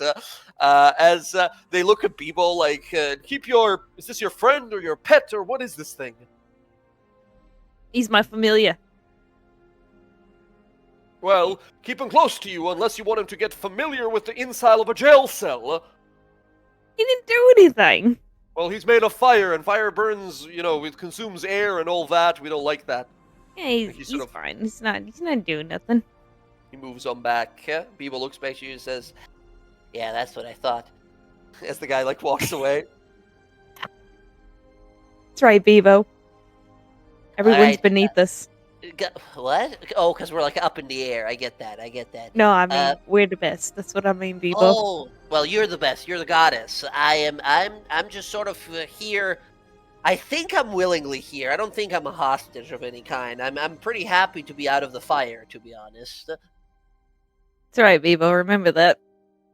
You keep saying that, and it's really unsettling. Anyway, what should we do next, goddess? Did you get the answers you want? Because all I heard, I can't understand what you guys are talking about. So I just heard like someone like left the window open, and like there's a windstorm outside. Is all I heard.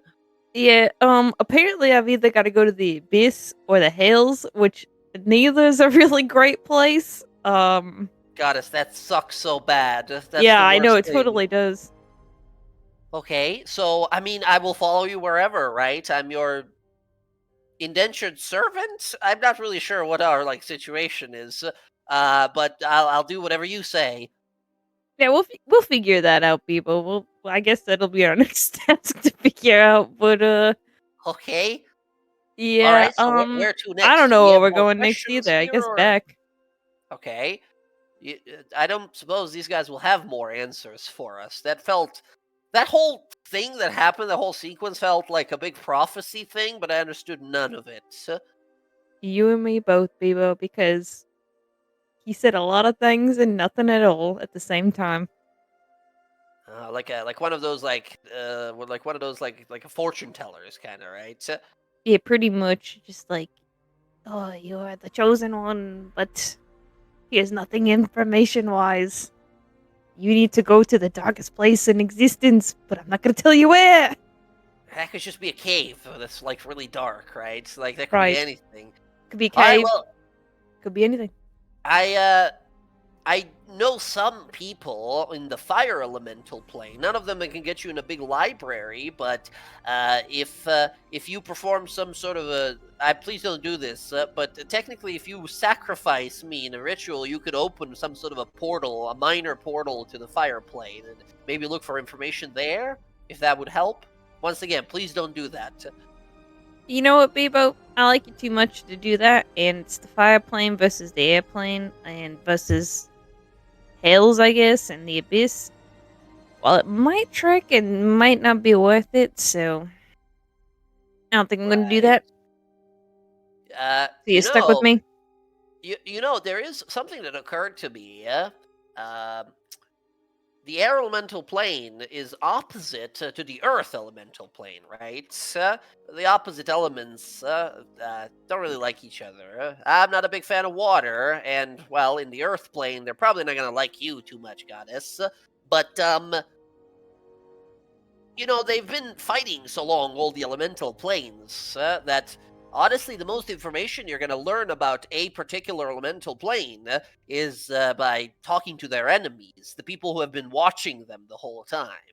I'd wager a guess that whoever this person you're looking for is, if they're off this plane, the people on the opposite side are going to want to keep an eye on them. Well, shit. That's some pretty useful information, Bebo. And she's gonna feed him some produced flame and ignore the Hey, you over there! And then, like, a guard sprints over immediately. They chase you out of town. They pretty much force you to leave the town. You're on 2 strikes. Bebo's like, hey, my brain's on fire at all times. It's firing at all cylinders. I've got some good thoughts up in here. And that's just a thought. Although, once again, your goddess, all respect to you, but you're not a creature of water. You said you are a goddess made of air, but controlling of water. So, in the plane of Earth, they're gonna want to squash your head until there's nothing left. Yeah, well, you know what? I'll get the rest of my friends, and then they won't be able to do that, so... Well, yeah, but, some of them are, mountains. They're, the people that are just mountains. They're not, a guy who's part of a mountain. They're just a whole mountain, right? How do you find a mountain? That's a problem. Yeah.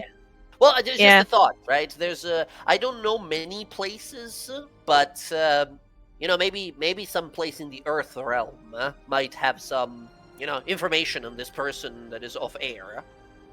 Well, you see, I've either got to go to the Hills of the Abyss or the Earth plane. So I don't know. I got 3 things to choose from, and facing a mountain versus facing a devil. I don't know, Bebo.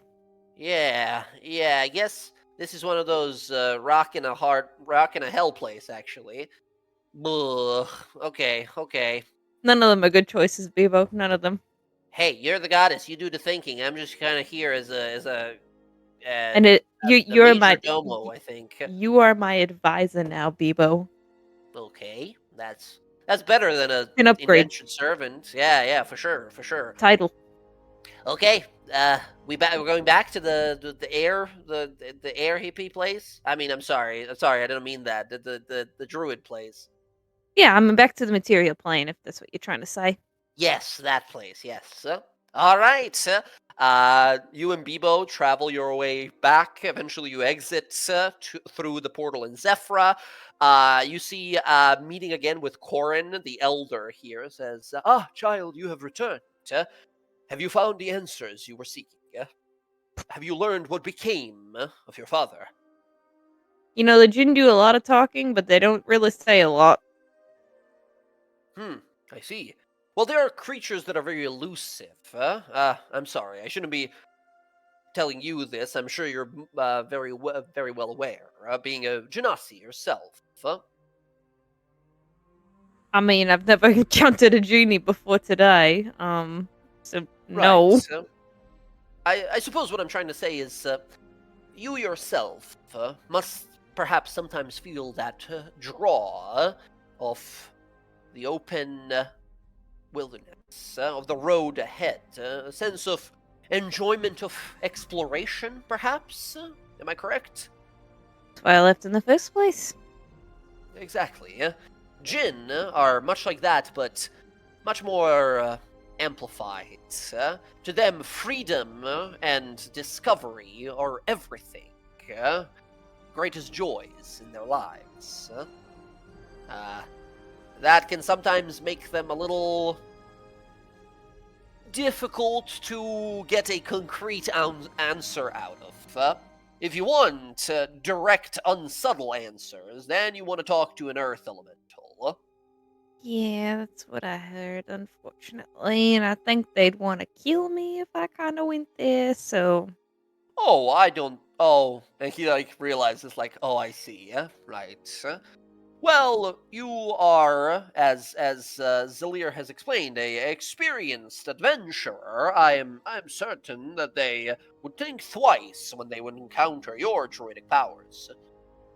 Yeah, I might need a little bit more support than just my druidic powers, I think. You have this little guy, and kind of looks over to Bebo. Bebo just looks back at him. Gives a little, up nod, sup. And he looks a little like weirded out, like, "Oh, okay. Well, I hope that was helpful, and good luck on your quest, on your journey. I do hope you find your father. You certainly deserve that. I Much understand that appreciated. seeing as Tenuviel did not return, that you did not speak much of her, I assume your relationship is strenuous, perhaps. I mean, there's more than one reason why I left in the first place, and it wasn't just the wanderlust. I see. I think part of it seems to be who I emulate versus who she Not wanted me to be. it could not have been easy being on your own at such a young age. I want you to know that you will always be one of the Ashari. The Air Ashari here will forever call you family. If the ever wind blows back up the summit peaks, back to Zephyra, feel free to follow its call. There will always be a place here for you. It's most appreciated. Although I've got friends beckoning on as well. Or I was gonna say I sense such a time is not yet upon us. Good not luck. yet, but perhaps if I get more answers as to where Yolnir is, then yes. Everyone deserves to know their past. You, indeed, as well. Good luck, and please don't lose the sky sail. They're very dear and near to us. You know, if you are interested, there are other artifacts of our people, of the Ashari, the earth, the fire, the water, that have their own ancestral enchanted weaponry and objects. If you encounter any of them, I'm sure they would be more than willing to trade our ancestral objects, if indeed you seek any other. Emily, this is totally where a little side quest unlocks of like, oh shit, I can like trade these in for others.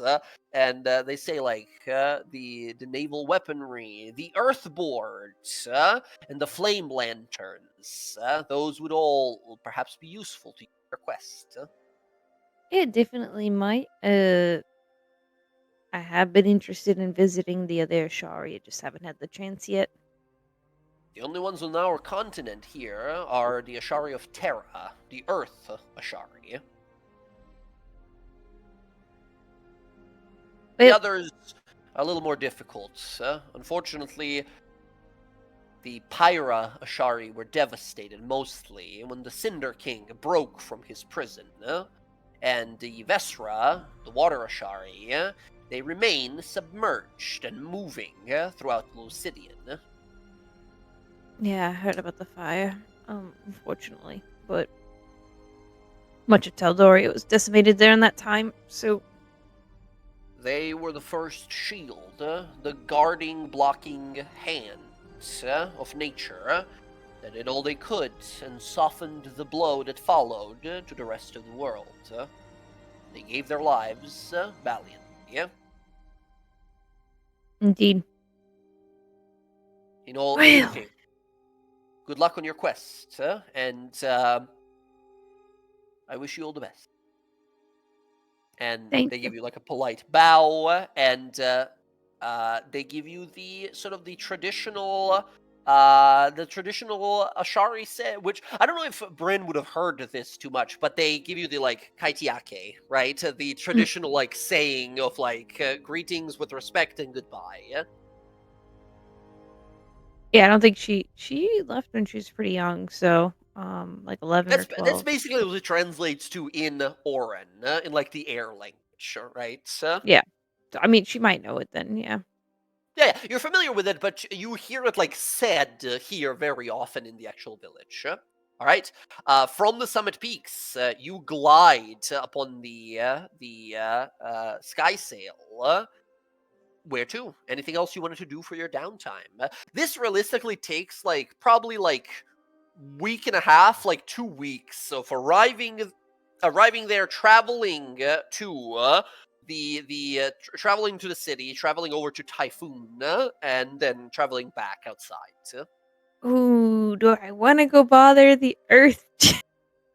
Sorry. I will say you won't be able to make it all the way Damn. there. Although I will say, looking at the big map here, AO, with some of the research you guys are doing, some of this stuff is almost collabing together. Terra is all the way up there. If you take a look, if you go all the way up there, there is a little place right underneath it called Pools of Witherbuck. Could be a Alright. little do multiple things in one trip kind of situation once the party's back together. Yeah, that's true. All right. I mean, yeah. In that case, Bryn is gonna head back to Imon. Okay.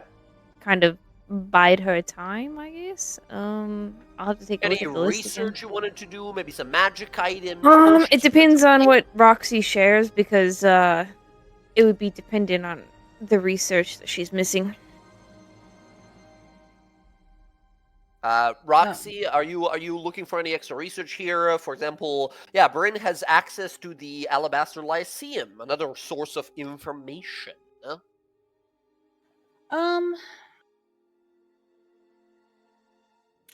I mean, I was just looking. I mean, I have them still searching on the area that they could possibly be. I have the Cobalt Soul still doing that research. I don't think they've told me anything about it, so I'm guessing I'm waiting on that. But Yeah, that's gonna be the end of the month, end of the downtime information you will receive. AKA, we'll do that next session. yeah, I mean, I guess I don't know. I don't like that school. I don't like that school. Thanks. They seem like a bunch of snobby ass wizards, and I don't want to Well, be around yeah, them. that's why I'm not a wizard. I mean, I probably go there, research, and maybe fuck up some of their stuff. Maybe. Hey, man, I don't like wizards either. Cass is the only exception. I mean, I don't know what other stuff I could No, possibly. I'm just saying if you had told her about what you had uncovered. No, I didn't tell her anything because I haven't gotten it back yet. Okay, Ooh, so that was my I mean, I mean, my downtime would also be trying to research where those pieces are and who has them and where they are. okay. He said he sold them. He said he sold them to people and they sold them. So it might take a while for me to track down where all that stuff is.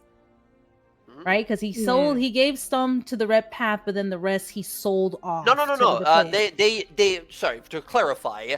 They stole those from the possession of Jorlin War, the professor, the archaeologist, the mentor of Bryn's, and they sold them to the Red Path, who requisitioned them. So the Red Path came to class, asked them hey, can you get us this stuff? They're like, we got you. It's gonna cost you this much.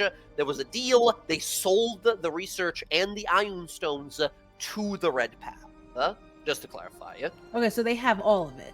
They have all of it. They asked the class to get it, and the class got it. And sometime later, the Red Path waltzed into Iman and was like, you know what? You guys, low-tier class people, you should work for us instead. You guys come in, fucking cutting tongues out and removing eyes. Okay, all right. So then I would tell her that they have her research. Yeah, I knew that the clasp had been involved in stealing the research, but I didn't know much more beyond that. Yeah, where they were hired to steal it from the Red Path. Right. So your shit wouldn't have been stolen if they didn't ask for it. Right. So, because originally she didn't know that the Red Path had been the ones to acquire it. She just knew that the clasp had taken it. Yeah. Well. You start, both of you, once again, both Bryn and Roxy are both incredibly wise individuals, experienced, able to see reason and sort of deduct some things. As most of you start thinking of okay, the stuff that they sort of focused on from the research that they wanted was stuff about Visa Isle, Ion Stones being used in a sense of divination abilities, changing predictions, changing future, that type of stuff, and something to do with another artifact they wanted to apply that kind of magic on. Right? Those are the three sort of dots that you have so far. Right. So I gotta go talk to some Earthashari, do this thing with Bella's home. Yeah, I guess I'm just gonna stay in Iman then because a lot of the stuff is dependent on other people going with me. Okay, gotcha. Any magical purchases or any purchases whatsoever? Hey, List. I got a suggestion for you that's pretty solid. How are you looking for a shield? Does she have a shield, perhaps, that she uses? She has a regular shield. She doesn't have anything special. Might I suggest a magical +1, if nothing else that you really want to like spend your money on? No, I mean that's definitely useful. It's not an attunement item, which is pretty nifty, right? Right. Or do you want to look for a special shield? They can definitely commission some special shields Let over me the see what month. my attunements are. I know the Sky Sail is 1. Yeah. I know I believe her breastplate is another. The unbroken, the armor of the unbroken circle. Yeah, the one that is specifically for druids. Don't know what the It's third got one is. Yeah. your Oh. sickle, right? Oh, that's right. Yeah. No, wait. The moonsicle, the breastplate. Oh, and the sky sail. Okay. Yeah, that's 3. Yeah. If And you just want something that is non-attunement, good old +1 shield, right? It's a little pricey. It's 2,000 gold pieces for a +1 shield. yeah, I've got the gold though, so I mean, I would definitely be It's an open upgrade, to right? that. Straight up a Yeah, it +1 is. upgrade. So I Okay, will do cool. that. So shield, where is it? Do you want me to Wooden drag it in? shield It's up to you. +1. I'll just do +1, and then I'll just add Yeah, it to it is the. just change. Is Hat of Disguise expensive? I don't believe so. I'm check my list real fast. This guy is something you can readily and find easily. I believe it's an uncommon hat of disguise. Not too much. 500 gold total. Can Quip wear that?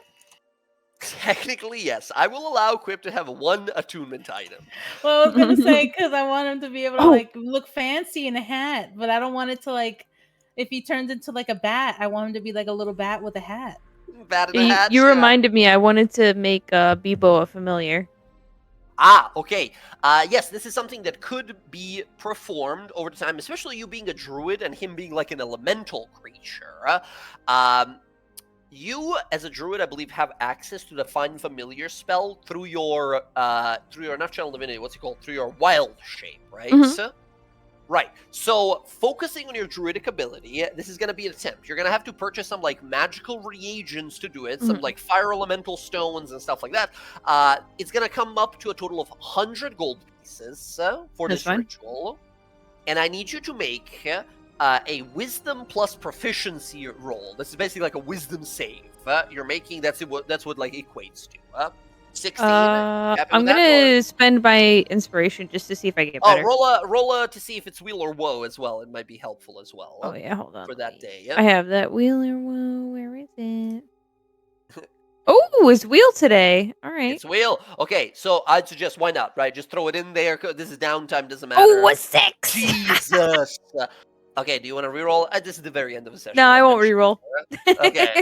Okay. Once again, if you do reroll, we keep the higher of the 2. All right. Right? Well, I'll do a D. I guess I'll do it again, but Yeah, I just mean, do- 22 might is as pretty well. good. 22 is Oh pretty. my God. Oh my Wow. god. Not as good as an actual 20 though. That is Oh a my God. 34 roll. Bebo halfway through realizes like, oh shit, and then boom, gets bound by the spell. As Bebo becomes your bound servant. Because of your natural 20, you do enhance him little bits here as well. Bebo, let me find him real fast. Where is Bebo? Bebo, where did I put Bebo? Nope. God, I have so many things. There he Bebo's goes. my advisor forever. Yes, yeah, he doesn't gonna say actually anymore. Excellent. I'm gonna put Bebo in the pets and mounts and summons folder. Let me just edit him so you can access his sheet. Okay, there we go. All right. So, Bebo, you can add, if you haven't already, the Find Familiar spell into your character sheet. When you make him familiar, he would usually lose a lot of his, like, maximum hit points, as that wouldn't really matter for him. He would just be a summonable companion, right? However, because of your natural 20 here, because you rolled over 30, I will allow you to sort of keep him as he sort of is here. Bebo has a total maximum hit points of 27, so he's Wow. pretty chunky. He's got a little bit of hit points. He's got an AC of 13 with a shield, so like 11 default with a shield. And as a familiar, he's special because he can wear a shield, right? He doesn't give you like advantage against magic or anything like that, but he can wield a shield and a sword, and he just, kind of holds these. So in the future, if you decide to become a Pact of the Chain warlock, you could actually have him fight with a little shield and sword. So that's nice. That's a good opportunity. It wasn't pretty. I don't think I have the charisma for that, but Yeah. Well, all right. If you look in the characters folder where your character sheet is, and then there's going to be another subfolder that says yes, I pets, see mounts, Bebo and now. summons. There's Bebo. There you go. There's a little art of him and such. He's got a little spell and ability there that he can do. Once again, he's a fine familiar, right? He can't actually fight in combat. He doesn't actually get to make attacks. He gets to like give you a help Right, action bonus. or fetch stuff Yep. for you. But he is immune to fire damage, which is pretty useful. So yeah, pretty cool stuff. Bebo is mine forever now. Bebo is yours. What is basically do is there is I believe a 5th level powerful spell called Planar Binding. Where you get to permanently like enthrall and force a creature into servitude. I think you perform like a miniature version of that and bind him forever. As he like looks around like, well, alrighty then. I guess I'll Told stay you I here. was a goddess. Yep, I it's not like I ever doubted you. All right, yes, goddess, you got it. Don't worry, I'm a Maybe- merciful goddess. Don't worry, Bebo. We're gonna be friends. Okay. As long as you don't go into any water, I'm totally fine doing anything. Nah, I wouldn't take you into water. This crew. Chloe, I don't think I ever mentioned to you, but every once in a while I like to set stuff on fire just to see how it burns. Is that all right? Yeah, just tell me when you're feeling in need, and we'll figure it out. I like to set Alrighty stuff then. on fire too. Okay.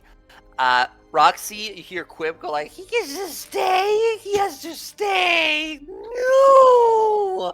He's just pissed off. I'm getting you this really cool hat. Oh, a hat? I could use a hat. Yeah. I- You I want don't one that think like I'm turn worthy you of a into different other hat, no. things, or do you want like a hat that could do something else? I probably shouldn't be getting a hat. I'm a disgusting little creature. What are you talking about? Everyone likes hats. If anything, I should have like a dirty, disgusting pantaloon suit, or maybe No. like a gross diaper or something. You're hanging out with me. You have to look stylish. But I'm mostly invisible. Well, it's because you want to be. Yeah, I don't like You don't people have to looking be. at me. You don't have to be Ugh. invisible if you don't want to. Yeah. Okay. You I think get anyone's gonna say anxiety. anything to you with me around? No, Mistress is very badass. She kills whoever she wants. There you go. So you could be yourself and don't worry about what other people think. I can be myself, but in like a cool outfit with a hat. Yeah. What else you want if you don't want you want a hat? What else you want? I saw your friend shoot guns. I would love one of those. You know what? We're gonna get you a gun. Woohoo! Maybe I'll shoot myself with it. No, you Oh. shoot other people, Oh, Maybe we get you okay. a water gun and then you can shoot Bebo. I can shoot people. Yes, I want this more than anything. He starts like salivating. Wow. Leave him alone. He's not done anything. Leave him alone. You can just have your familiars fight now. They're both immortal now because you guys are alive. So, one more. Sometimes I might just report in to you guys that, like, hey, you don't find him. He died overnight somehow. However that happened. A water gun. Yeah, this is just a puddle of water on the crime scene. All right, excellent. Do you actually buy the hat of disguise, by the way? Let's see here. 600 gold. It's not too cheap, but you can at any point be like, Quip, give me that over, and it's just an action to attune, and you go, hat, disguise hat. Well, I could turn myself into disguise because I have disguise. Yeah, self. you have the spell, yeah. He is not too insistent. If you buy him just a normal hat, he will be happy with it. Yeah, I want to get him a hat. I want to see if there's like a hat of confidence or something like that. Nothing like, well, you can give him a very fashionable hat that will definitely boost his confidence a little bit until anyone ever comments on it, and then his confidence just like goes away right away. Can it be Yep. Bebo? Yeah, stupid hat. Just crying immediately. Well, that's the thing. Uh, Like, if I get him to have disguise, he's always calling himself like gross. So I figure if I get him a hat of disguise, he could turn himself into other things if he wants. Yes. Maybe that will You- boost his confidence. I don't know. Once again, Roxy, you've been working on his confidence for some time, but something about his innate, like, being a low tier, like the lowest tier of demon there is. He is, by nature, believing himself to be like, I'm a pathetic, useless creature, right? So, yeah, it's a lot of therapy that he, like, being a demon, you need a lot of therapy. But yeah, absolutely, you can easily get him a cool little suit and a hat, and we'll have him wear a little, like, tuxedo from now on. He's a weird little, like, insect rat creature with a tuxedo. Yeah, maybe he'll, if he likes it, maybe it'll This make is him feel better. nice. I like it. It's a little snug. He dances around a little excitedly. He says, I look stupid. I shouldn't be dancing. I should never be dancing. Ah! And once again, it's just a cycle. It's just a cycle. All right, excellent. Emily, is there anything else you wanted to do for that time? No, that was pretty much it. Find Bebo's out about now that, forever. enslave a creature. That's good. Yeah, that's pretty good. Yeah, just figuring out things about my dad, casually enslaving races. It's cool. Yep. Awesome. He's here for the ride now. There we go, friends. Is there anything that you guys wanted to mention? Also, I just realized we went like an hour extra than usual. But you I know was what? late, so I'm cool. We had a few shorter sessions lately, so I hope it's all right with you guys that we had a little longer session. If not, I'm really sorry. No. I'm usually the one who complains about time because I wake up early, and tomorrow's a holiday, and I was late. Tomorrow's a So holiday. Yeah. Oh, it's a holiday. What is it? Memorial Day. It's like a remembrance day for like our military. Yeah, Gotcha, military. Gotcha. We don't really do that here, so Yeah, it's an American holiday. Gotcha. All right. Well, Same thing you with guys- Labor Day. You guys, that said, if you think of anything, shoot a message in private. That's the bot leaving. Shoot a message like, oh, yes, and this, right? Totally fine. We can go over it later on if you remember some stuff that you might have forgotten or wanted to do, but didn't get to. So, that said, friends, this is where we're going to wrap it up for tonight. Thank you all so much for playing. I am so happy we got to actually go back to Taldora. It's been way too long. It man. has been a long time, but I'm glad I Now- got to be here because I'm glad I wasn't last. Oh, hello? Oh, Yes. I cut out? No, you're good. I think my internet cut out. You all guys. No, know- just cut out for me, Glad he Tom. wasn't Yeah. Oh, you cut out. Gotcha. Yeah. Super exciting stuff. I'm excited to come back to this. We'll have Sky's downtime as well during the start of next session to go over what she wanted to do. She wanted to go home. She wanted I'll to be here go- because I know part of it involves me as Samira, I believe. Yeah. Good stuff. is very that good heavy stuff. crossbow a +1 to hit and damage, or just +1 to hit? Yes, I will add it to. Let me add that to your character sheet. Okay. Do you have a name for this weapon? Oh, yes, and also one of the downtime things for Roxy. She wanted to buy a big old crossbow. Hey, go talk to Samira. She might be willing to lend you her celestial crossbow. No, I Ooh. just bought one. That was Yeah. why. Because Yeah. I'm not borrowing nothing. She needs it. She's gonna need it for over there. Also, God, what's yes, happening there that I don't know about? while Samira is away and she has a dope crossbow, she will probably not just want to give it away because she will probably need it herself. What? Yeah, so I figured Cheering that shit. you never know; those fuckers could go over there. Exactly. I mean, she's got to defend her dragon. It's true. They can teleport Uh, wherever. As a part of this, you paid for the combo, much like Bella did, much like Sky did. You wanted a +1 weapon with an elemental enchantment. What element do you choose for your additional 1d4 damage? Yeah. Anything like from the elemental types being fire, lightning, cold, acid, and what's the last one? What am I missing? Poison. Or sorry, not poison, thunder.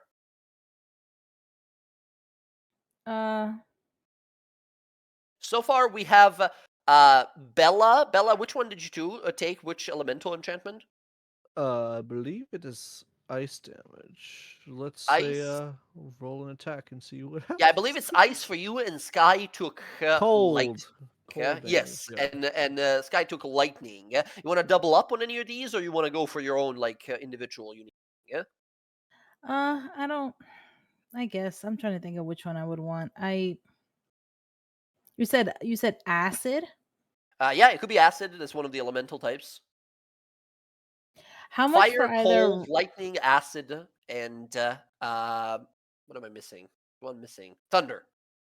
How much for either like psychic or radiant damage? Is it a lot more? It would be an additional 1,000 gold on top. Okay, hell The no. exotic types are very difficult to enchant. Okay, then I will do I'll do acid. Acid? Okay, awesome. There we go. I've added these to you. It's going to be at the very top. You can change its name to whatever you want. Oh, I see you added actually a heavy crossbow in there that I've... well, no. Wait. Wait, did you just have I got a rid of it because it doesn't have what I want on there. Gotcha. Okay, I've added this one with the acid damage on it. You just gotta change its name to whatever you want it to. Yeah. Yeah, I gotta come up with a name for it. Okay, we got Death's Whisper, and then this new crossbow, and it's a nasty thing. It's a sort of an upgrade to Death's Whisper here. It's a powerful crossbow. Also, that's pretty cool. You as a rogue ranger get to use this giant crossbow. Now, do keep in mind, though, a heavy crossbow. Well, before you finish this purchase, I wanted to mention, you're familiar with the loading mechanic of crossbows, right? Yeah, I know. You have to load it, and then after 4 shots, you have to reload it, right? No, not after 4 shots. After every shot. The way crossbows work in D&D is you get to shoot them once per turn. You get to shoot a crossbow, and then it is assumed at the end of your turn you reload your crossbow, unless you have the crossbow expert feat. Then you get to fire, reload, just keep going. Yeah, that's what Mm. Samira had. That's why she could constantly fire off her heavy crossbow. Yes, that's why crossbows are more powerful when it comes to damage dice, but are limited to one shot a turn. If that's the case, then I might just put elemental damage on my bow versus buying that. Okay, yeah, it'll cost less as well. Yeah, because then I'm not gonna be loading that shit every fire. Yeah, Yeah, right. You need with the your feat for it. ambushing attacks and such, it's not really working out. I don't think. I just wanted to check, run it by you, just so you're aware. Okay, cool. That said, Out of curiosity, did you consider getting those arrows that were in the shop? Because that's extra damage each turn. Yeah, but the problem is my bonus action. I use it for hiding. I also use it for Zephyr Strike. Yeah, I use it for a lot of stuff like dash and true. things like that. So one time I'm gonna introduce it an NPC who's like, and I am wearing a ring of extra bonus action. You guys are gonna kill him on the spot and take it off instantly. Okay. So if I'm adding that element, because it was 2,000, right? For that. It was a total, I believe you paid a total, let me see. You did a crossbow for a total of 1,000. I believe you paid a total of 2,500 for it, if I remember correctly. Yeah? Yeah, you said combined it was 2,000 because it was 500 for the crossbow, and then for the damage one it was 1,000. So combined. Oh, Right, you're right. right, 2,000. Yeah, you're right. Uh, rather than having to pay the total of 2,000, so take the 2,000 back because you don't need the crossbow. Instead, you're just looking to add what? Are you looking to do? Because you saw what Bella has. Bella has the thing that's like when you drop someone, you heal. You can go for that enchantment, right? Or you can go for the extra damage. What do you like more? I'll do the extra damage. Does this make it attunement? Because if it does, then I'll do neither. This let me see. No, Bella's weapon was already special and needed attunement because it has like a special healing ability and such. This one does not. This is just a magical bow that you have. So no additional attunement currently. Okay, yeah, so then it would. Okay, so then yeah, it would just be the acid damage. All right. Here's the deal. If you're just putting on the acid damage, you can for 1,000 gold add 1d4 to the damage, or for 3,000 gold add 1d6 to the damage. I don't have the money.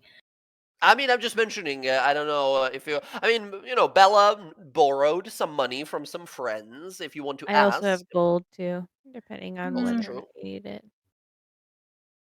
that's a lot. How much do Yeah. you need? That's the thing is I didn't really spend anything. Yeah, I mean, I'm thinking if I just hold off and doing it, and then when I get money, putting something more like on it that I would want, like radiant or like psychic damage.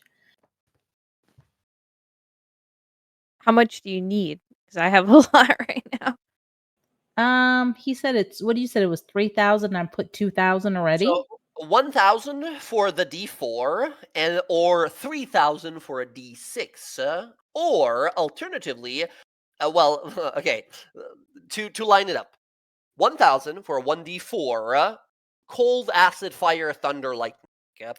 2,000 for your choice of necrotic, psychic, radiant, or force, a d4, right? You can do 3,000 for a d6 of those base element ones, or you can do 5,000 for a d6 of those exotic ones. No, I'm just gonna stick with the 1d4 of acid. I'm fine with that. 1d4 Okay, of because I was acid. gonna say I have the gold depending on how much you need. So No, it's not worth it. Not that much. It's way too much. Yeah, Gotcha, that's gotcha. fine. Fun mention, by the way, Jen, the extra acid damage that you're going to be doing from now on is affected. I've had to double check this because another player let me know of this. Is affected by your piercer feat that you have. The first part of it. Meaning I can re-roll it. Yes, because your piercer feat just says like when you deal damage with a with what's it called? With a weapon that does piercing damage, you can reroll any damage dice that is associated with it. So technically, you can choose the dice rather than be the damage dice. You can choose the elemental dice to be rerolled. I mean, it's only a D4, but still. Yeah, you know what I've been fucking up when I crit for adding another dice to my piercer for my damage. I was not Mm. doing that. Okay, there you go. So Yeah. that's going to be 1,000 gold. So rather than spending 2,000, you've spent 1,000. You still have that 1,000. Okay, so I'll just put 1,000 back. Okay. Yeah. All right. Now I'm thinking about maybe I might get him that hat of disguise. I'll think about it later. Think about it. There's a lot of good items out there that you guys can perhaps get yourselves. For now, though, friends, thank you so much for playing. We're going to call it here for tonight. GG's. I'm excited to continue this adventure soon enough. As of now, are we all good for Thursday? I am. Should be. Okay. All right. Awesome stuff. Because once again, I had some internet troubles the last few days. I didn't actually realize, oh shit, Jess is actually not going to be here tonight. She said She she'll be back should be here Tuesday. for Thursday. Yeah. For Thursday. Yes. Okay. Gotcha. Yeah, she's in Cali right now. That's why. Woo. Okay. Good times.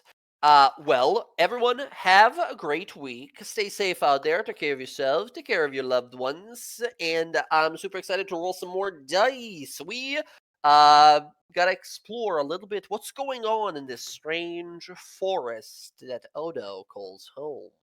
Oh Exciting yeah. stuff. More on that soon enough. Until then, good night, GG's, and catch you guys later. Have a Night, good night. everyone. Peace, everyone.